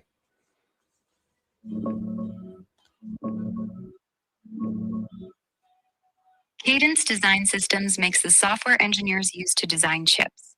It's the leader in electronic design automation, EDA tools that handle everything from chip layout to verification, plus IP blocks and system level design. Think of it as the KID program for semiconductors, powering AI chips, automotive, and hyperscale data centers. Earnings drop after the bell today. Wall Street's looking for about $1.89 in EPS and $1.46 billion in revenue. That's 20% and 18% growth year over year. Guidance for the full year is strong too. Stock's trading around $336 right now. Want me to watch the reaction after hours? What do you have the whisper number?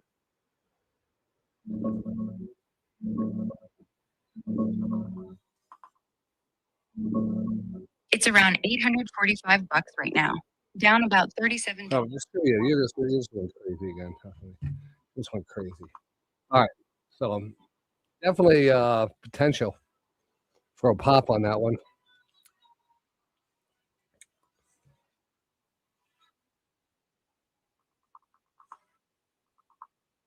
Just like anything, it's made a run. It could gap down. It could reverse the next day. It could chop you up. But I think overall, what they do. You hate when you hear that they're expecting 20% growth numbers to be called out. That's pretty decent. Oh, dude. But it looks good. It looks really good. Maybe we'll take a shot on that. We have about an hour and 15 minutes to go. So time to look at that.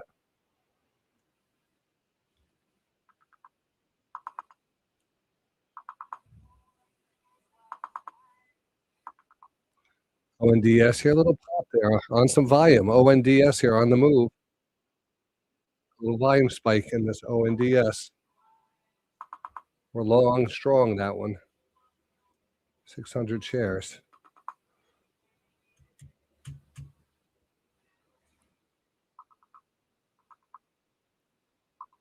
Let's put that on. It's 1 minute. Hyperscaler long setup possible bull flag. It's 1 minute. Hyperscaler long setup possible bull flag. Again, That alert right there you hear in the background, it kind of just lets you know, hey, if you're thinking of taking a long, this is your area that you normally want to take a long. It doesn't mean that's definitely the spot, but it's more of an indication of your 9-3 setup. 60-10 is, I want to actually make that a little bit tighter tonight. I'm actually going to adjust the formula on that. I noticed that yesterday was giving us some flags, but I could make that better. ONDS, though, has my interest here. It's actually getting a little push to new highs.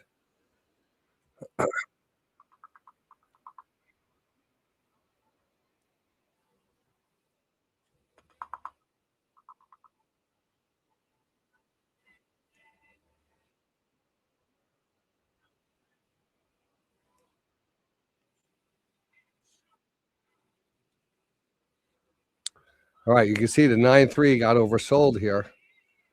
So this is what we talk about, the potential bounce on that 9-3 rotation. And see how far you can bounce on that.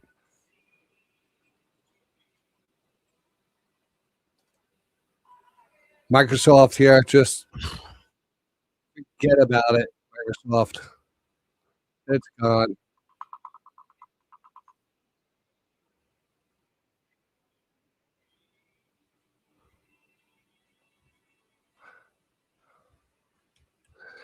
All right, so we have CLS, another earnings. Set up CLS. CLS.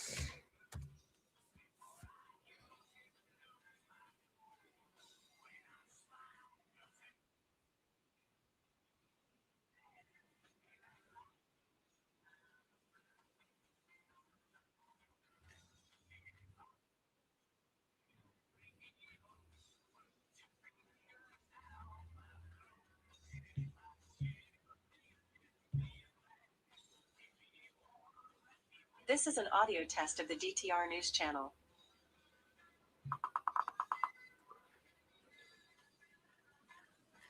And this is at the highs of the session too. All-time high is 415.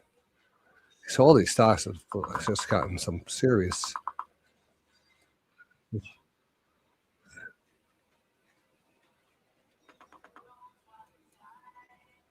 So this is kind of breaking down. Group shares have resumed trading back from their peaks from the day, but still up 40% on the day, trading at $151 per share. That's High Trend International Group, HTCO, Kilo, Tango, Charlie, Oscar.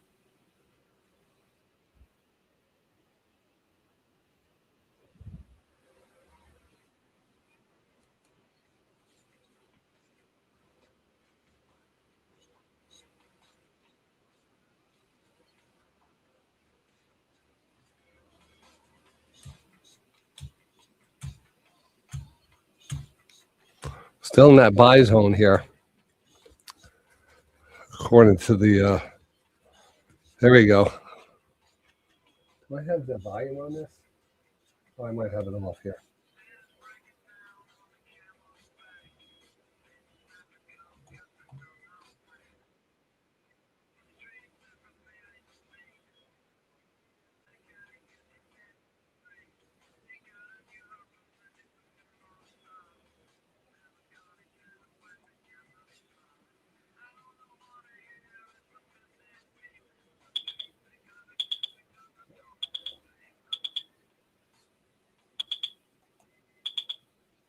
All right, nice pop here.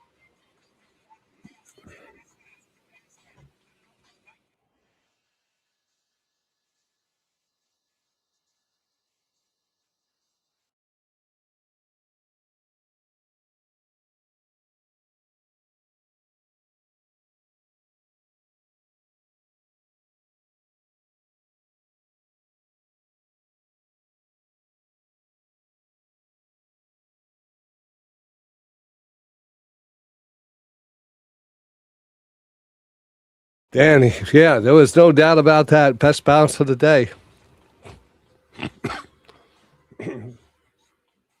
Good grab on that. I saw you get that. Grab that. That was good.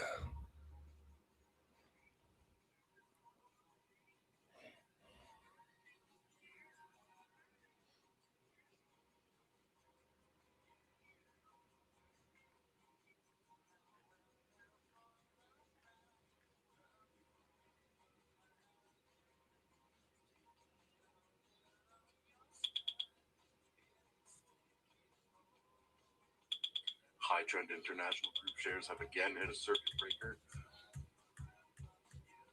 continuing to pull back down to $42.65 per share, still up 280% on the day. That's High Trend International Group HTCO, Kilo Tango Charlie Oscar.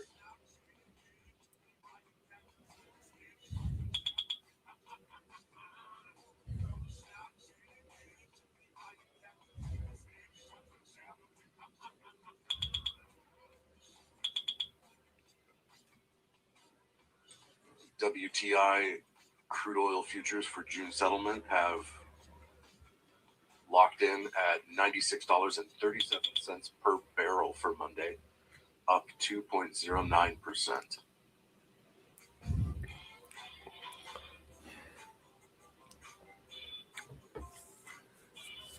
Anybody have $5 gas yet in their area? I mean, I have $5 diesel.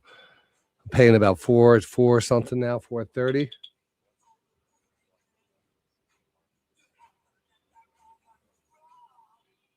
Starting to see that gas prices here kind of lift.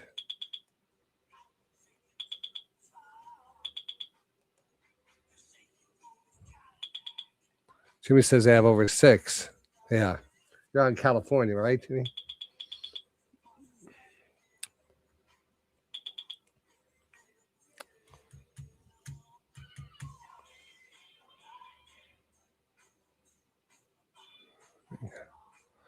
California is messed up with their prices there. Yeah, diesel's over 5 here.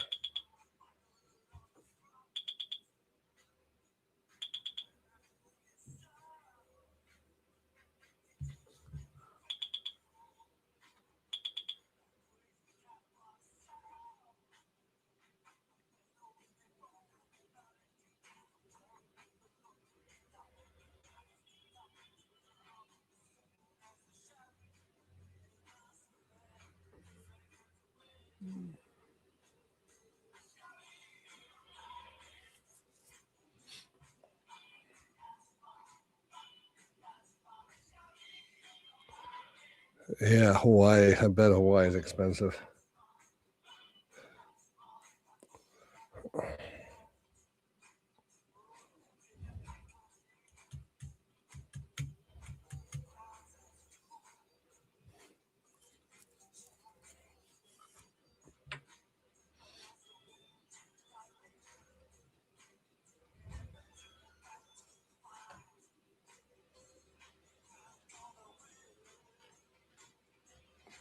Nice lift, ONDS here, lifting. Let's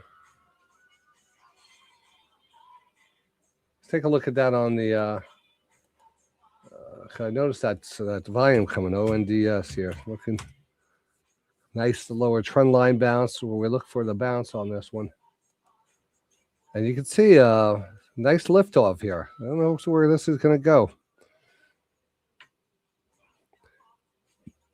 Hiroshima out in Hawaii, paying $5.55. $5.55. That's over 5.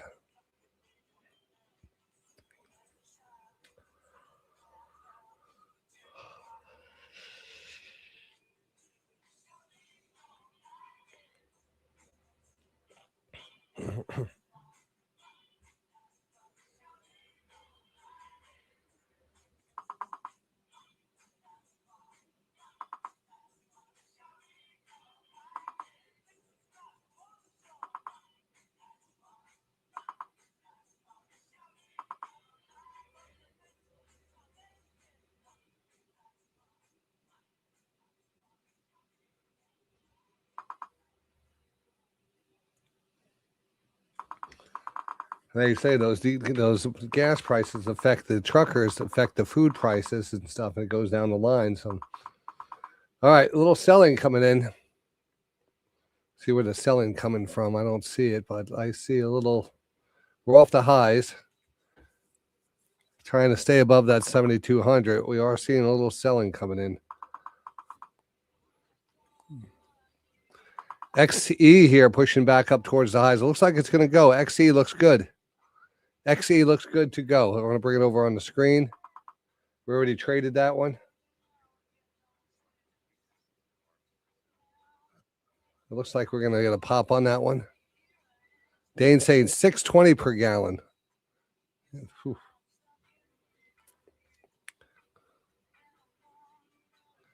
I think anything over 6 starts to hurt a bit.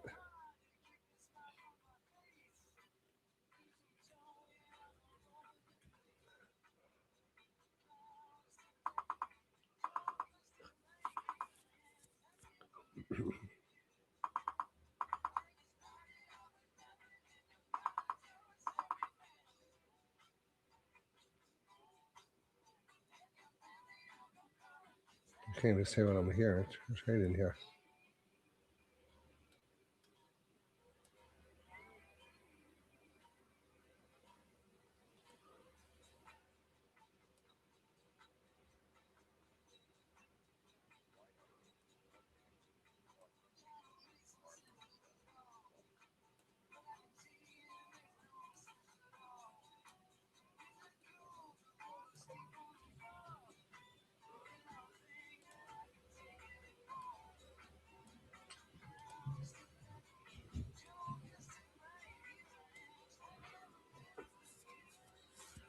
IAM Local 778 members have rejected their management's offer and will continue their ongoing strike at Olin Winchester.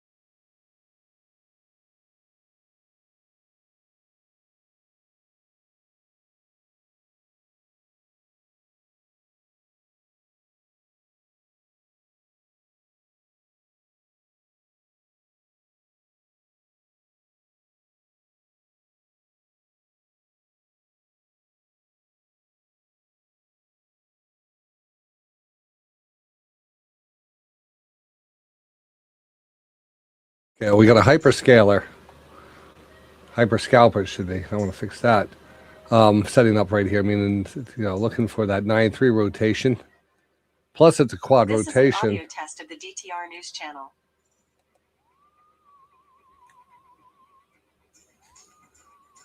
Does look much better here. Especially those combinations there.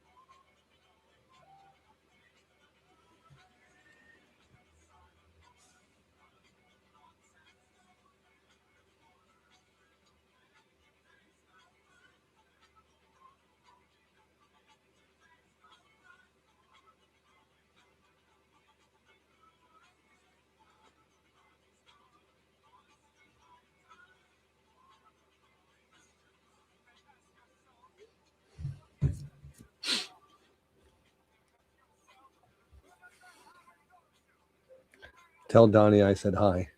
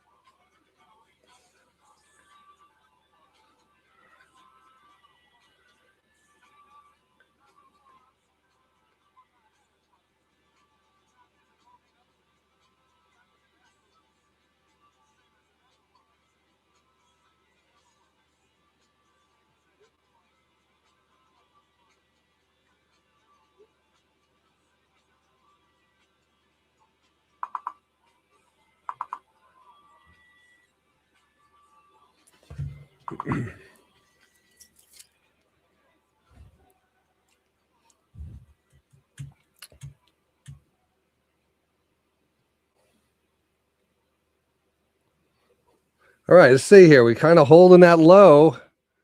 200 period moving average right underneath us on the lower 1, 2, 3 channel would be excellent. Fast little spike down there. If we could get down there and bounce right off of that. We are approaching a quad down there also, but we do have a slight turn back up. It's that little sneaky candle back here kind of flushed us. It's a good shot. We actually get a pop here, so we're going to take a shot on this. I'm not going to play a lot here today, though. Might actually take one there and take one here if we do drop here. But this is a better shot. Plus, we had another scanner set up. Netflix here, going back into Davy Jones' locker. Netflix here. Netflix. You know, when you get some selling and you get a little pop, people get excited, NFLX. And they jump in, and then it reverses because it's been selling off so hard. And it pops early in the day, takes off, and then it reverses and closes on the lows. That's a sign of just more selling and continued selling. Same thing happened on NOC today. Big rip. Probably could have taken profits there, and then I'll move all the way back down here, which is typical of continued selling. And then General GD, same thing. All these. Big rip in the morning, turns over, rotates out. That's the bear market right there. That's a bear market action right there. That's the early morning pop, the rollover, and a continued move lower. They like to see the opposite. They like to see the move down, the reversal, and push higher. Each time, each day. Then same next day, sells off, reverses, moves higher.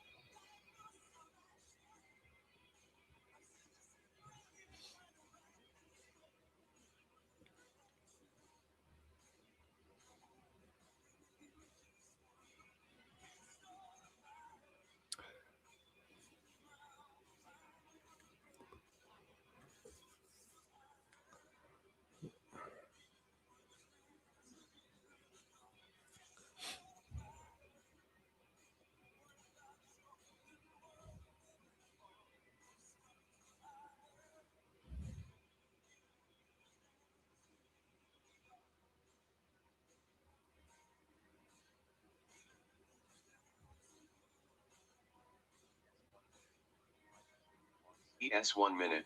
Hyperscaler long setup possible bull flag. ES 1 minute. Hyperscaler long setup possible bull flag.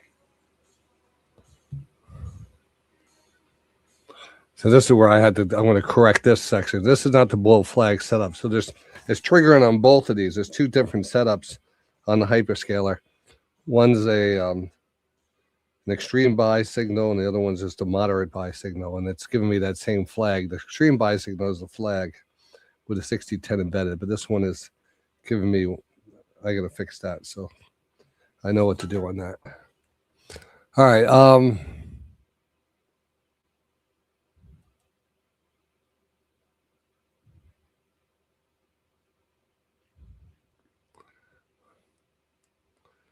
You know, I think the same thing, you know, when we think about online, you know, what you could get online and everything that you're able to watch. Like, I don't have to pay for anything, really. I could watch. I know I have a site that you could buy and just get things on.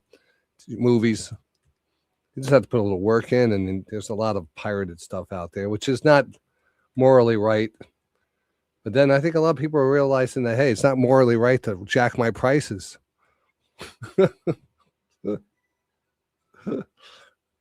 Right? What do you...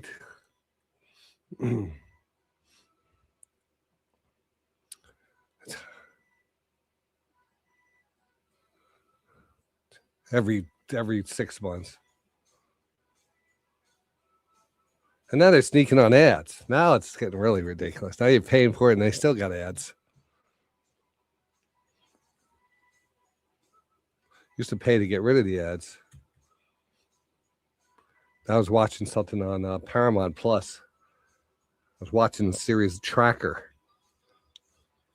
And I had it because Paramount carries a box. They're starting to carry some sports and stuff. So I've been holding on to my Paramount Plus. And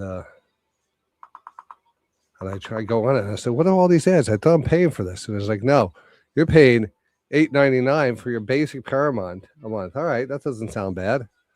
I said, well, so you have to pay $13 if you don't want ads.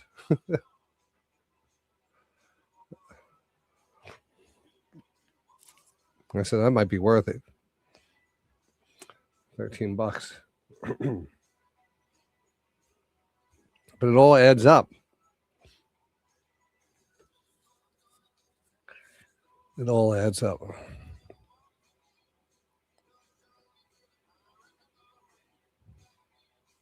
And half of it gets lost. I don't even know where you're signing up from. How did I sign up for this? You're under Prime. You signed up under Disney. All right, let's see here. Do we have a setup here? Definitely have a little downward channel.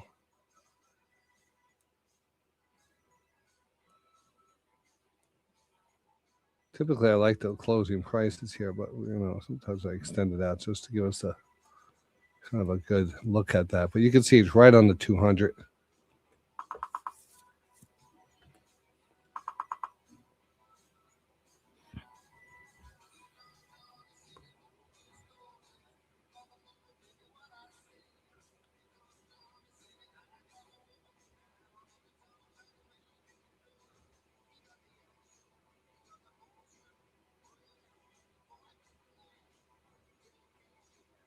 ES 1 minute.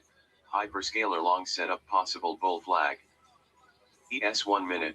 Hyperscaler long setup possible bull flag. See, that bull flag is not a real bull flag, but it is a quad rotation here. So let's actually make sure we get that out there for people. Shoot. It actually snuck up on me here. All right, traders. It is 3:12 p.m.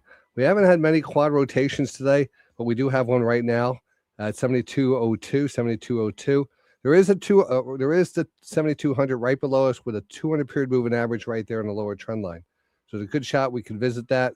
We're just entering our quad right now. Also, we're in the last hour of the trade, which things get a little dicey sometimes, just with some positions getting settled. So be careful here. But there is our quad here, and we like to send out these alerts to let you there, get you there, let you there, let you there, let you there. Let's go to work. Go to work, people. Key.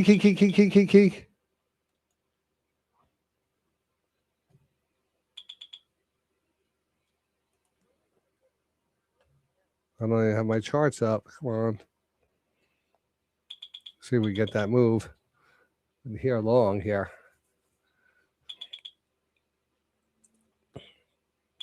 So it's a little quad. It's a little quad. RKLB, Investors Business Daily Swing Trader buys RKLB, Rocket Lab. Romeo Kilo Lima Bravo. Nice pop up against the 50. I should have been a little bit better. I'm going to take that. But I want to hold it on the other one. Oh, I have two up here, so let's bring the other chart up here. I want to hold it on the other one here.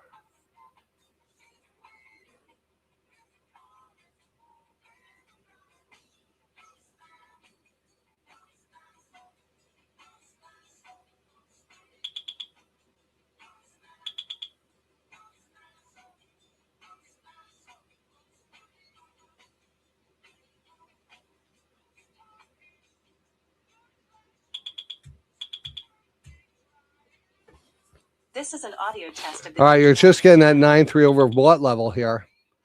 So it's up to you if you want to take those profits. I take them. All right. Again, right off a quad, right? Right off a quad. Look at the move we see off of a quad here. Big quad there. We haven't had a quad until back here, right here. And we zoom out.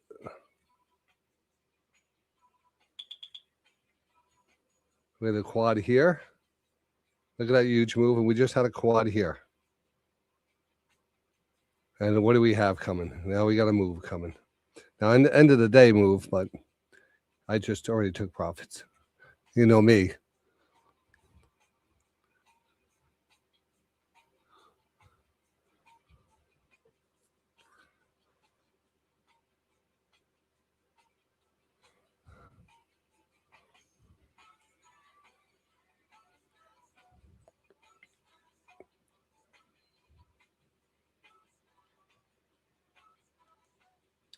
ONDS.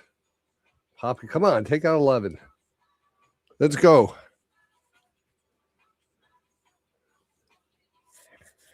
See, now you can see that there's two signals here, and you can see one of the signals is setting up right now on the hypervector here, the hyperscalper. You see it's starting to move over. It's starting to get closer and closer. It didn't go all the way back down there, but this is kind of this is what we're looking for. So this would actually be a bear flag set up.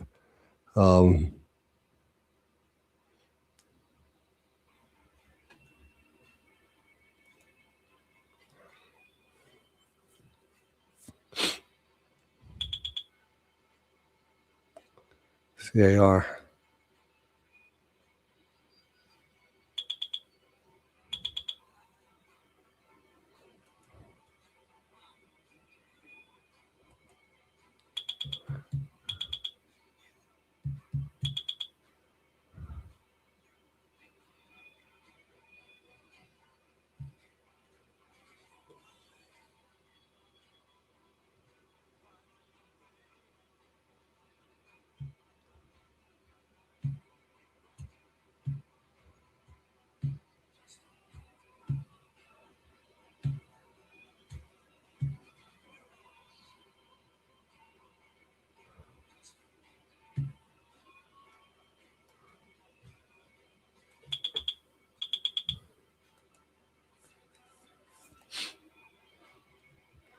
We pointed this one out when volume came in. Something happened right around 2:30 on ONDS. There was some mention out there. The volume here spiked up, and it's been holding up pretty good. I'm scared to look at my emails. I haven't checked my emails. I know I have a one-on-one scheduled today. I think, unless it was adjusted. But I will be back on after that because I think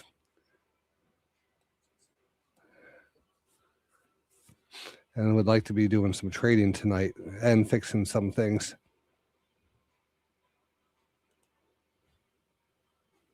So look to be here by 7 o'clock, hopefully. Iran's foreign ministry condemns U.S. seizures of Iran-linked tankers as outright legalization of piracy and armed robbery on the high seas. That's from the next post.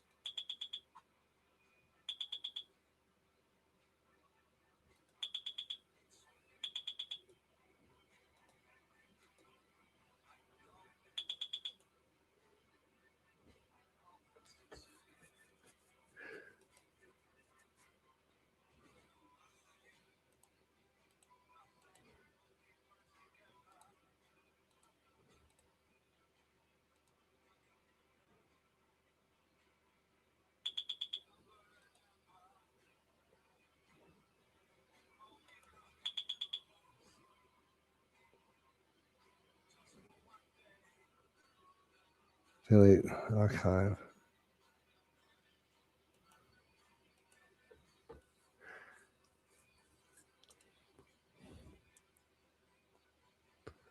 All right, we're gonna get two people set up here. Sorry.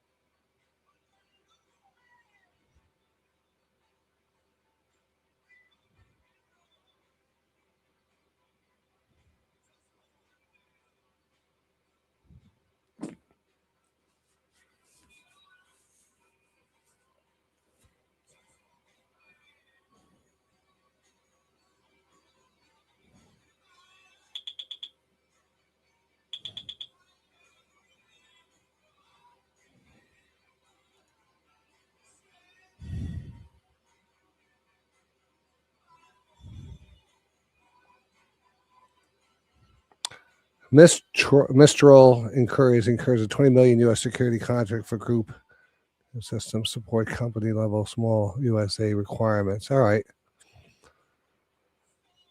Well.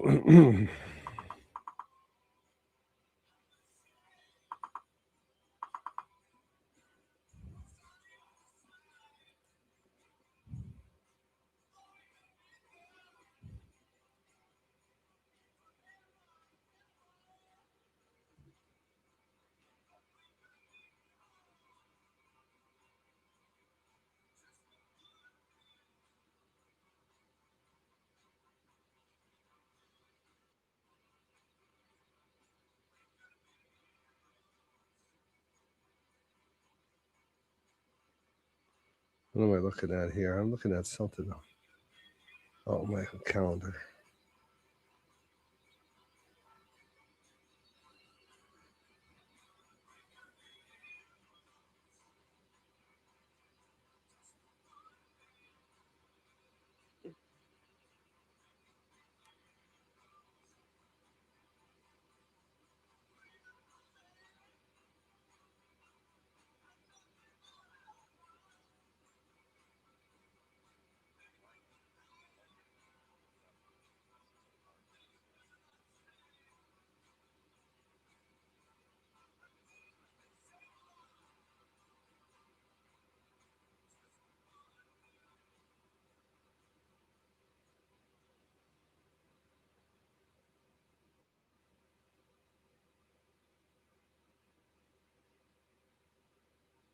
All right.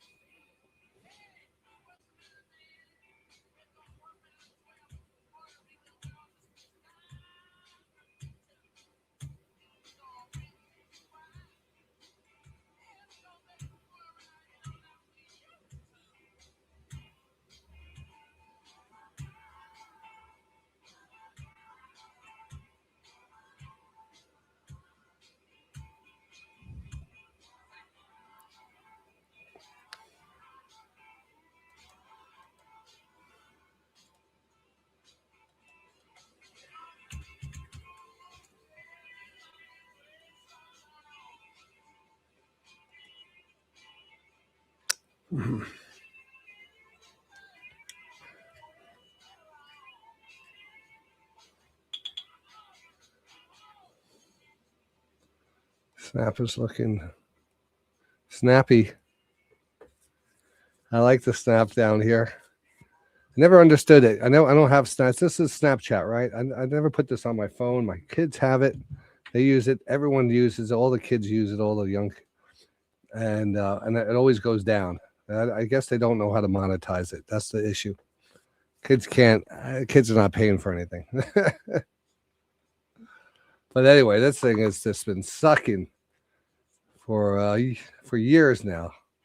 But at this point, little pop, can they figure out how to monetize their app? Huh? Let's ask AI what the hell is going on here.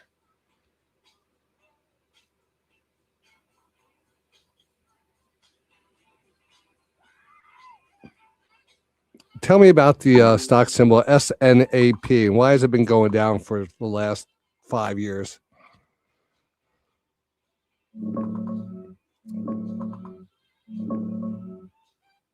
Snap's been crushed over the last 5 years, down about 90% from its 2021 peak around $83 to roughly $6 now. Main reasons: they keep losing money, posted a $460 million net loss last year, and burned through $1 billion in stock-based comp that dilutes shareholders hard. They've grown revenue to about $6 billion, but it's slowed way down, single-digit growth lately, while facing brutal competition from Meta. Investors just got tired of the red ink and slow monetization. It's been a tough ride. So why is it popping today?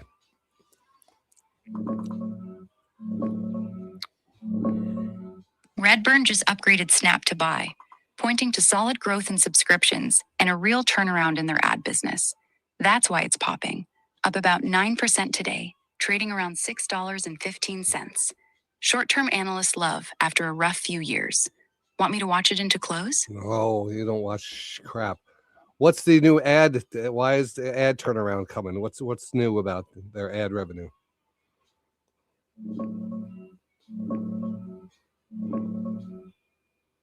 Main drivers their AI-powered smart campaign suite.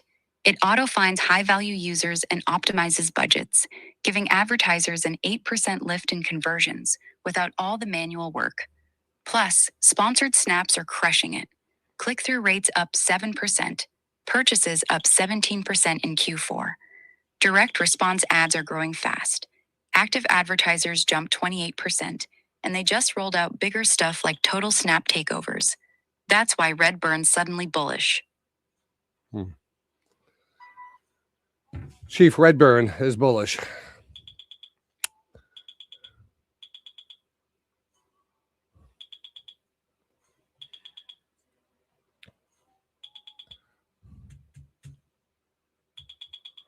All right. Well, it's interesting down here. I got to admit, I've always kept my eye on Snap. I never took a position in it.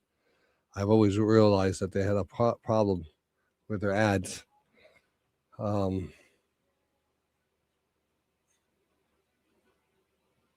don't know. I think there's some follow through on that. Let's take a look at it. Here's Snap right here. $6.12.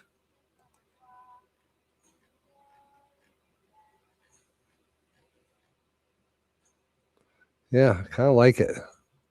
UPS earnings are tomorrow morning. I mean, a lot of cross currents there, right? Between oil prices, gas prices. It's recently, I called this one off of a divergence here back in April. There was a nice divergence here. And since then, it's been moving up. I did mention it on the watch list that earnings are coming out for this week, but I never trade UPS. But I do. I know a lot of people got in this. Maybe it'll get a pop.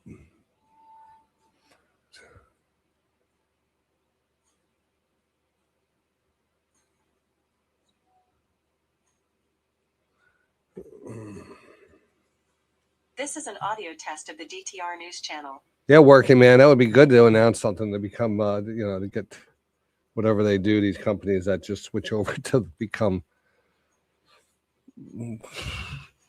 some Bitcoin or crypto type of companies. They usually get big pops. Looks like Snapchat would be a perfect candidate for that.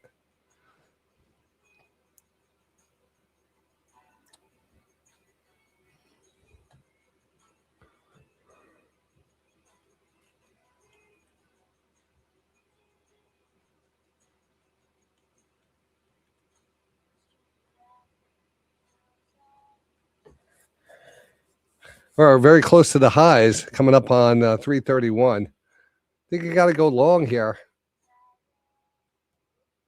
Just take a shot into the highs here. Let's take a shot into it. It's a little extended, but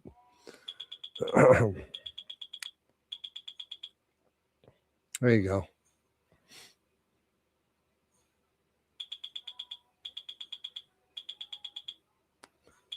Hearing those crickets.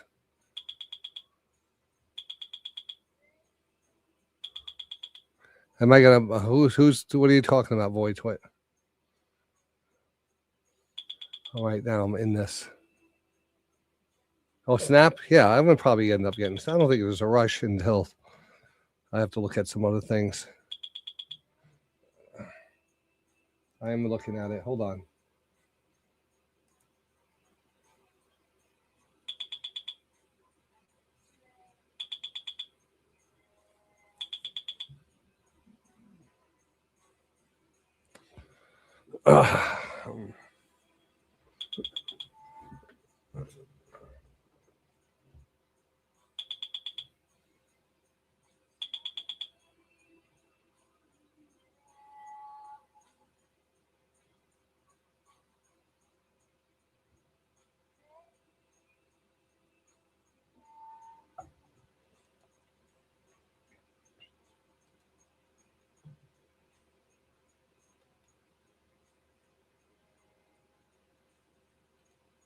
All right, SMAP.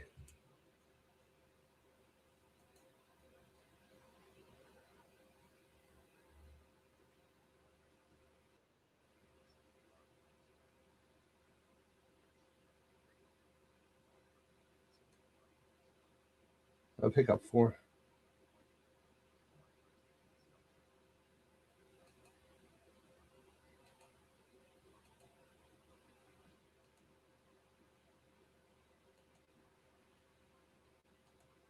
Order partially filled.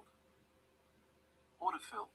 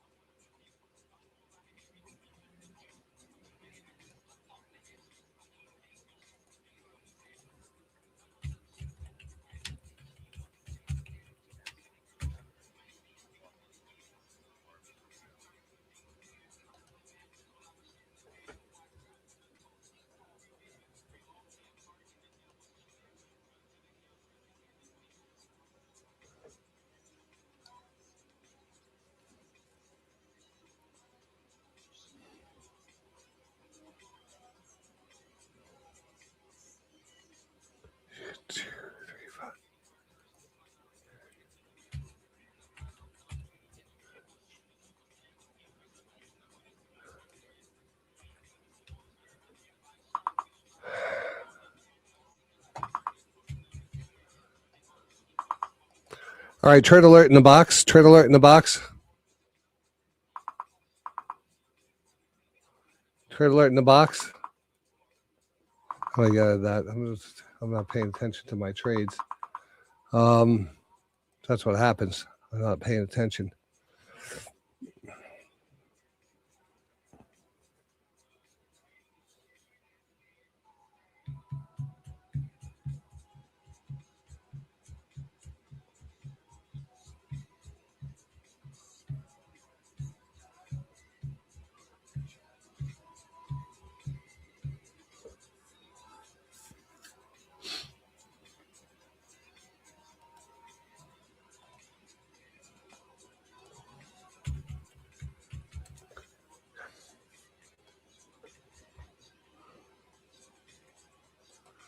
All right.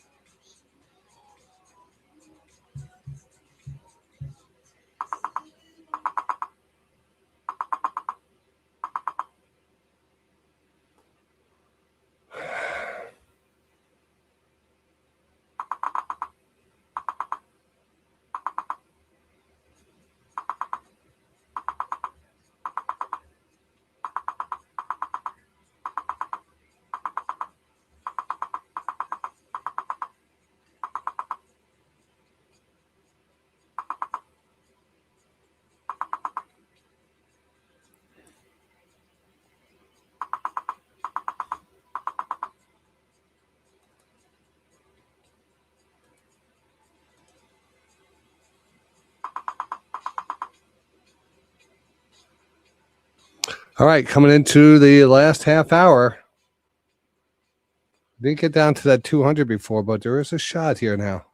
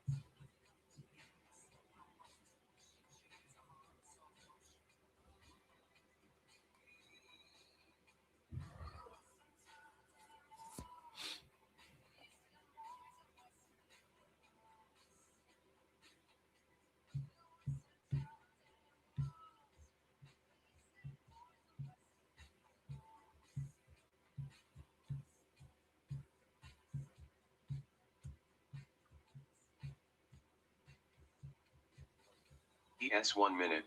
Hyperscaler long setup possible. ES 1 minute. Hyperscaler long setup possible bull flag.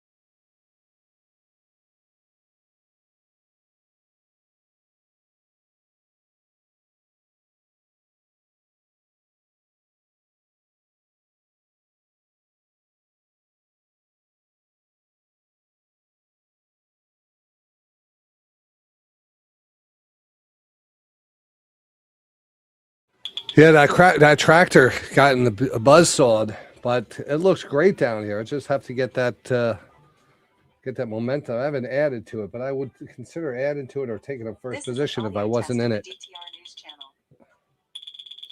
Channel. Market here getting that nice little pop now. What are we at here? Are we in long or short here? No, we're nothing. We're nothing. Nothing, Johnny.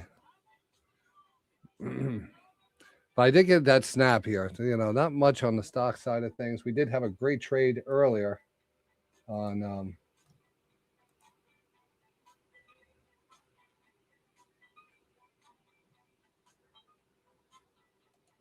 the XE Energy. XE Energy.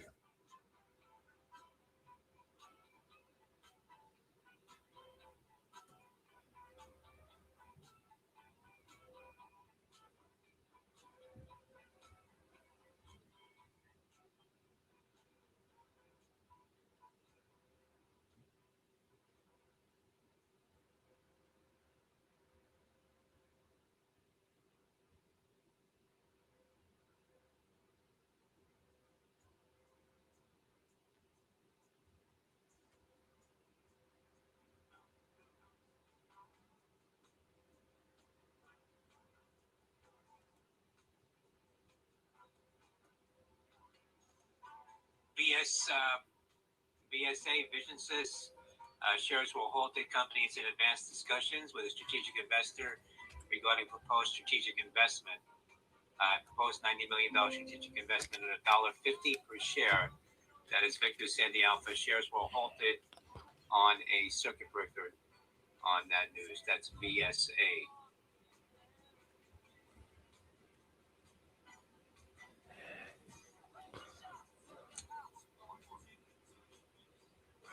Danny boy, we got Cadence, CND, what was it, CDNS? That does look pretty good. I didn't pick it up yet, but I do like that CDNS, Cadence. Looks pretty good. We also have Rambus, UHS, a couple other ones.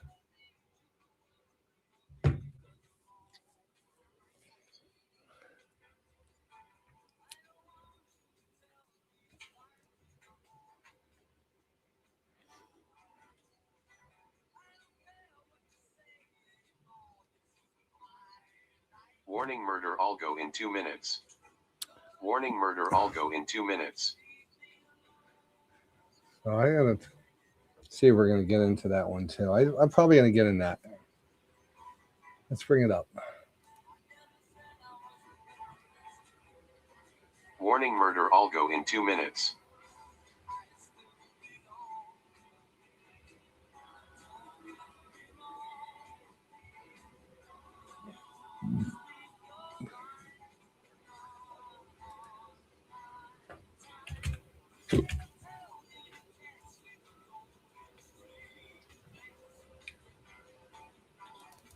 Coming up after the close, earnings from BBBY, Bed Bath & Beyond, CCK, Crown Holdings, RMBS, Rambus, UHS, Universal Health, and UE Nucor. No, Cadence, Mr. Land left the biggest one out. Huh.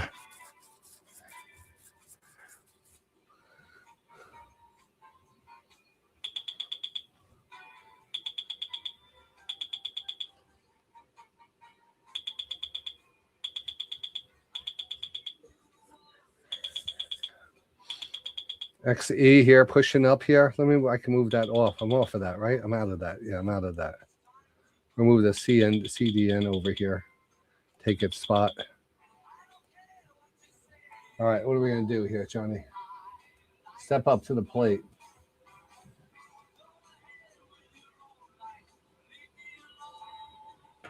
See.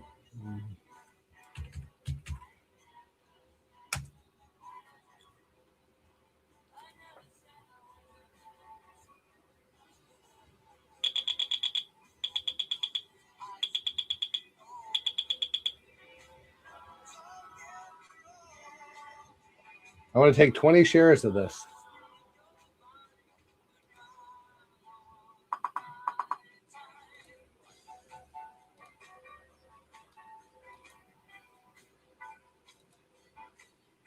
film. All right, we're in.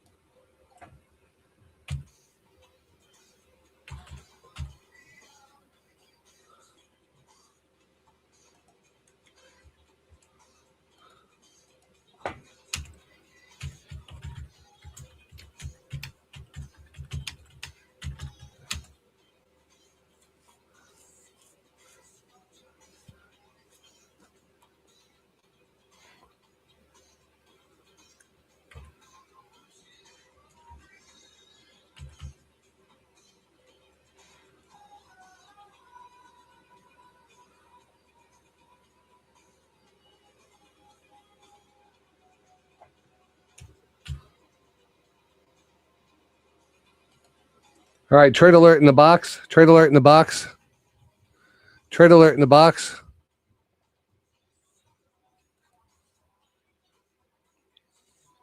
Yeah, I have a slow. I'm getting it on a slower computer over here on my laptop. I have a laptop next to me that lets me hear some of the feedback of the show, and it's really bogged down. So that's why I'm getting late. You're hearing that later on my side. So I'm getting delayed too on that.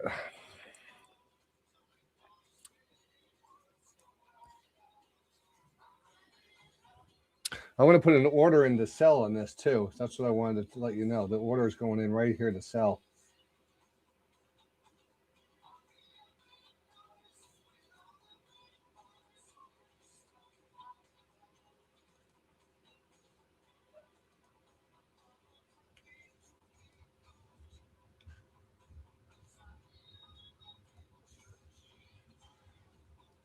And I'll put that order in here. What did I want to put it in here? 346. 346.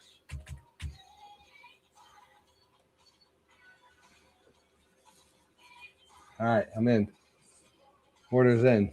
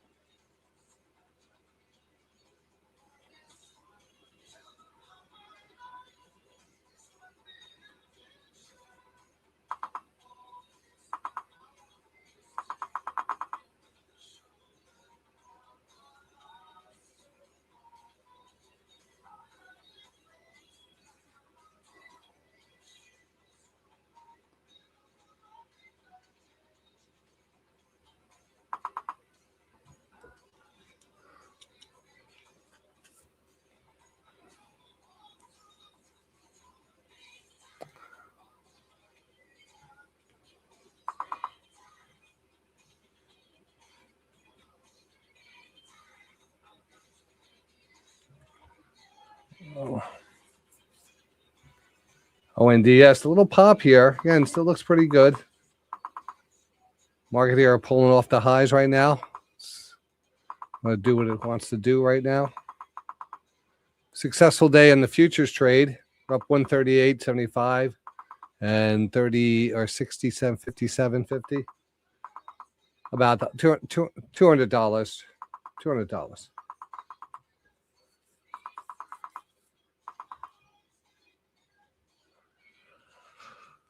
Oh. I'll take a little break after hours. So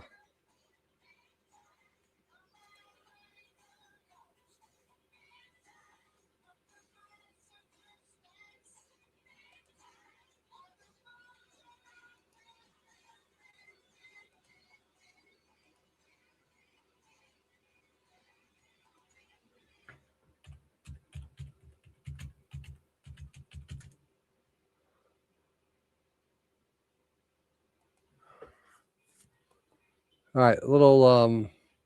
So the cadence comes out right at 4 o'clock.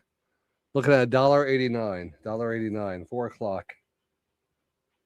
Come on, who's with me? Who's with me on this one?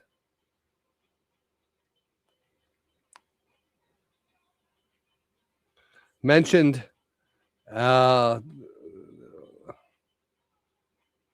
Mentioned at the keynote address on the video, or maybe it was the ES. I forget where it was. Was it the electronic show, or was it the NVIDIA show? They mentioned it as a good partner to NVIDIA, NVDA. William, whatever his name is. So his name William. What's his name? Leather jacket man.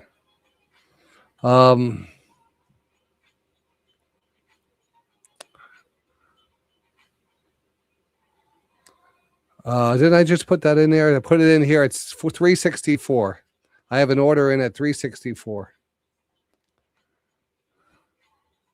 I have 20 shares and 346. Did I say 64? I'm dyslexic. Oh no, it's 346. I could have swore I just.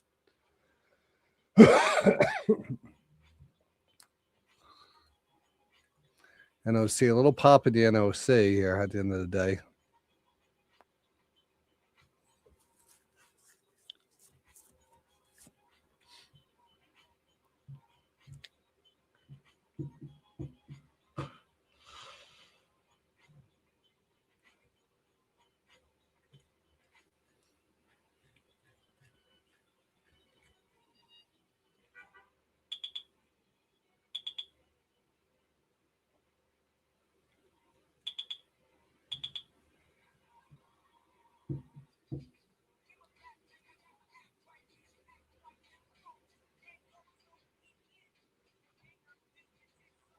I don't know what we're listening to, but it's going off here.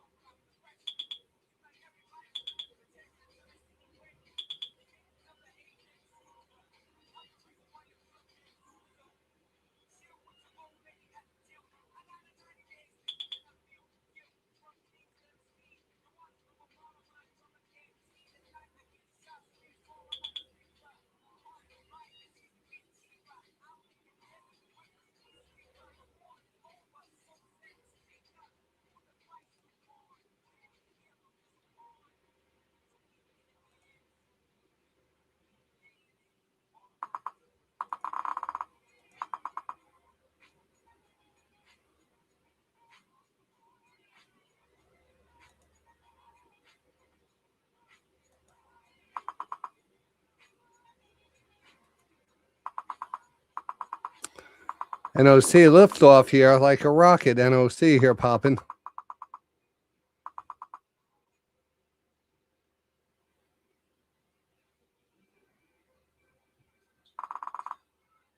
To the U.S. market close. If you guys want anything else up on the screen here, I got the CDNS. I want to move that ONDS off here so we can put another one up there for the earnings. Give me a call. Give me a shout. Which one do you want?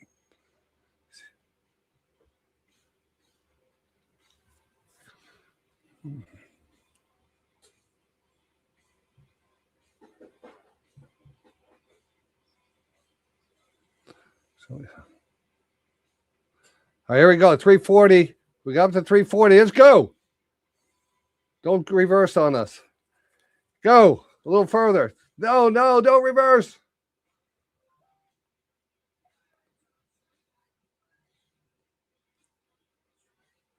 It's all over the place. This is an audio test of the DTR News Channel.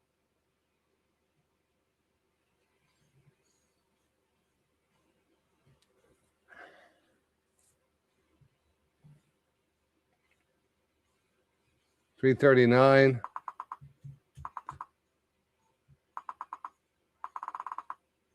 Market's seeing a little selling coming in.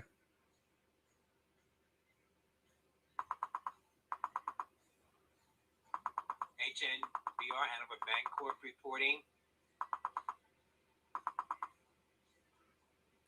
339.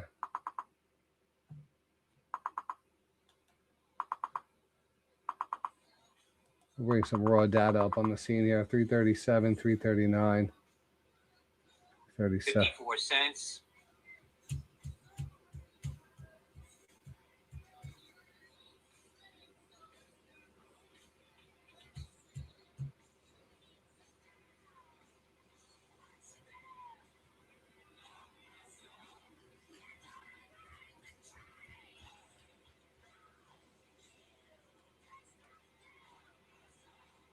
Janux Therapeutics announced discontinuation of Janx 008 clinical development, JANX. BBBY, Bed Bath and Beyond. Letter from the CEO expects to remove over. I'm filled. I'm filled. I'm filled. I'm filled. Filled. I'm done. I'm out. Congratulations, everyone. I'm out. Company reporting $248 million in revenue. The estimate was 240, so that's a beat on revenue for Bravo, Bravo, Bravo Yankee.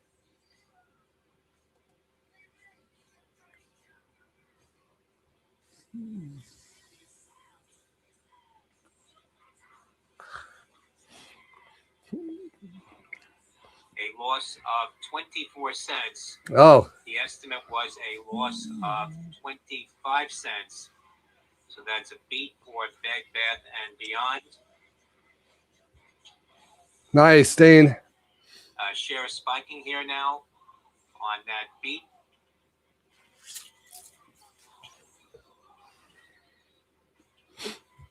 $6.05. Fergus. Go, Fergus. Up 71 cents at the high on Bed Bath and Beyond. Company said they are consolidating supply chain, merchandising, customer service, technology, and administrative functions into a single operating platform. That's BBBY.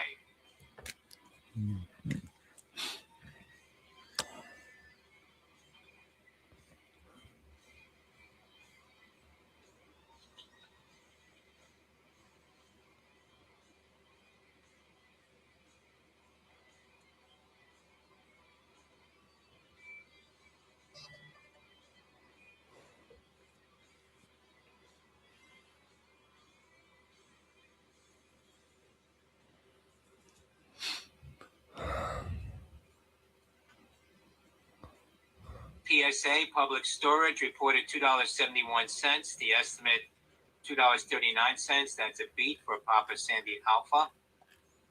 Papa Sandy Alpha. Papa Sandy Alpha. I don't have it on my screen. I'm not going to bring it up right now. I'm happy, so happy about that CDNS here. RAS, Having that order in there. Alaska announcing That's the problem. Sometimes they pop and drop, data. but you usually could get out on the pop. Best-in-class pan-RAS molecular glue, ERAS0015, and crest mutant solid tumors. That's Echo Romeo Alpha Sandy. NTLA announcing proposed offering of $150 million in common stock.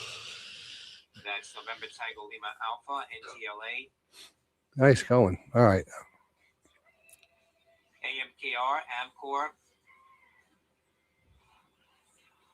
Amcor reported 33 cents. The estimate was 22 cents, so that's a beat. For Alpha Michael Kilo Romeo sales 1.68 billion. The estimate was 1.65 billion, so that's a beat for Alpha Michael Kilo Romeo. EPS up 25% year over year.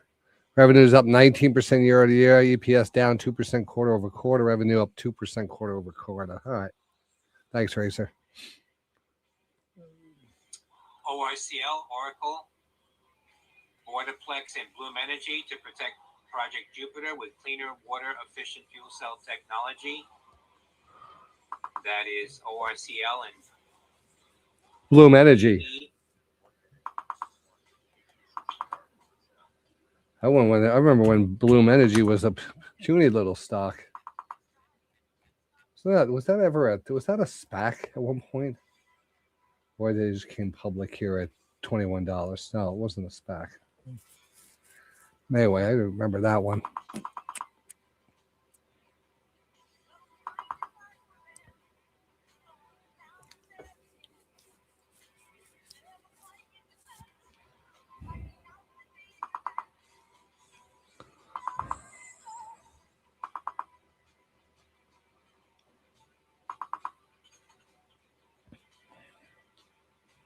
Shares of Bed Bath & Beyond continuing to spike now, up more than $1 at the highs. I was looking at that one. $6.41 the high. That's up $1.07. That's a nice.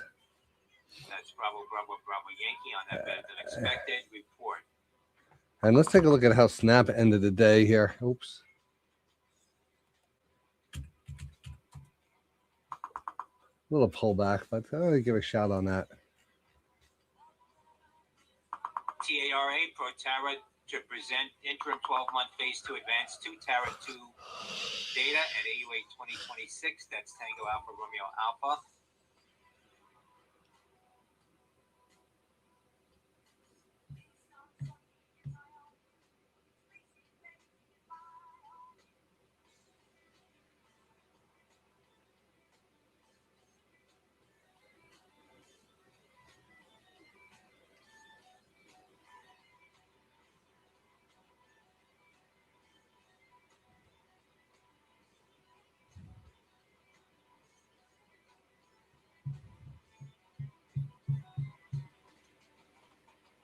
All right, CDNS here. It's time to grind back up.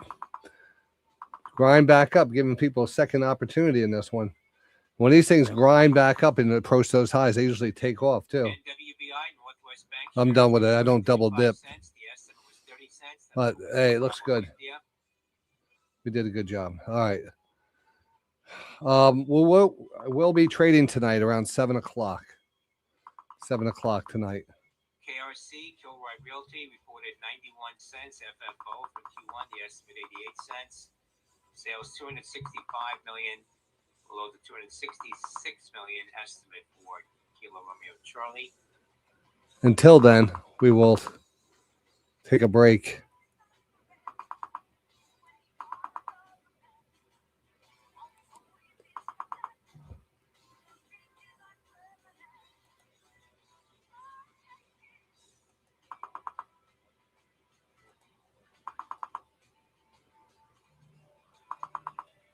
Oh, no. Shit.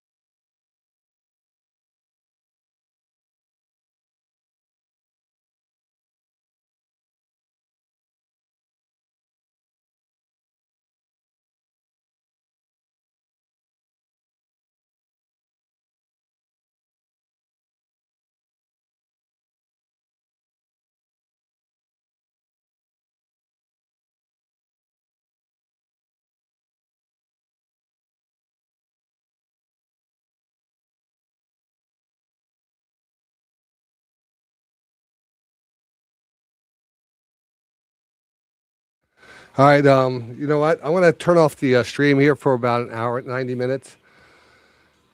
And I'll be back here at 7 to pick up some trade. I think we're going to actually have some good trading tonight. It looks like the market's pretty organized at the end of the day.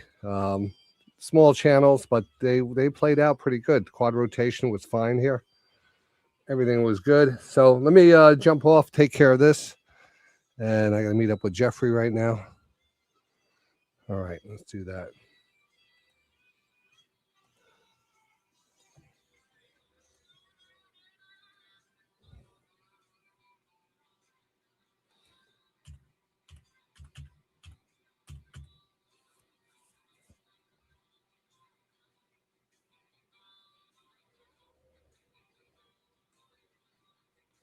Discord app. Where's my Discord?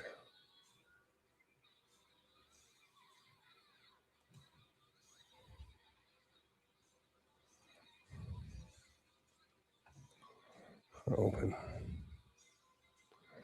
Okay, there.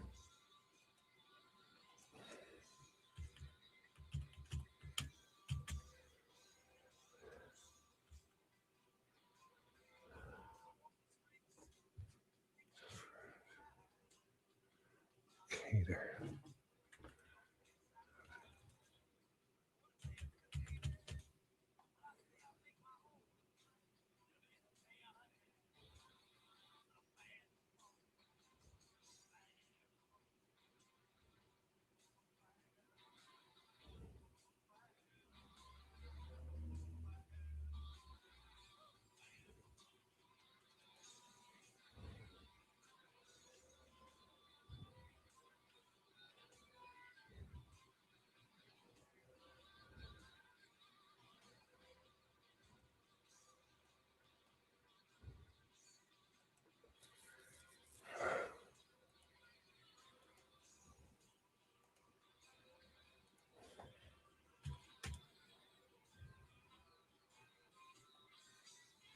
All right, so there we go.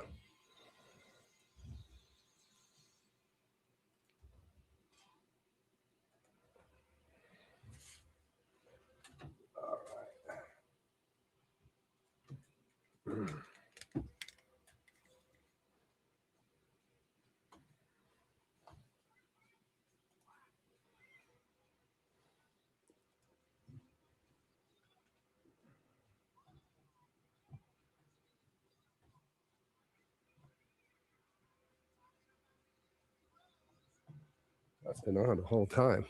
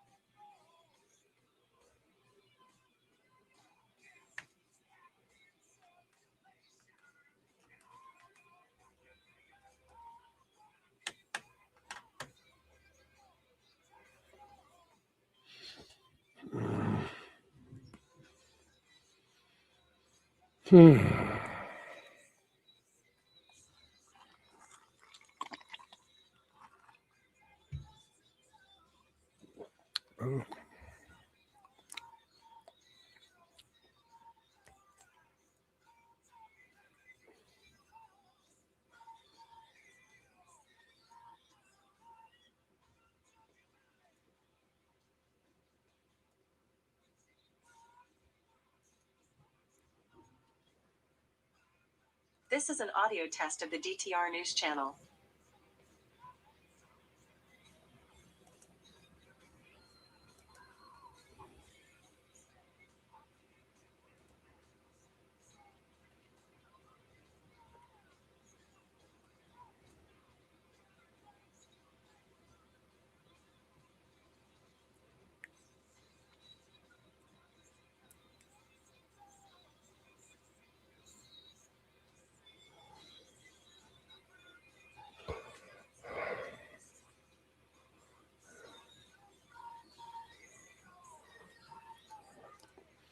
There we come.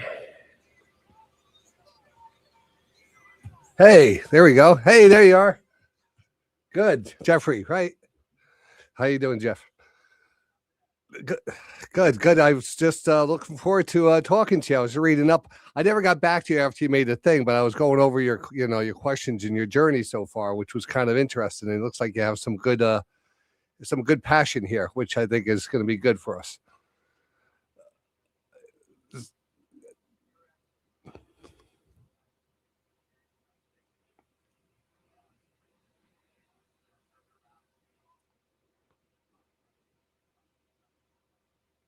Mm-hmm.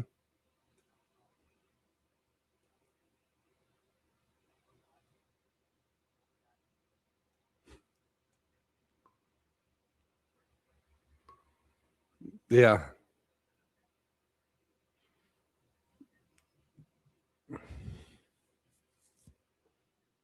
Mm-hmm. Yeah. Yeah.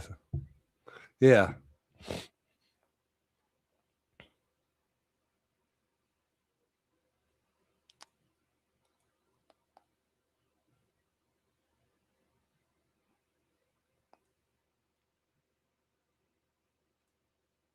Yeah.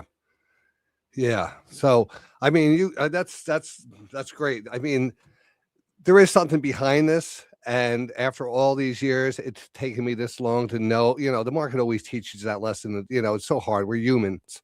It comes down to, and it's something we know inside. And I'm not telling you anything new because we're all a little different, but we're all humans. We're all flawed in some way. We're not perfect in certain things.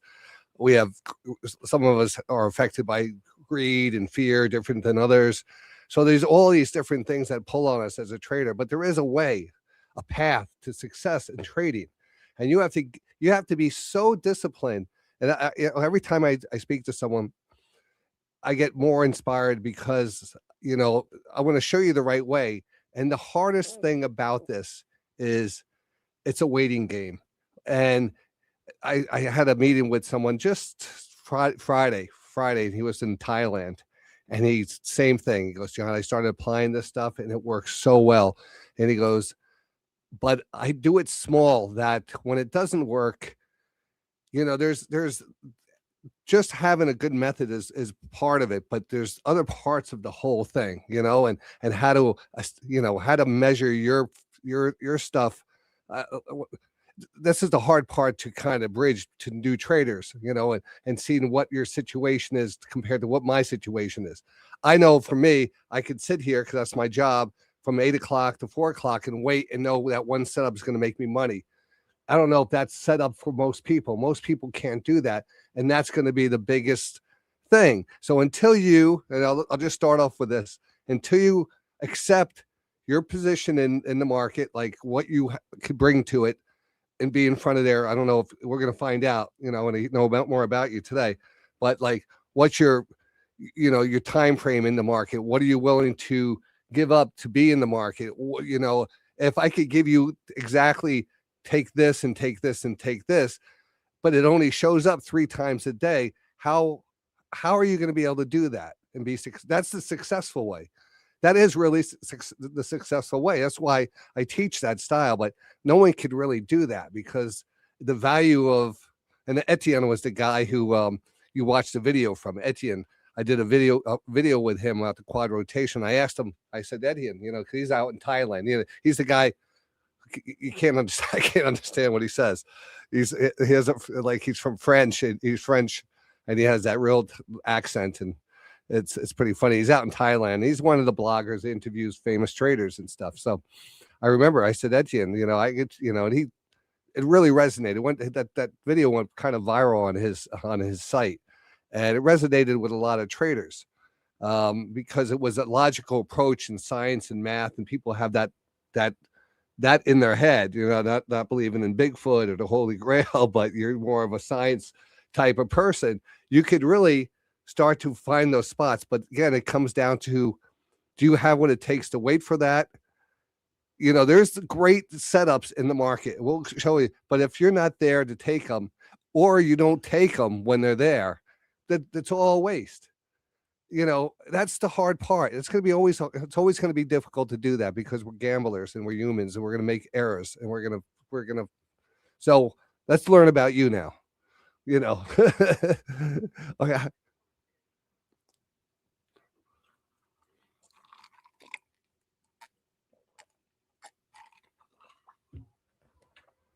Mm,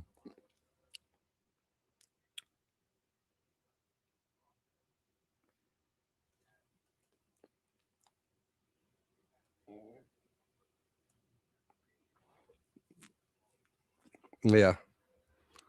Thanks. That's a good thing. I'm never, I always want to hear feedback, but that's an interesting way of you put it down like in a logical sense. So, you explained it good.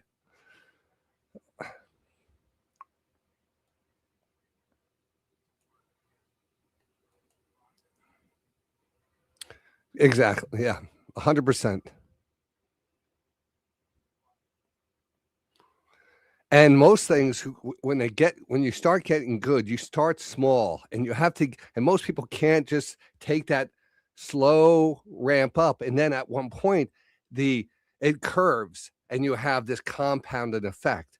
But your first part, you have to get through that section where you have to learn how to trade one or two contracts, make consistent money over time, and then build up that confidence that you are able to take 5 to 10 contracts, and then your $100 trades are $1,000 trades, just like that. Nothing else has changed.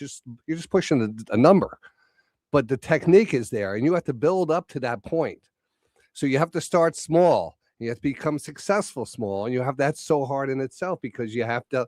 I always say there's a method, and if you corrupt the method with something outside the methodology, you corrupt it, and you can't track it. It doesn't have any valid.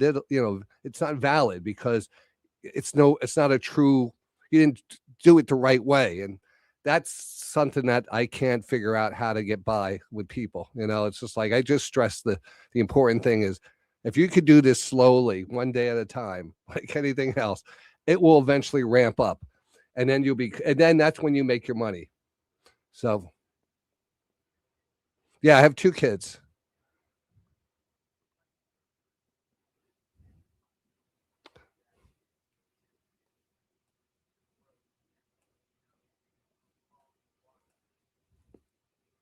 Yeah.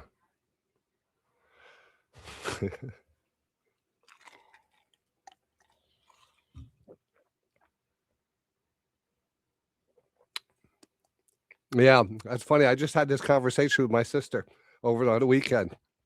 So we're sitting there, and I said, Kathy, I said, I hope, because my son's in college now, and and he's having a hard time. I say I don't want him to be in college, honestly. And me and my wife, she has different, this everyone has an opinion on college and stuff. And for me, who didn't go to college, was a postman, instead of civil service, which I wasn't happy with at all. But I didn't have any direction in my life. I didn't have parents that directed me and put me in the right path. And trying to put my son in the right path, and knowing that he doesn't have a focus, I feel like all this he needs to get a focus before he develops his education.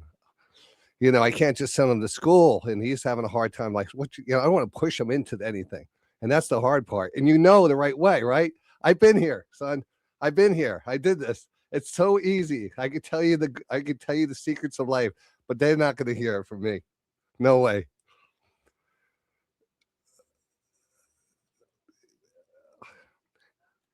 Yeah, exactly. You hope you've rubbed off enough on them.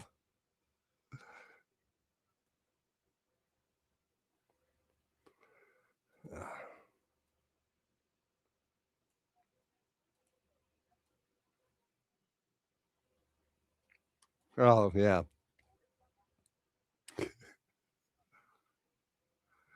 Well, I can never trade at home. I mean, there's so much distractions and stuff. So I got an office. So I'm always at my office. So for my kids, they don't know, even though my son knows trading, I'm getting them into trading. They don't care. They're too busy being teenagers.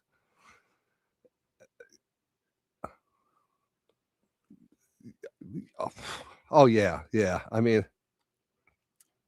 yeah, no, it's the right thing for me too. It's like I could never work at home. God, I mean,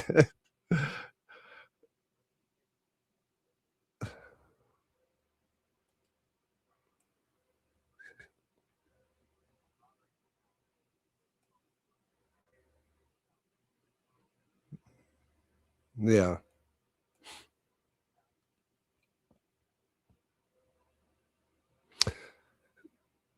So how is your life arranged at this point? Now that you're interested in getting back to, well, I mean, yeah, what your goals are and stuff.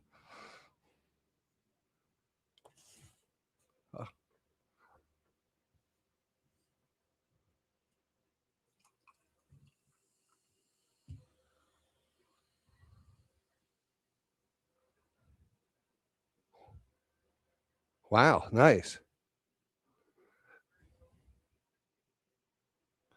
It's like Pixar or something like.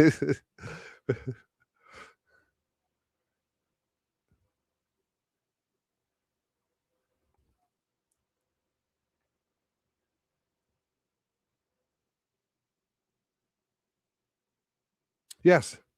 Yeah.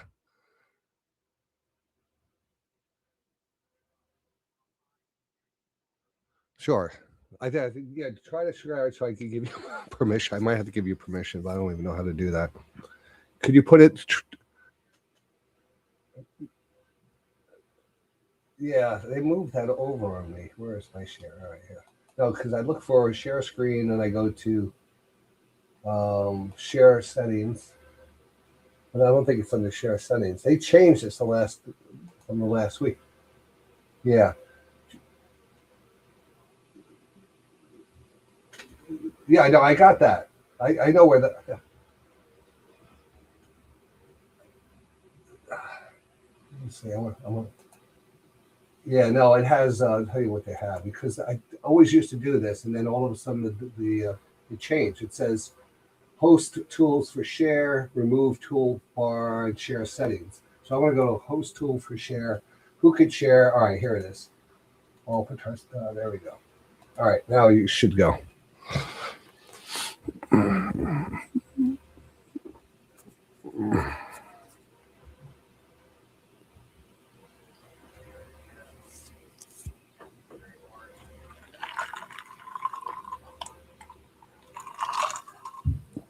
Mm. Yeah, in an environment.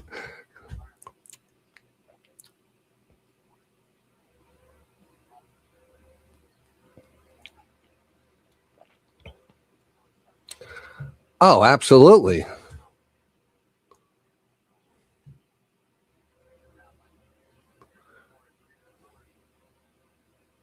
Sure, I understand the whole. That's totally amazing, And you can't tell the difference, huh? I mean, is it that high definition?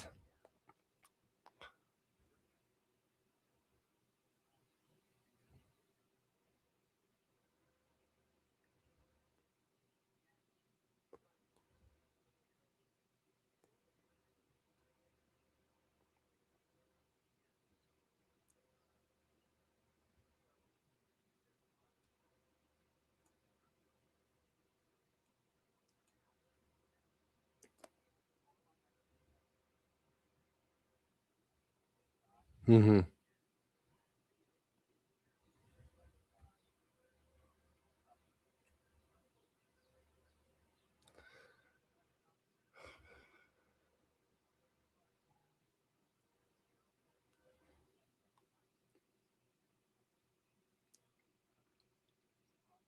Mm-hmm. Sure, sure. Yeah.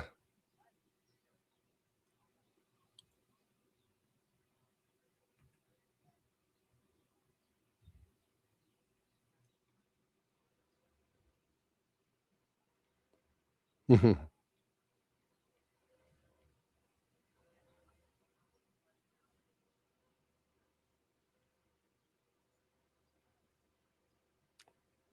Yeah, yeah.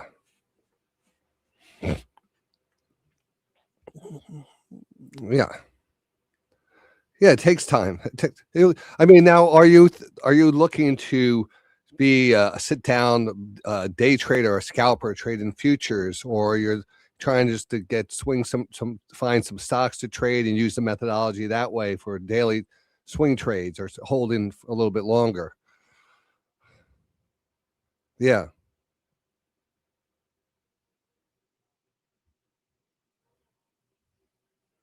Mm-hmm. Yeah. On the online trading academy.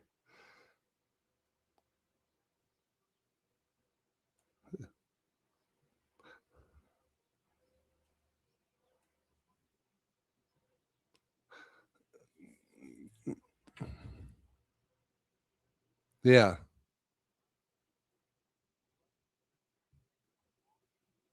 Mm-hmm.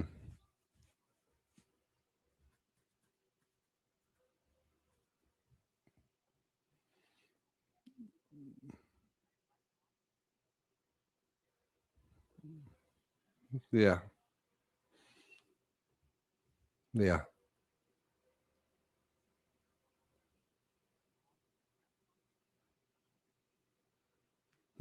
Yeah.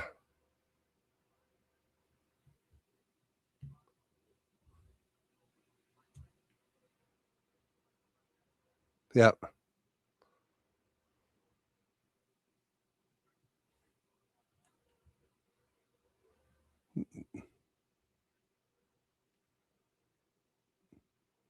Gotcha.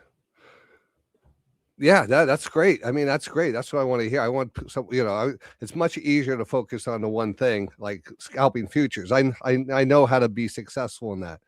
Buying a stock today and holding it for, we don't know what's going to happen, but here we are a little bit more control of, our destiny on what we got to get in and stuff. So, all right. So, I mean,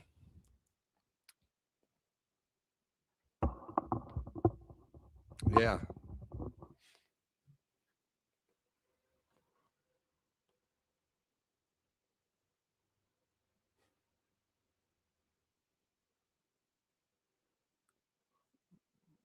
yeah. But these are good opportunities. I mean, I'm excited for the futures now because there's a lot of opportunities, and even with the volume and the volatility, it opens up trades overnight. Not that everyone wants to trade overnight, but as I always stress, you have to go where the money is. Sometimes there'll be a setup overnight that's so good that you wake up in the morning, it's like, wow, that's a textbook divergence. And those are the things that, if you got in and you're trading a prop account, I show you the setups that you just want to just take those trades and qualify. It's just very easy. It's just a matter of being there when the setup is there. You're going to learn the setup, no problem. It's going to be something you're going to identify very easily. That's where we should start. I mean, do you have any so how far along are you in the process of trading futures, and how are you doing it?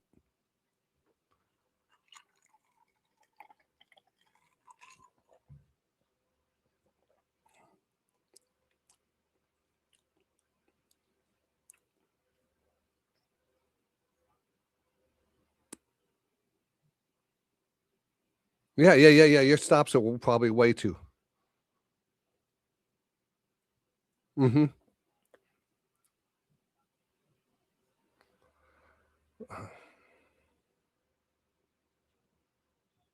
Yeah.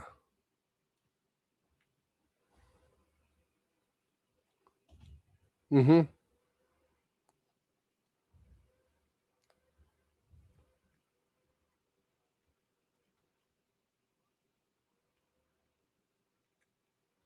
Yeah.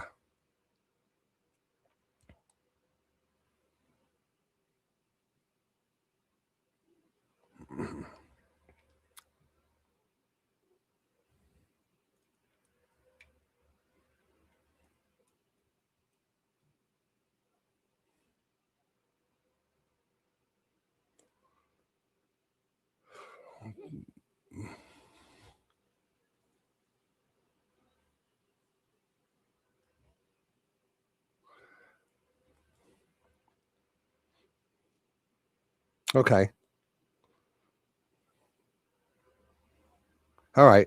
So you're doing some of your own techniques of like breakouts and stuff, like the first.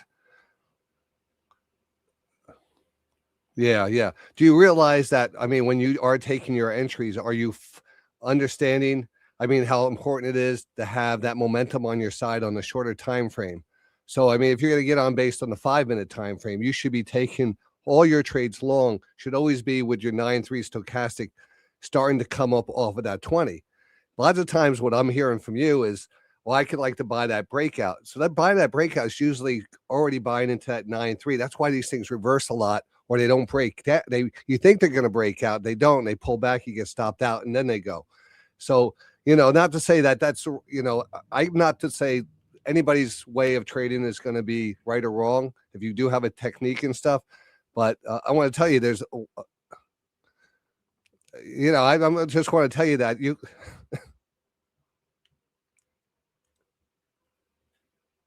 Yeah. I would just, lock yourself out of that you got to have a better set of rules, because that's kind of wishy-washy, because the market is, you're down $1,000 on your, first of all, it's the right thing to do is to do the prop accounts. Absolutely. Until you're successful in the prop accounts, you shouldn't be trading your own money. It doesn't make sense, right? Why learn that way? This is a perfect way of learning, and it gives you reward. It also gives you risk. So, and you will do it because you'll learn a proper technique, and you got to do it. What are you trading, the MES or the MNQ or the MES? All right, good. So you want to do the micros, and you want to do maybe 3 contracts at the most. Yeah, 3 contracts at the most, just starting off. But you don't want to take your trades unless the setup is there. So it comes down to, and I want to share my screen now. But it's just going to be so easy to see it after the fact. That's the worst thing about, sometimes going back. Let me see if I can do my screen here. So how much? So during the day, you get up in the morning, and you're able to be here? What time? Are you out in California? All right, New York.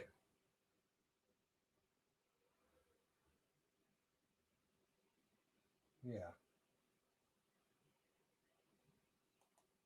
Yeah.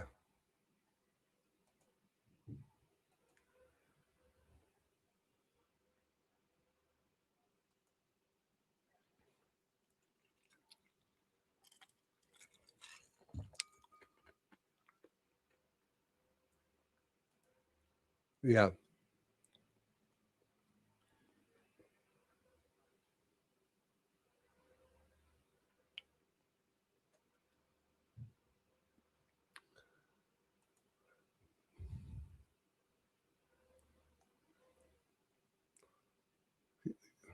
Sure. Once you get to that point, and you're able to, once you're able to harness your emotions and trade it, and see the path, and then get into that habit format of understanding that's the only thing you want to do is be so disciplined.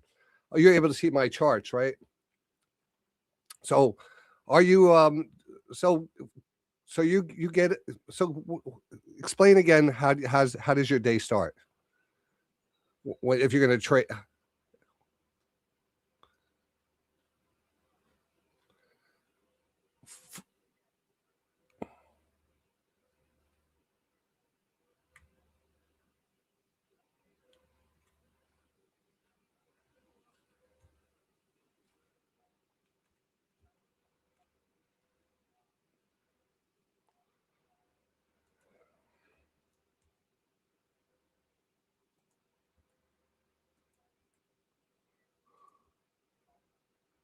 Okay.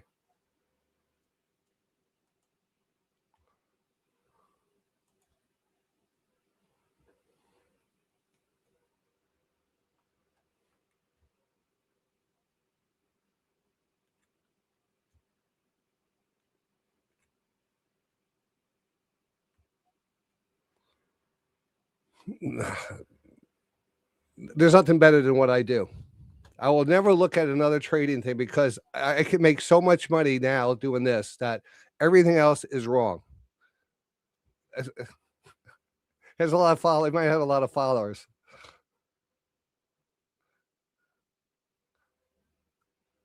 Yeah.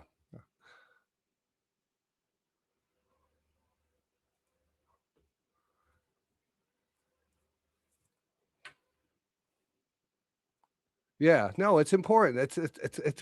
I've been doing this for 30 years now. and there's certain things in the trend lines that are very important. You can't adjust charts. The algorithms that are behind this market will sometimes flush and you have these exploratory candles that are on these candles, these big tails and stuff, and you just don't know, so you really want to take an average, and your mind will start saying, telling you where a real channel is. You just have to look for the width and 3 pivots, and then the width, right? And if you just continue to from right when you sit down at the market, you actually want to go back and you just want to kind of go back and just look at your channels and say if everything is a channel, what would it be? And you can zoom out a little to make the ranges.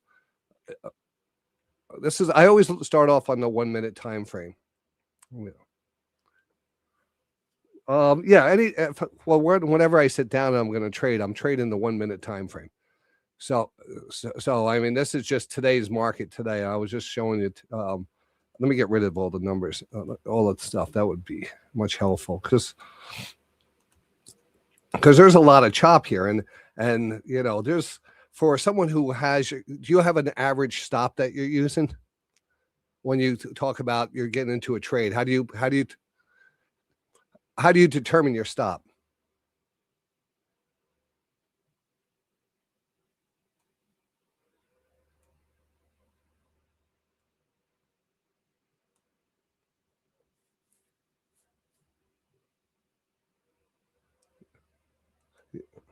Underneath. Okay. Yeah. So if you see a reversal candle, you just put it under the reversal candle. Yeah, that's good. I mean, that's good. So understanding channels is great because that's what this whole thing is about is understanding your directional flow. And when you have your directional flow and you're able to identify that early in the flow, you just extend those levels out. Even if you come down underneath them a little, you don't want to readjust them or anything. You just want to say, all right, here's a pivot, maybe here's a pivot, or even at this point, no, it would be here. If I saw this and then it came down, it kind of broke through there. But what I'm doing is I am basically just extending my channels out. All right. And I know, and again, this could be adjusted a little as these candles close out a little bit longer. You could adjust your things, but you pretty much want to just find the range of the move. That's what these channels are doing. You kind of get the range, how far the stock moves up before moving back down, moving up, before the breakout. The breakouts come, and these down, every channel will change direction, and that directional change is called a pivot. All right. So the pivot is what we search for. The pivot is my, what I call, for me, is my product or I hunt for pivots. I'm a pivot hunter, So I use this because I want people to adapt these techniques, but put your own labels on. Like for me, this is the environment that I'm gonna find my pivots. I know where pivots are. Pivots are directional changes. So I have to have a direction. So if I have a direction, and the best way for me to find a direction is to build the directional trade out as it's going. And then when we know that downward channels pivot, when we have a pivot, it'll usually happen on the lower part. It'll happen inside the channel, but typically on the lower part of the channel. So I'm just waiting for those conditions to line up. And that condition to line up means we have to have at least what we call a quad rotation, which means that 60-10 has to be underneath that 20 line. All right. That's really the key one. I mean, all these other, the 14.4 and the 44 and the 9.3, they are going to be in play typically because they're faster. But it's really the 60-10. Once you get down to a 60-10 being oversold, then you have that 5 minute time frame that is on your side. You usually, yes. It's a kind of a, excuse me. Do you hear that in the background? No, all right. market just opened up and all my alerts are going off. No, it's all good. I just had the scanner and stuff going off. It's yelling at me. So I know that the directional trade, my pivots have to be in a trend. So I find the trends, and now I'm looking for where the pivots are going to be. And pivots are going to happen when you have the 1 minute and the 5 minute. Usually is a bigger trend because this is kind of a cool concept. And if we look at the big channel here, the big channel up, you have a move up, a little move down, a little move up, a little move down, a little move up, a little move down, a little move up, right?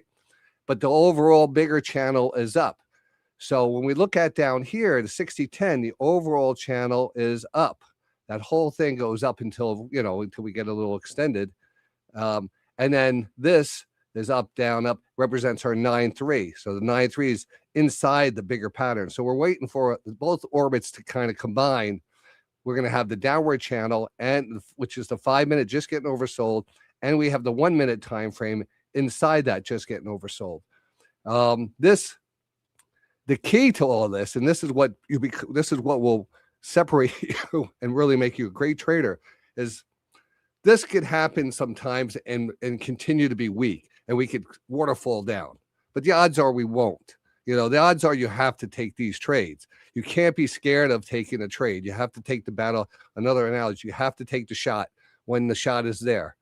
But you have to make sure you're able to, you're not going to get shaken out if it goes down a little lower and stuff. You're pretty close to being in a good area.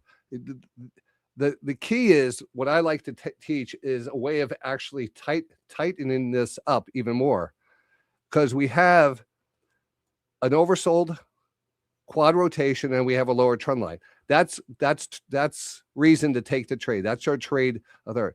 But what we have here also is, you can see there's a bottom, then we come down and retest that bottom. Then we retest the bottom again with these candles right here, but we don't go any lower. And we had a little lip here. And that lip means that we didn't push back down to the low. This is what I call lip divergence. And it's a hard one to read, but I've been studying this one for, I would say, the last 2 years, really close, because sometimes the market will give you that weird candle down, and then it'll push up and then come back down only halfway and then run. And you're thinking, well, a real divergence is a low and a lower low. But I don't use the tails anymore. Just not, the tails are exploratory algorithms that sometimes are reaching down and grabbing stops or grabbing orders that are just underneath. It could be one contract. It could be 50 we don't even know. So it's really about understanding the all these candles are lining up at the same level, but the stochastics are not at the same level. All right. So that's a little key. That's a tell for me that we're going to actually move higher off of that. So once it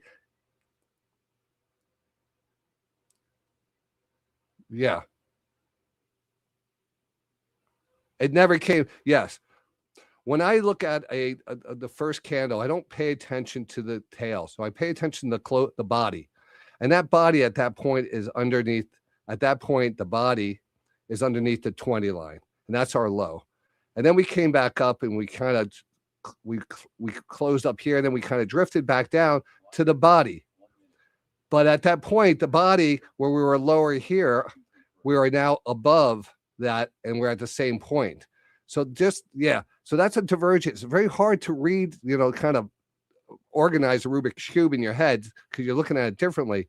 But just think about only the closing prices are what really count. And if you have a series of that are all lining up, but the stochastics are not lined up and actually pushing higher, that's really a good sign. So that is your trigger on this. Now,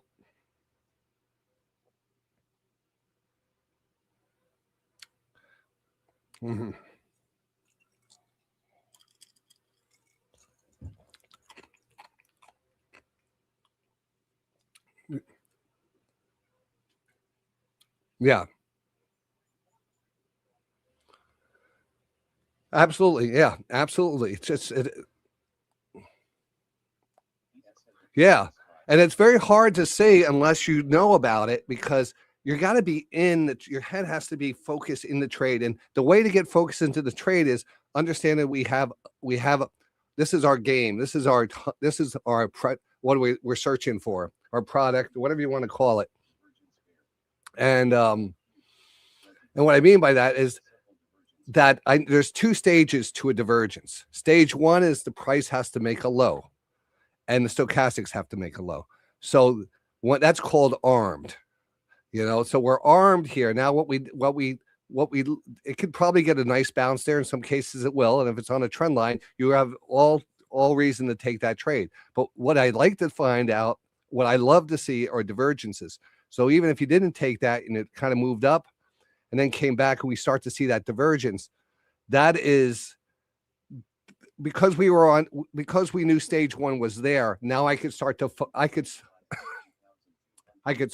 focusing on the trade because my trigger was there. Like, I'm only going to look at the market. I'm going to have to turn. I have something running in the background. I'm going to have to turn off because it's just playing in my ears, and it's my scanner. So let me X that off. I got rid of it right now. It won't be no problem. All right, got rid of it. And it becomes very easy to see once you learn. And again, all I'm doing is waiting for that 60-10. So if we consider what our best trades are, if I were to take 3 trades, I call them 3-star, 2-star, and 1-star. A 3-star trade is when we have a quad rotation, which is a low, a little bounce, and then come back in a divergence. That's called a quad rotation divergence. It's a quad rotation and then then a higher rotation on the 9-3 on that. That is the ultimate holy grail if there ever was one for trading. It just gives us the biggest moves. And because it was a 60-10, we know that's going to give us a much bigger profit. Now, I'm an expert on identifying these. I am not an expert on saying, hey, do you take your trade off here? Or why didn't we take it off up here? These are things that you can't figure out because the markets, we don't know what's going to happen in 5 minutes from now. If, Trump is going to come out and say something. So, but we know that this is a great trade. And I know that every time the 9-3 gets over 80 right here, if I take my trades 9 times out of 10, the market pulls back off of that level. 9 times out of 10. It could pull back and go higher, but it will pull back. And if you have like a nice profit and you're like, wow, I have a real nice profit, and then it starts coming back and your profit starts disappearing, you get shaken out here. You get back half your profit, even if you got a bad entry. You're here. Maybe you got 2 ticks where you had 4 points, and now you get out because you got shaken out. And that is not the right. You don't want to get shaken out. You want to take your trade and take your profit into strength. That's a big reason to always buy into weakness, sell into strength. I mean, that is, if you look at any type of historical great traders, there's a good book if you ever want to read it, if you like to read it, Market Wizards by Jack Swagger. And it's the original book. It's the original. He put out a second book called New Market Wizards, but get the original one if you like, maybe even a book on tape. And it's an interview with all historical traders like Peter Lynch, these people, Marty Zweig, oil traders and stuff, and they tell them what made them successful. And there is an underlying, what a common denominator among these traders that they always buy when no one else wants the stock or whatever. They always buy when everyone's selling. That was the major thing I picked up on this. You never catch a bottom unless you buy the fear, and you can never sell the top unless you sell into the greed. And that's, for us to do that, so hard. Unless you're pure trading, you just know this is the correct method of trading, and this is what you do, and it becomes non-emotional. Sure.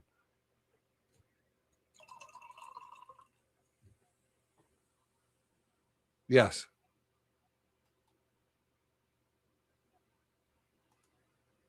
Yeah. YM 1 minute on rotation system armed for sale.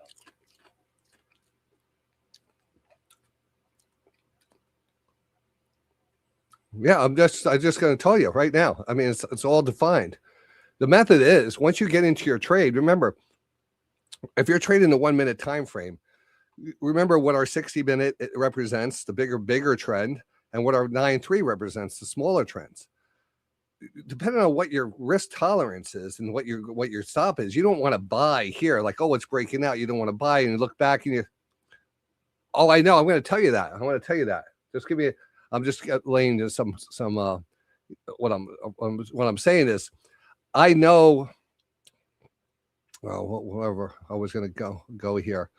All right. Well, I'll just tell you how I do. When I take a setup, because I use the 9-3 rotation, I know it's moving back. I can't follow it up with a trailing stop because it always comes back and gets me. And the markets will always come back and get you with a trailing stop, you know. And the other thing is, I don't, you know, when I get a setup like this, all right, and you have a divergence, your stop automatically goes under the divergence low, whatever the candlestick, that low candlestick is, that's our divergence low. But you might, because it's a divergence, you know, you could probably even watch it closer and pull the trigger earlier if you wanted to, but that's where your standard stop would be. Your standard exit on this would be, and anytime I get into a setup, I analyze overall the whole setup. These are my rules.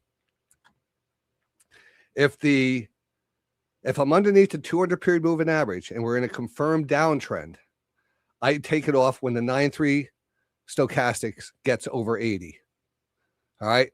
If we're above the, you know, and that would be, you know, right here. Now it could be maybe you consider it here. Maybe you get lucky, you get the bigger candle here.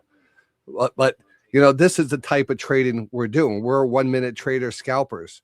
So you're buying in the lower trend line. You're selling as this rotates back up because we don't know if this channel is even going to continue. In this case, it did pop a little, then come back down, and it will move back up. But I'm not really worried about that. I'm worried about my entry being the best entry because I'm buying while this is down here. I have to be selling back here because if it starts coming back down, I'm not going to hold on to that. I don't know what's going to go on. I don't know. We're still under the 200. Is this trend going to? I don't know. What I do know is it going to pop here because I know what stochastics do. You know, I know what the meaning of what's happening underlying the stock price is shifting, and I can see that shift. So, you know, it's a fast trade. If I could, you know, for whatever reason, say I want to let, you know, maybe have 3 contracts. I want to take 2 off, and I'll put my stop at break even. All right, and hope for the best. You know, you could do that. But I still feel like that break even comes back. It just steals money from you. With that money, you're going to over time. And I always say this because I'm the example for it. I make more money when I take my profits than having a trailing stop on. So it's cutting. It's not even close. I will give back my profits if I have a trailing stop. You know, I'll dig into those profits. I won't have the maximum gain if I have a 9-3 rotation and I just cut the ties. So I don't care, goes higher or whatever. Cut it. Wait for the next setup.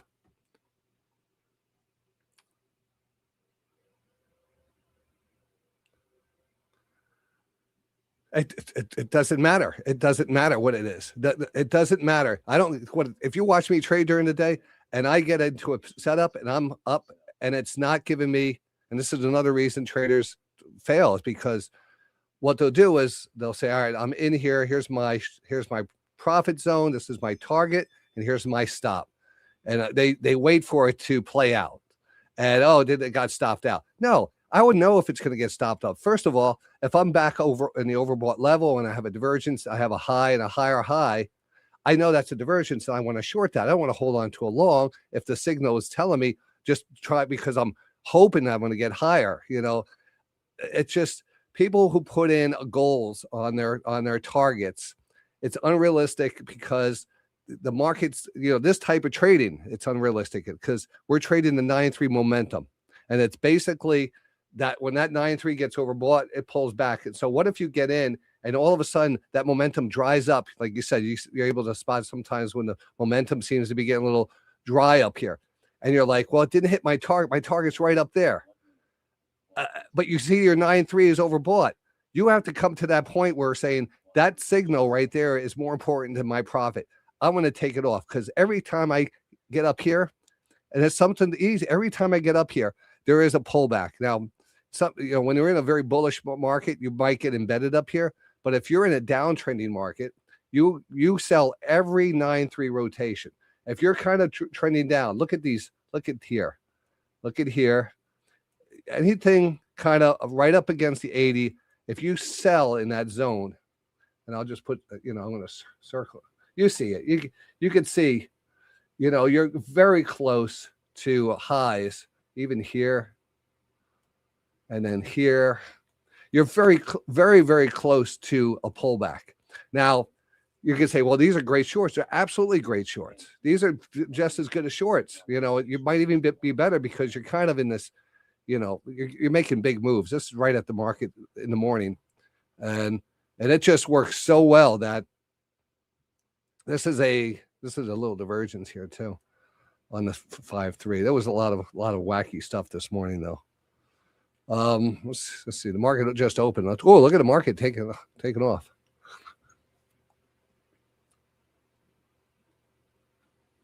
Yeah.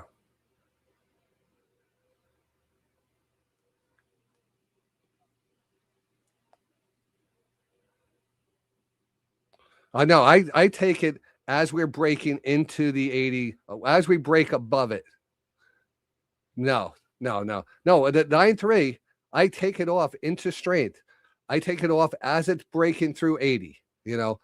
Sometimes I'll, because that's just 9 times out of 10, especially if you're in a downtrending market and you're catching about, you don't think that you're going to catch the ultimate trade.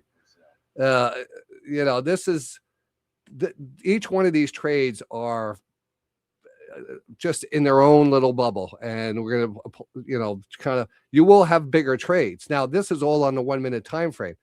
If we have a divergence on the 60-10 or the 44 stochastics, those divergences are much bigger in movement. So those are levels that I really like to like. So here's a nice divergence here. And again, you can see it just got up overbought here. And, from that point, and then it just sold off. And we want to get down here. You can see, you see that little lip here? You have a low and a higher low. And remember we talked about the lows of the candles. Don't worry about the lows here. So this was a lower low on the lower low on a candle and a higher low, and it was a quad rotation. The only reason I'm looking at that is because that 60-10, that 444, and that 9-3 are all got oversold. And then we have a little bounce, a little lip, and that is your trigger right there. And then again, this pushes up to the 9-3, and you're saying, you get up here and you're like tagging that 9-3, most likely you're going to roll over. So if you take it here and get out here, you're sitting pretty. There's no mental anguish of being in it. If it goes further, that's okay. The odds are, this is what happens to everyone. If you did this 7 out of 10 times, maybe 8 out of 10 times, you'll be right. You'll do the right thing. The 2 out of 10 is what's going to bother you the most. They're going to say, oh man, I could have been in that and when it went all the way up here and I should have left it on. No, because you're always chasing that dream. And most 8 out of 10 times you're going to be wrong.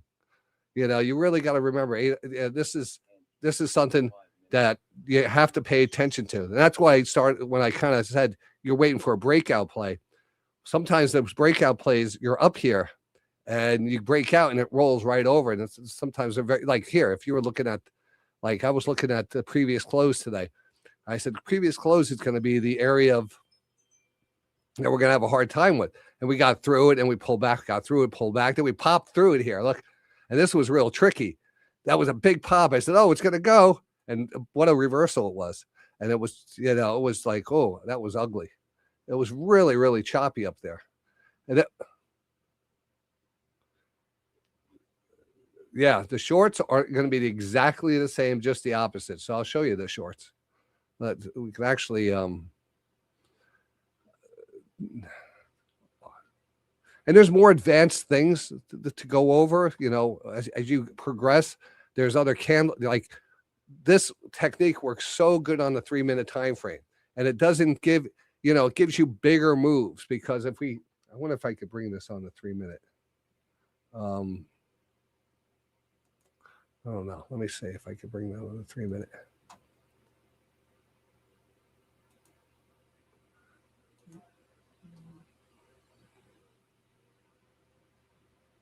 Yes. Yeah, it's up to you how you whatever your mind, whatever you see. It's looking at that sailboat or see. This is very good for my mind. I see patterns in this. I this is my echocardiogram for the markets. I know when I see a arrhythmia or something, and I know what a coil looks like, and a coil and a quad is such a powerful move. All these setups. If I get a coil is when we have a rotation down on the stochastics, and it times perfectly with your 60-10. Everything coils down. It is such a great trade, and maybe a coil shows up maybe 2 times a week. All right. But a coil is so powerful. And it's so easy to identify. It's just what a coil is 4 rotations. It's about 4 rotations on the 9-3. All right. So you have, starting from the top, you have 1 that comes back down. Then you push back up, but you don't go all the way back to the highs. You make a lower high, and then you rotate over 2, and then 3, and then even, I don't know if we're going to consider this 4 or 5. I would consider this a coil because I see a lot of them, and this would probably be my 4 over here, at that little bounce right here. So at 1, 2, 3, could be 4 here, and then on the 5th rotation is when a coil breaks out, and what this is doing, and it's kind of a cool concept, is the underlying channel is getting oversold, and this is taking its time letting the 60-10 5-minute catch up. And right when it catches up, it happens always on the 5th rotation, and they all are lined up as quads at that point. And that's how you trade a trade like that. And it's a fantastic setup, but it only shows up, maybe a couple times a week. It's just what it is. But it's so easy to identify, and there's a reason behind it, and it's almost like algorithms grab it, and it's just something that over time I see these patterns. That's why I like it this way, because I could compare the 9-3 and the 60-10. It's just, here's a 9-3. Look at this downward channel. 1, 2, 3, 4. So if we have a downward channel, and I'm watching this, and we're here, we come back down, and I said, all right, we're not quite as a quad yet. This one's still pointing down. We have a 9-3 and a 14-3 and a 44, but the 60-10 is all the way up here. It's not, but we bounce off of it and we come back down. And now we're entering our quad rotation zone. So we're entering that quad rotation zone. That's where I take, that's why I'm always taking these trades here. And we ended up being a divergence too, which that closing price and the higher rotation off of these candles. So that was really just a nice rotation here. Let's see here. And then let's take a look at some more.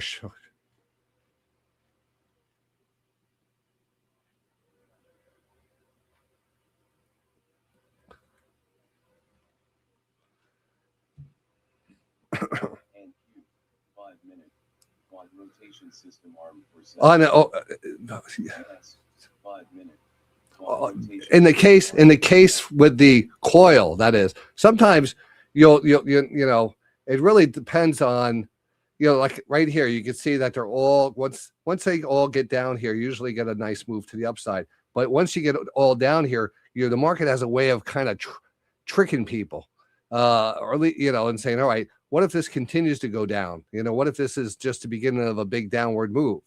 Well, that's why I help people to wait for that divergence. That divergence, that sneaky little candle that comes down and usually takes out the lows, right? And clears out that thing before heading back up. And that was kind of a weird, I remember this candle. I looked back at it and I was like, wow, that's a real steep sucker candle right there that came in. That's a hard one to read into, but let's take a look here. Here is a divergence right here. Now this is just a higher high and a lower high on this. Now you can have what we call, this is kind of interesting because this between here and here is not a divergence. but between this one and this one is a divergence, and that's a really good divergence actually. You don't see it as much, but these are kind of like what we call running divergences. This was a little bit higher. What time was that? That was 3:30. So this is European Open. So the European markets, when they open up, that's if you're going to be, you won't be. I don't know if you're going to be trading in the European markets. Your 3 hours, so you'll be 12 o'clock your time, maybe 12:30. But anyway, it's usually a good time to find divergences. It's usually a good time to find. No, I can't. I'm in New York. That's crazy for me. I had to do the show. But the reason I developed the bots that I have to identify this is because I saw a lot of these setups happen at 3 o'clock in the morning. And I said, oh, I gotta wake myself up and just if there's a divergence. So I made a bot and I put it in the room on the laptop next to me. And in the middle of the night, I had this guy come on, divergence. That lasted about 2 days before I got kicked out of the bedroom. Well, anyway, so yeah, but these are money makers. I mean, this is just every time you see a divergence, you're going to see a move in that direction. Now, if you could say that every time you saw this and you bet money on it, you would win. Wouldn't you just wait for that setup?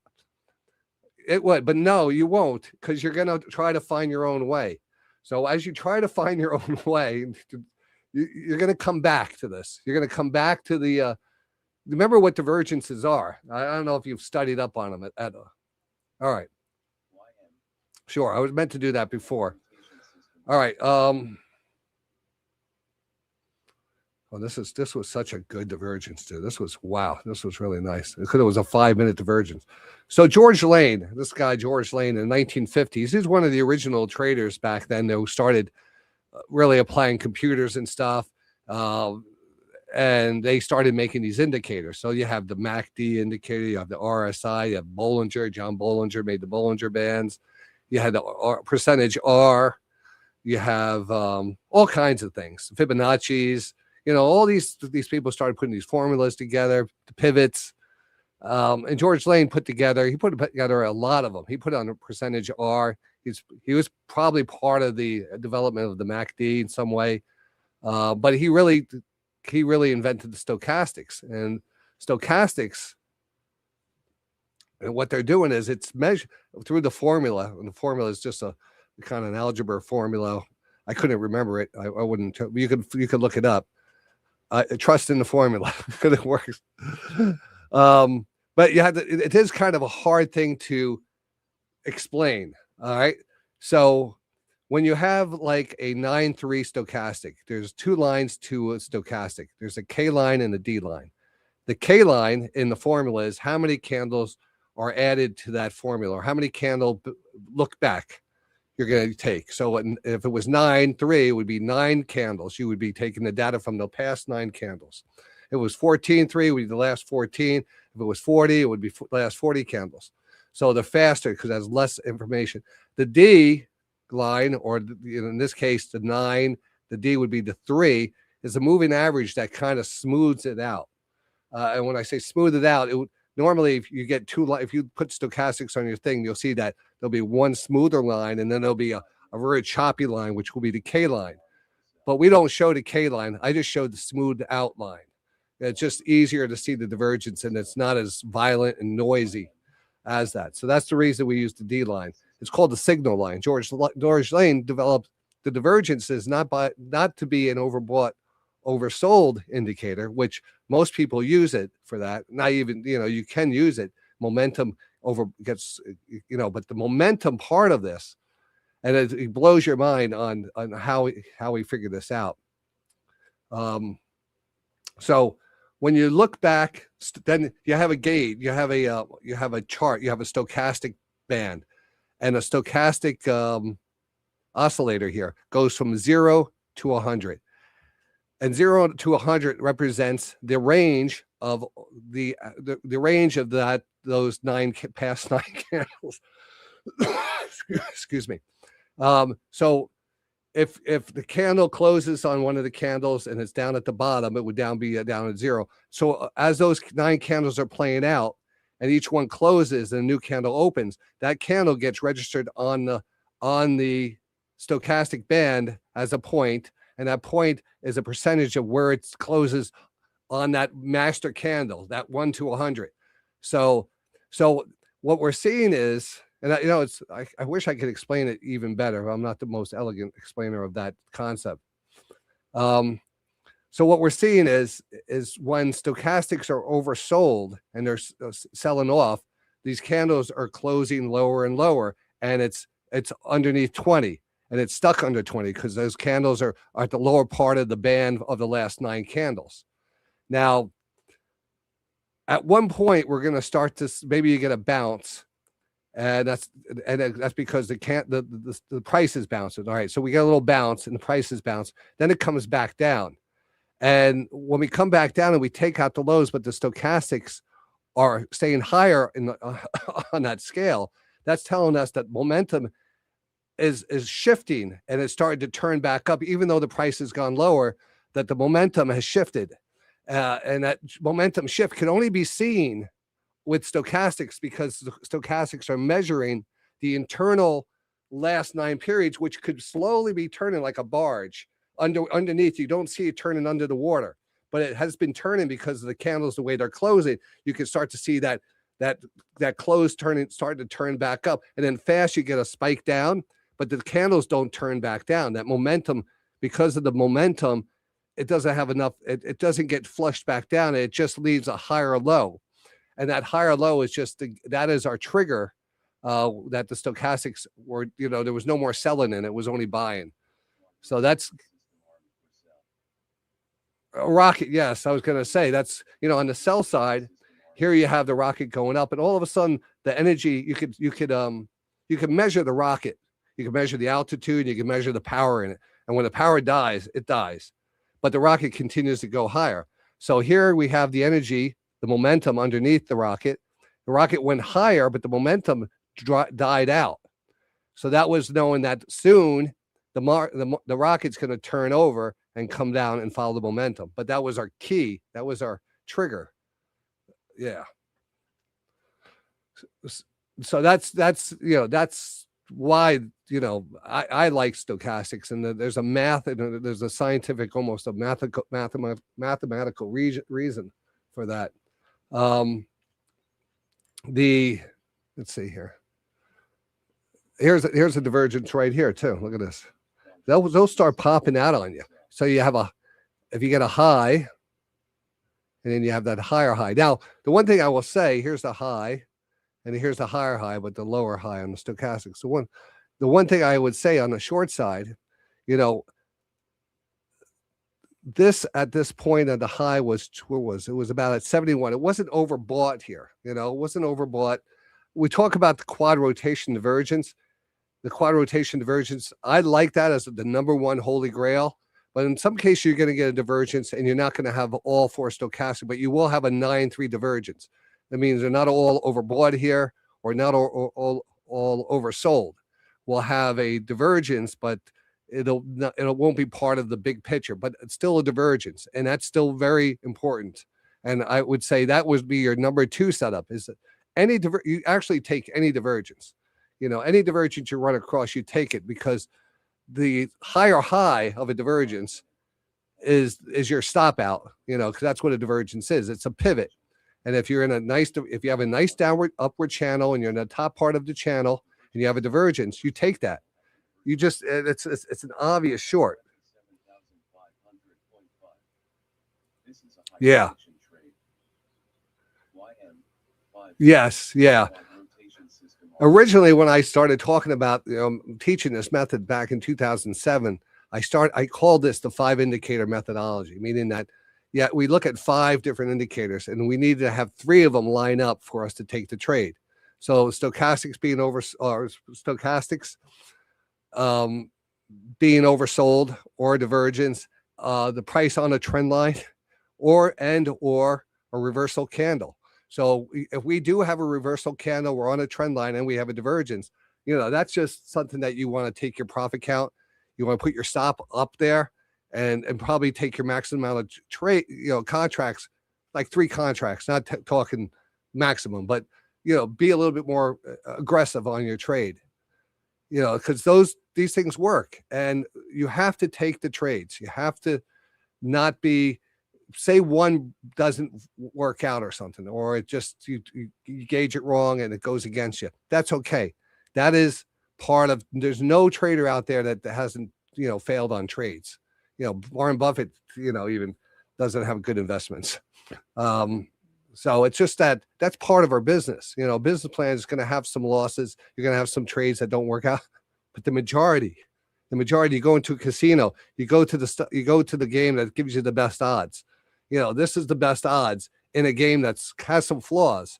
There's no perfect match. There could be some crazy news. It could be but this is a pathway to success if you're able to apply it as much as you can and stay within the boundaries. That is your best head start in trading, is this thing. Now, you could maybe have other techniques that you're learning. That's fine. But don't throw those in with this. Don't corrupt this.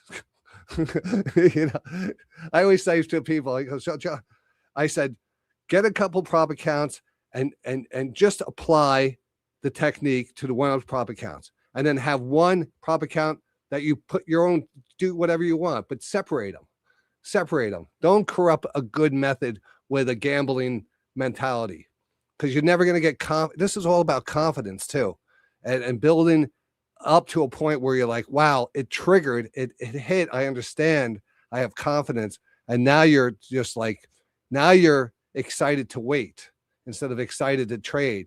You're like, wow, I can't wait to the next setup. I know exactly what it looks like. I know what I'm looking for. It's just going to be a matter of me waiting for it.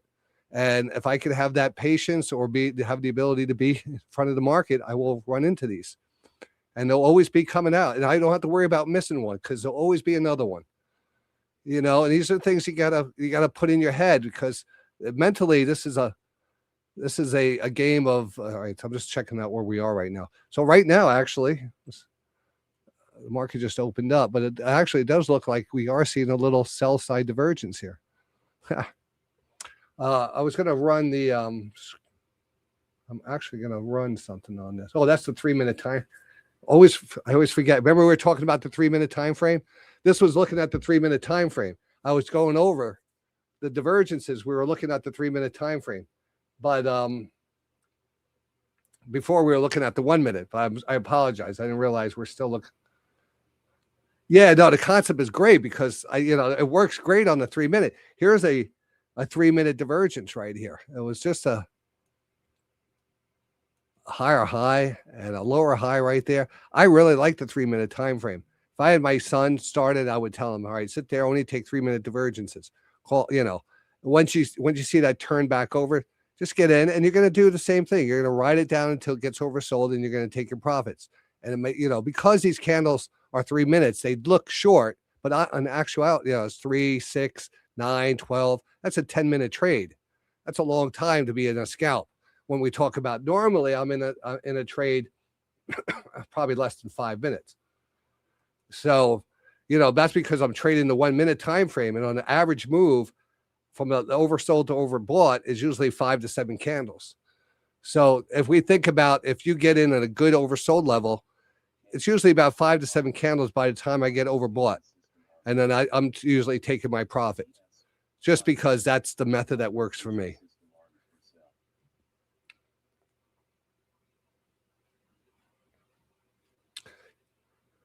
If I have that, in my head, it's like, oh, don't forget to check the 3-minute. I recommend people doing that.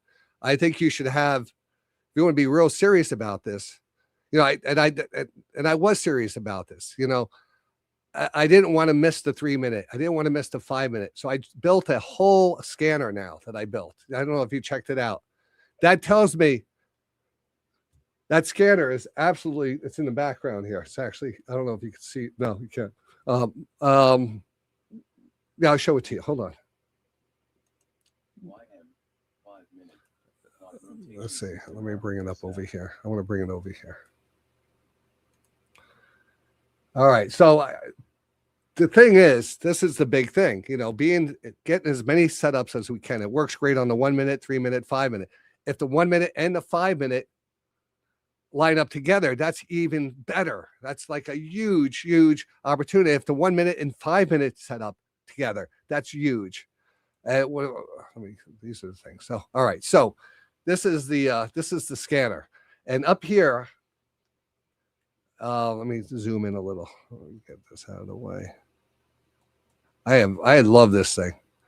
I worked on this for about a month, and this is exactly what the problem was, so I said, I could get divergences in 1 minute, but I want the divergences in the 3 minute, and I want divergences in the 5 minute. And I just have a hard time switching from chart to chart to chart. So I did all the calculation. I had AI, of course, help me out here. And I running all my formulas and identifying all the divergence on all multiple time frames. So when I have a divergence, it'll pop up on the ES and it'll tell me, it's all audio. It'll say 1 minute divergence on 1 minute, or it'll say 3 minute watching, or say quad rotation, which all 4 stochastics are oversold. So everything we talked about right now, I programmed in. All these are all, I don't know if you can hear this. Check this out.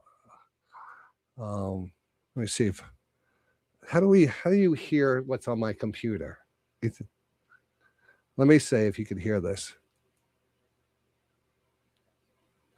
But yeah, how do I do that? You know how I do that?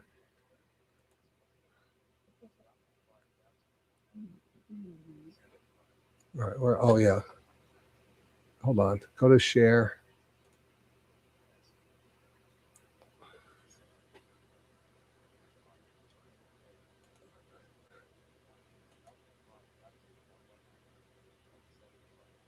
Yeah.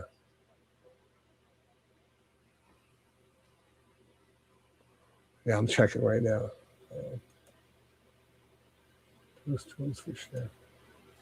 One participant, all participants can share. Yeah. Yeah, they'll just figure. I was just going to play the different alerts, but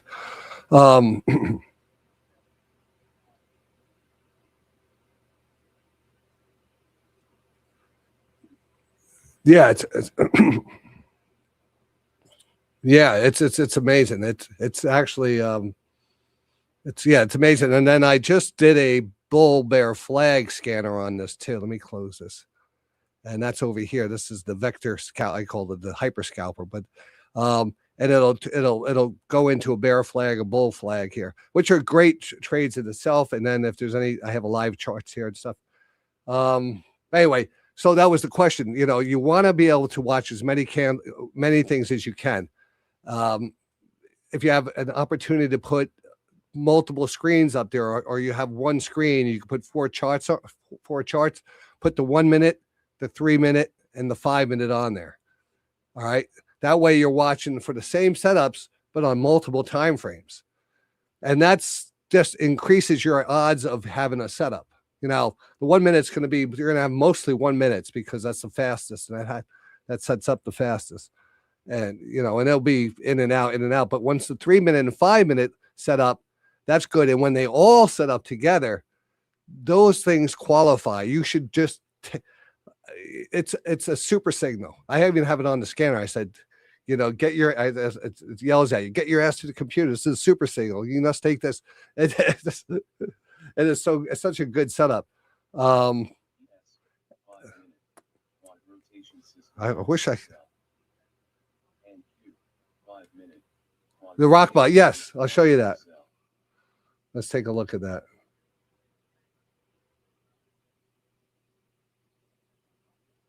Oh yeah, that's why.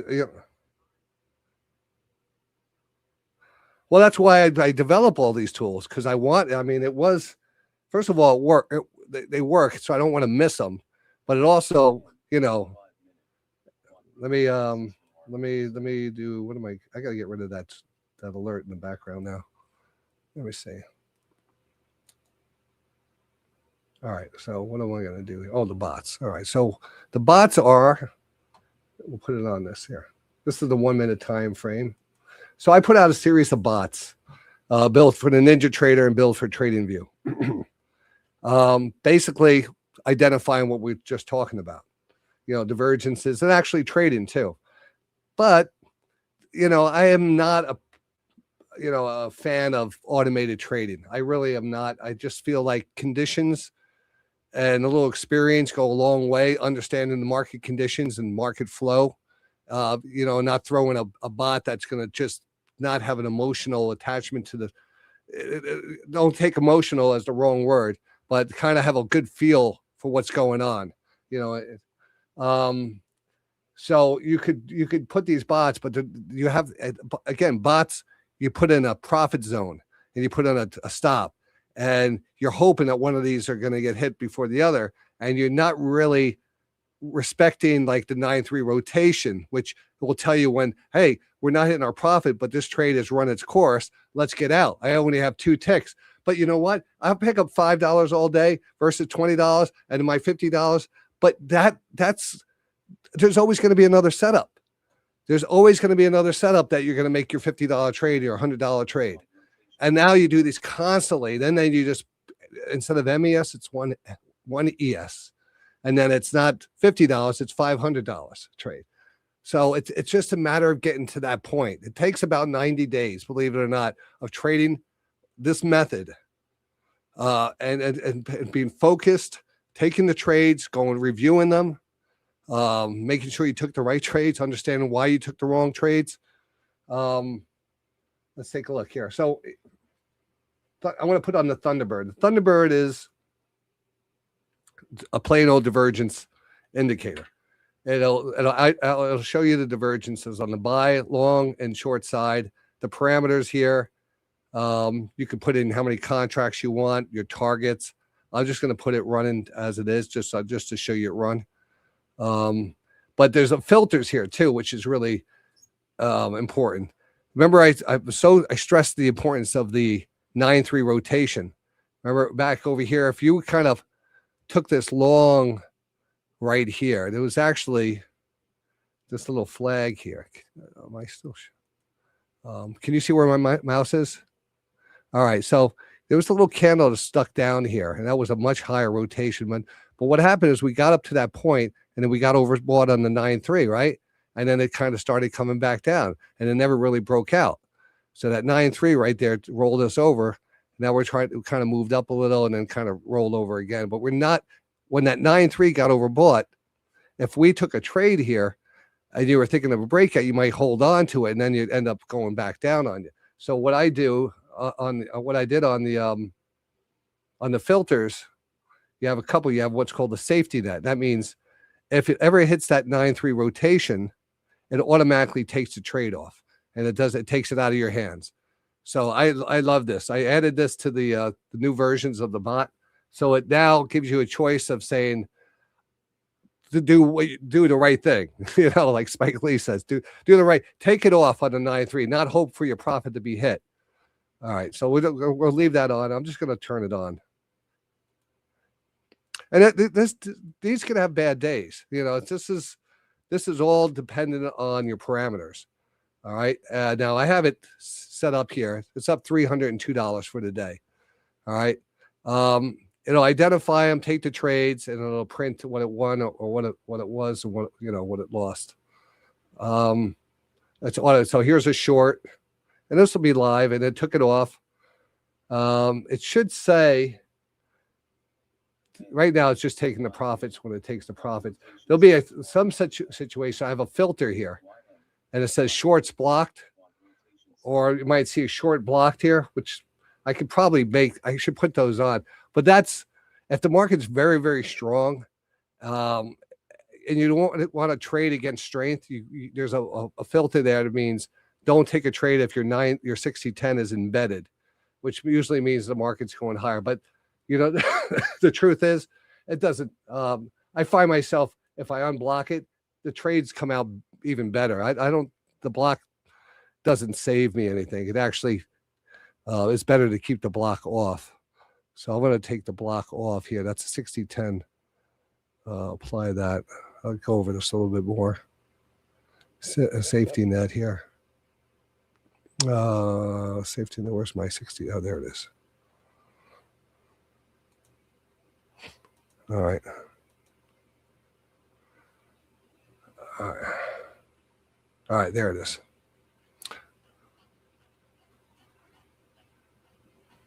All right. So now there's nothing blocked. What did it come out to? $300. All right, for the day. But there will be some. I mean, go short in a strong market is, not something I like to do. Like we're above the 200 period moving average. I wouldn't run a short. If I'm trending higher, I always want to, buy the pullbacks. So I don't like, you can see the market's above the 200. The shorts are kind of not really, that one took a little loss here. This one took a little loss. That one actually came in. But, usually if you're on the right side of the market, you're going to do excellent. If you're buying, so that's what this does. It identifies these divergences. It takes profits. It crushes it. This is a great script. Yeah, no. So, now I could run this, and I usually run it during the day and just keep it running on one of the accounts. And if it takes the trade, then I'll look over and I say, all right, where are we? 9.3 looks good. I'll hold on to it. Or, it took a trade against the market, or we're going to have news in 2 minutes. Let me get out. So I always manage the trade. It's a great thing to let it take the entry for you because it identifies divergence is really good. But you have to understand what might be, is it doing it, right before the close or right before the open? It's going to be too volatile. You never know. But so, yeah. So then there's a real good flag one. Let me get rid of that. So that's the quad rotation. I mean, that's the regular Thunderbird, which doesn't require a quad rotation. Now I have a quad rotation super signal one, which is quad rotation divergence. So that's, of course, the best one, but doesn't give you as many setups. And that divergence script really works good. So I tell people just use that one. No, the one we just looked at, the Thunderbird here. The super signal one is a little, that's good too. It just doesn't take as many trades. And some of these trades need to be taken. So let's see here. Short, long, short. We'll see how that is. I'm just going to run that too.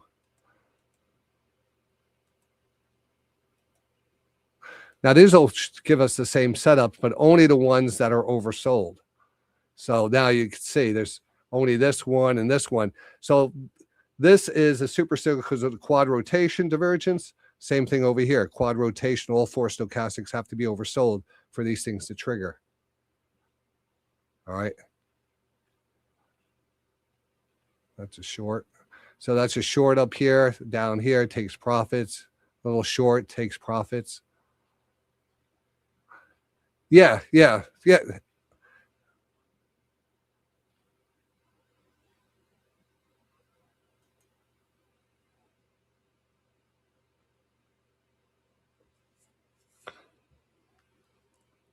Well, I mean, it's just, there's a lot, it's an easy, it's easy to get that first move.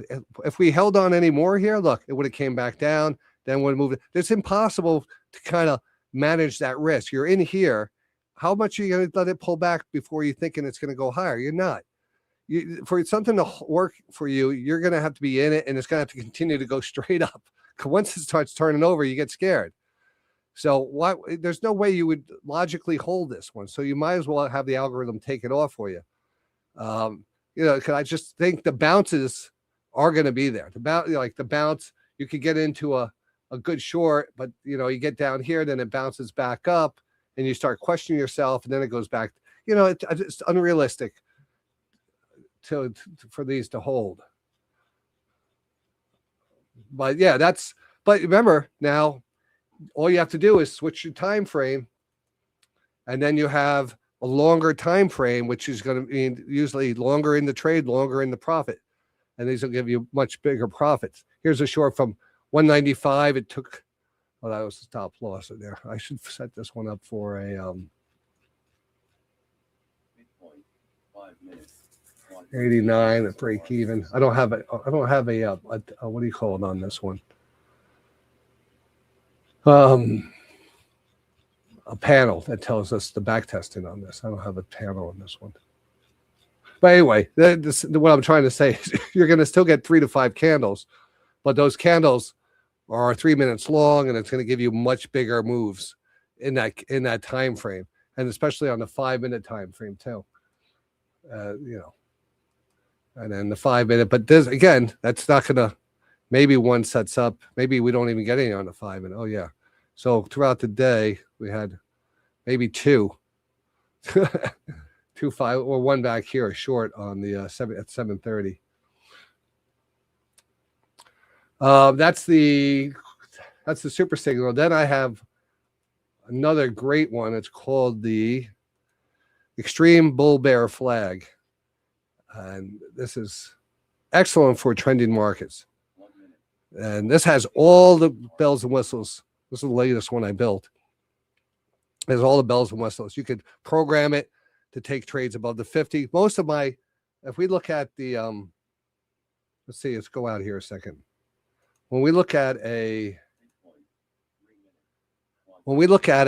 trending market, we typically look for divergences, but there's other trades to be taken. And one of the trades is the flag, a continuation pattern. So it's usually we push off of the 20 and then we drift back. And that little drift back, we can start to see sometimes divergences. But what I like to see is that drift back. I like to see the 60-10 is either strong heading up or embedded as the 9-3. See this pullback? The 9-3 hits that 20 line. So that when that 9-3 gets oversold and this 60-10 is above 80, 85, these are considered bull flags. It means the bigger trend is up, but this is a small trend line is back. So that's these pullbacks. And they're easy to identify because of the quad rotation system. You can see the contrast between this being embedded up here and every time this comes back down.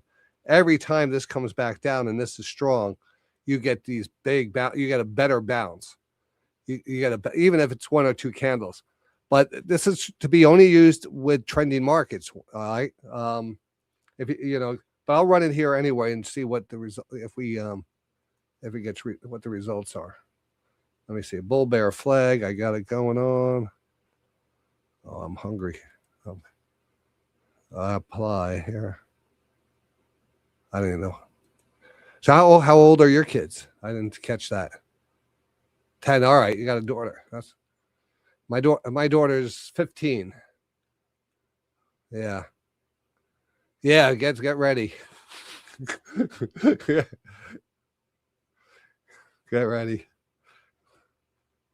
Oh yeah, that was it. That was the end of it right there. 10, 11 years old. That was it. 12 years old, it all went downhill fast.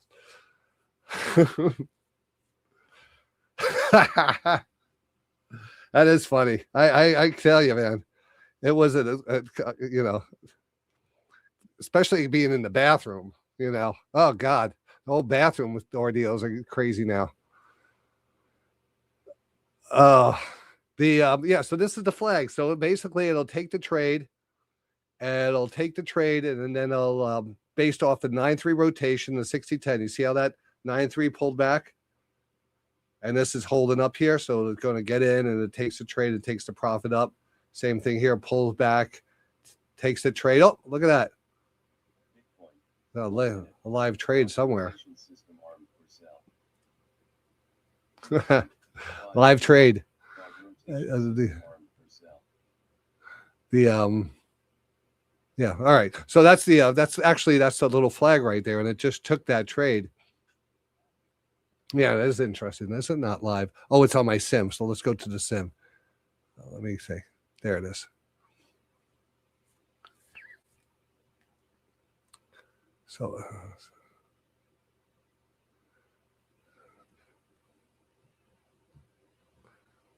well, it's three. It's on the 3. Oh, I had this set on the 5-minute time frame. That's crazy. This candle's going to take forever to build out. So I'll watch it. I said, all right. It wasn't meant to be on the 5-minute, but let's take a look at what it looks like on the 1 minute. Did I just get it? Oh, did I just take it off by mistake? No, I didn't. I didn't touch it.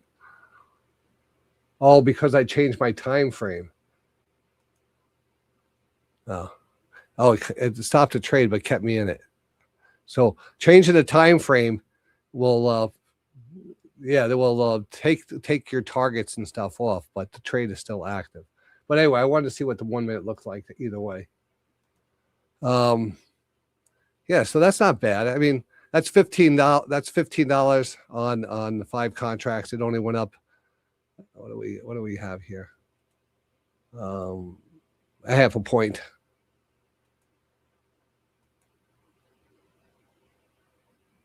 Yeah. Well, that was up to 28, 20 something. So that's what I'll do. I'll usually just take these things off once they get. If I get a nice pop, I watch that 9.3. That 9.3 is moving up. If I get over close to that 80 level or at 66, I'll take it off. Right here. I usually right there. I'll take that off just there because we broke that.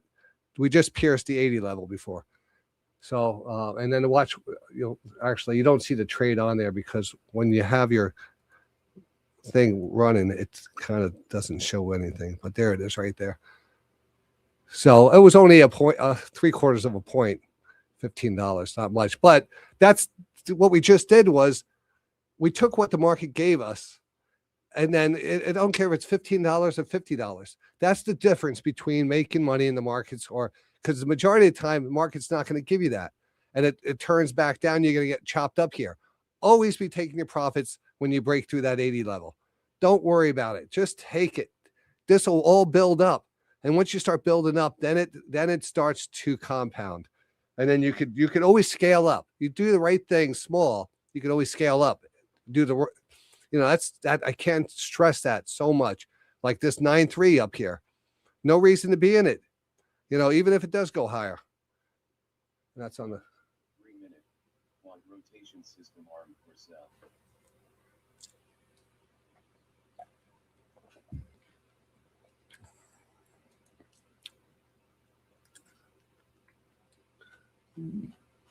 Yeah, there's a method to this. There's a business plan. The business plan is you have to know how to close that trade. Glenn Ross, great movie. Always be closing. Always be closing. And coffee's for losers. Oh, man.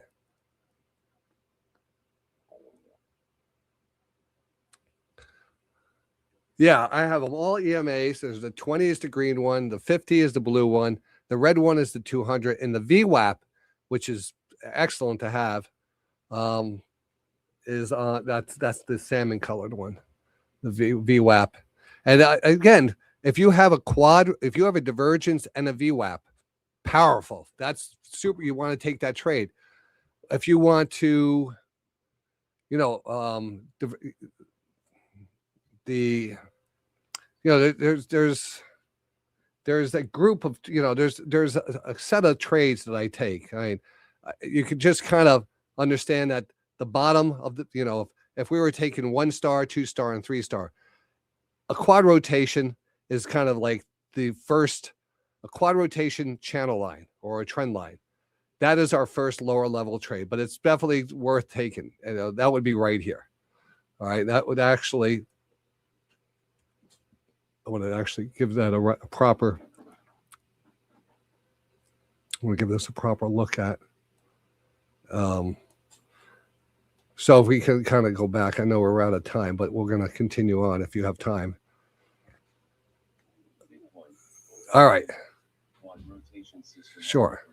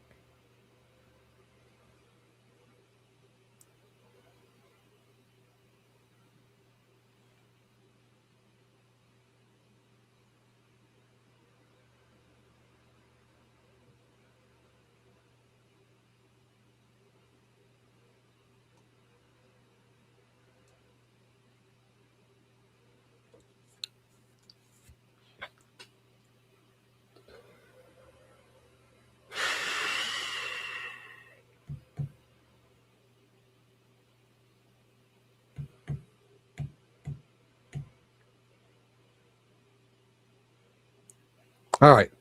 So yeah, we'll just finish up with this. I want to show you. Oh yeah, just the three trades I want you to concentrate on.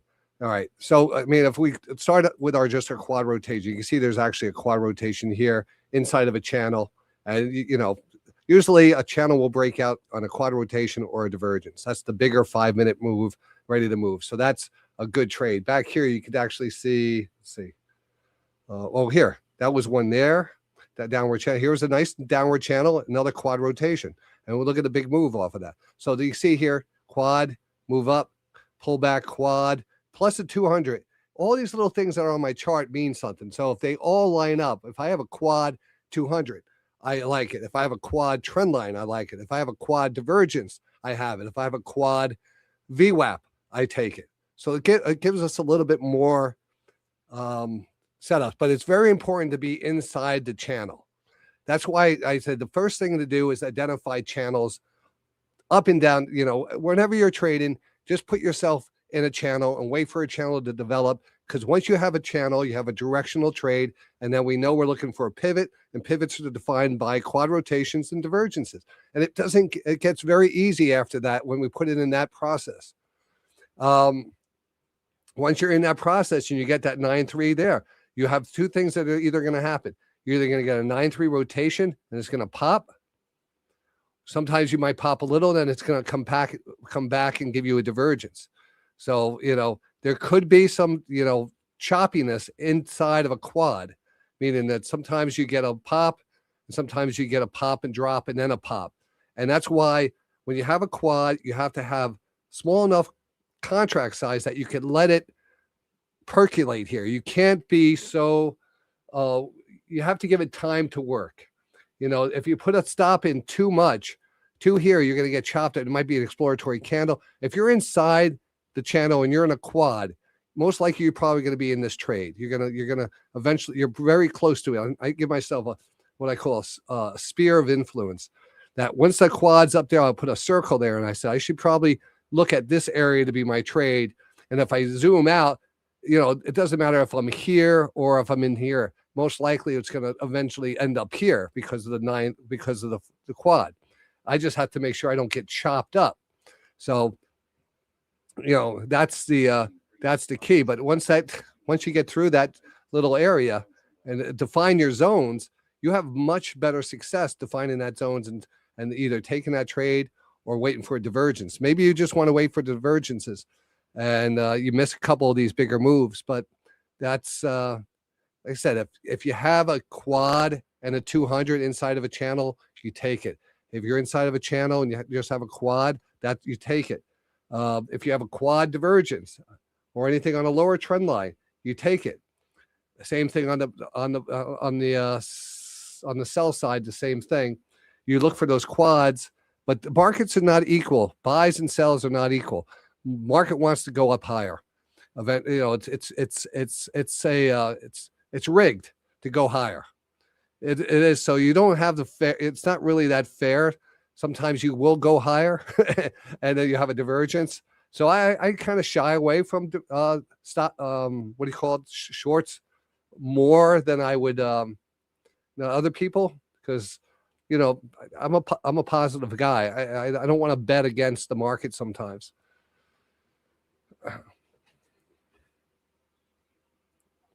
Yeah. I mean, if I'm going to take a short, it's going to be a divergence, and I'm going to take my profits on that first rotation, because even if we do get a short and it pulls back, it probably turns into a bull flag, but the bull flag has to pull back into the flag, and that's how we capture that short, because that top of the flag is usually stage 2 of a sell side divergence. That's a high, and then a higher high. That's the top of the flag, and then it comes back down, and then you get a profit on the divergence, but then it moves higher. Because, that's just, it becomes so easy to see after you do it a few times. Sure.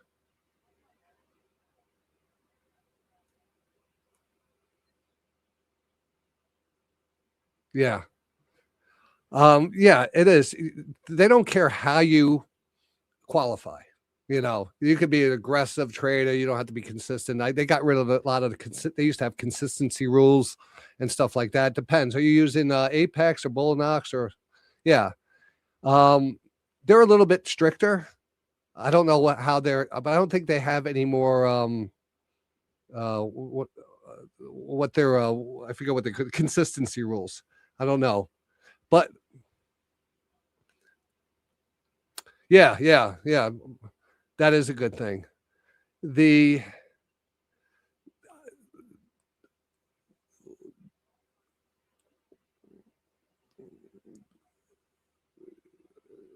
Well, once you qualify, you pay one-time fee, and that's one time. So the object is to get to the qualify.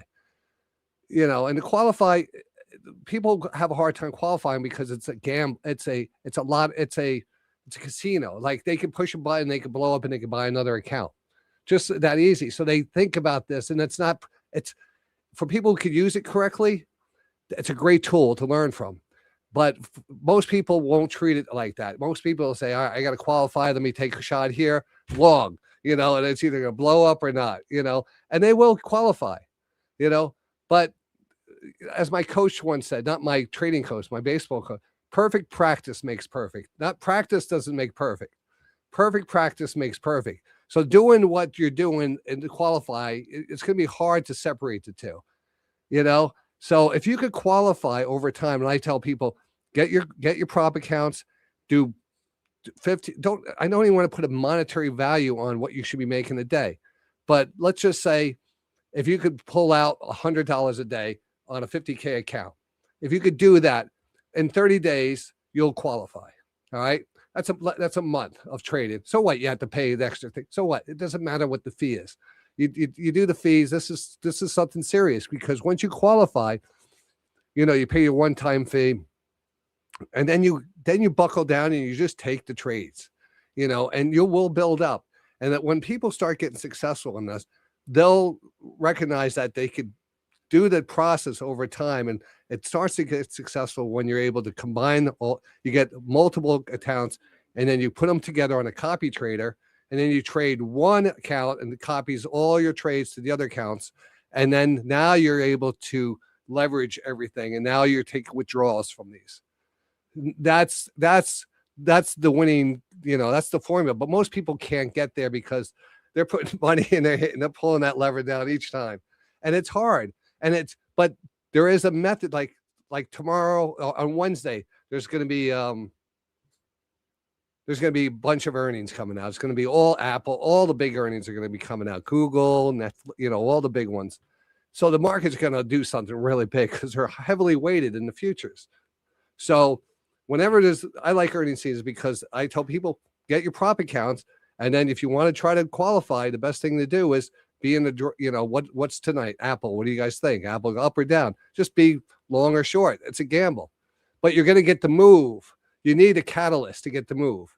So you take advantage of the times that you know that the market's going to move, because sitting here and waiting for it is, you know, that's a long thing. But now we could actually identify levels that are going to give us super volatility, like the FOMC rate decision. I always trade into that, you know, because it gives us what we need to get qualified sometimes, you know, without that. And people will be gamblers. I do the same thing. You know, I know how to do it the right way, but, you know, I'm not against trying to take a shortcut into earnings, you know, or it's something that's, you know, gives me a little bit more thing. So, you know, use it.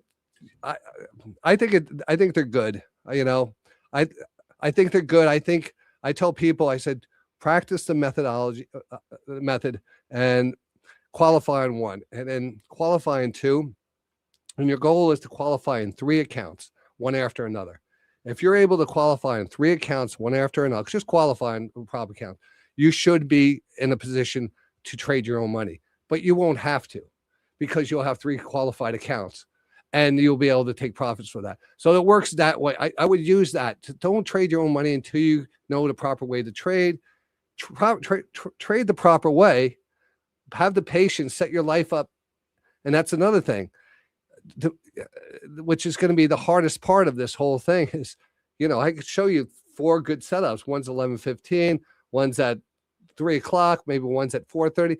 you're probably, maybe outside with your daughter at 4:30, 11:15, you're doing something else. And then you're stuck here in the market trying to figure out what to do.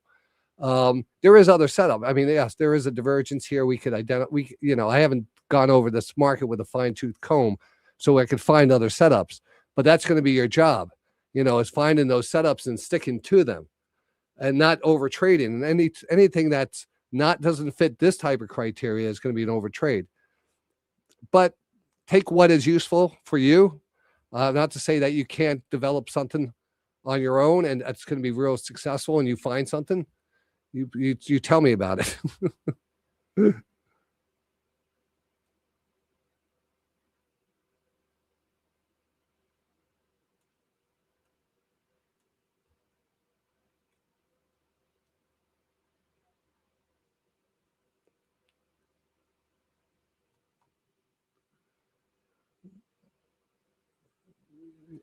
Yeah. Yeah. I mean, how much time do you have to trade? I never really even got that from you. Like what?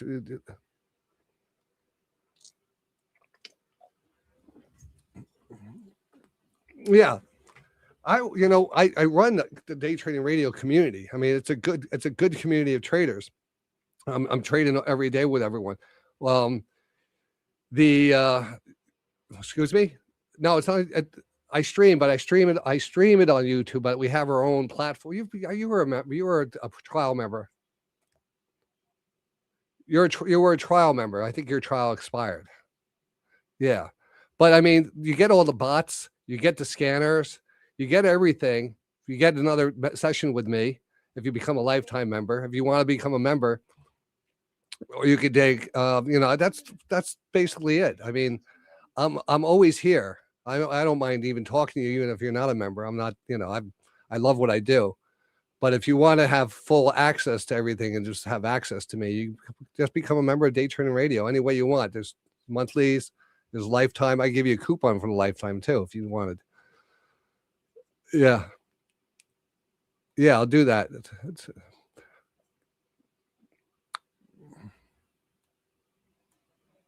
good.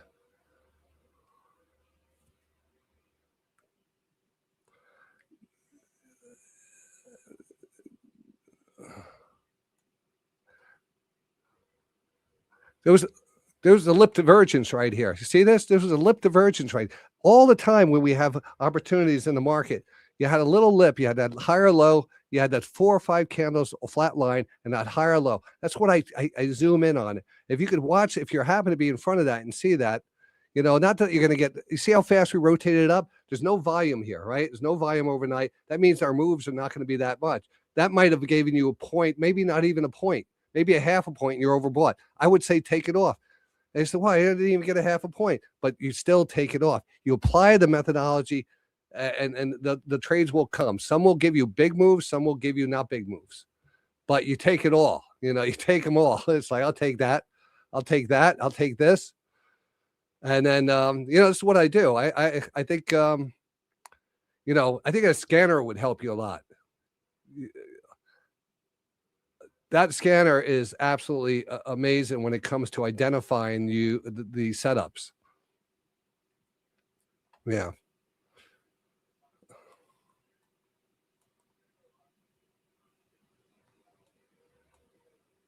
Sure.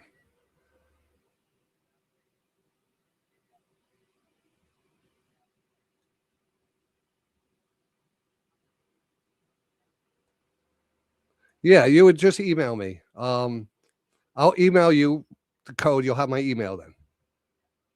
All right. All right.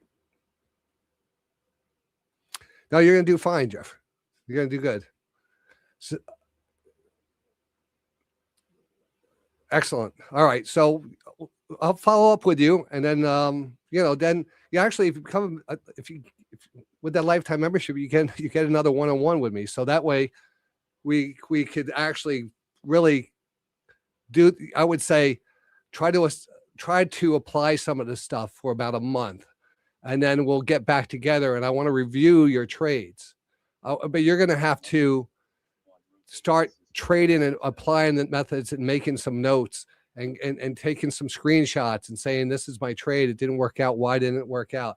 Have all that ready. And then we could go over those and just correct those things.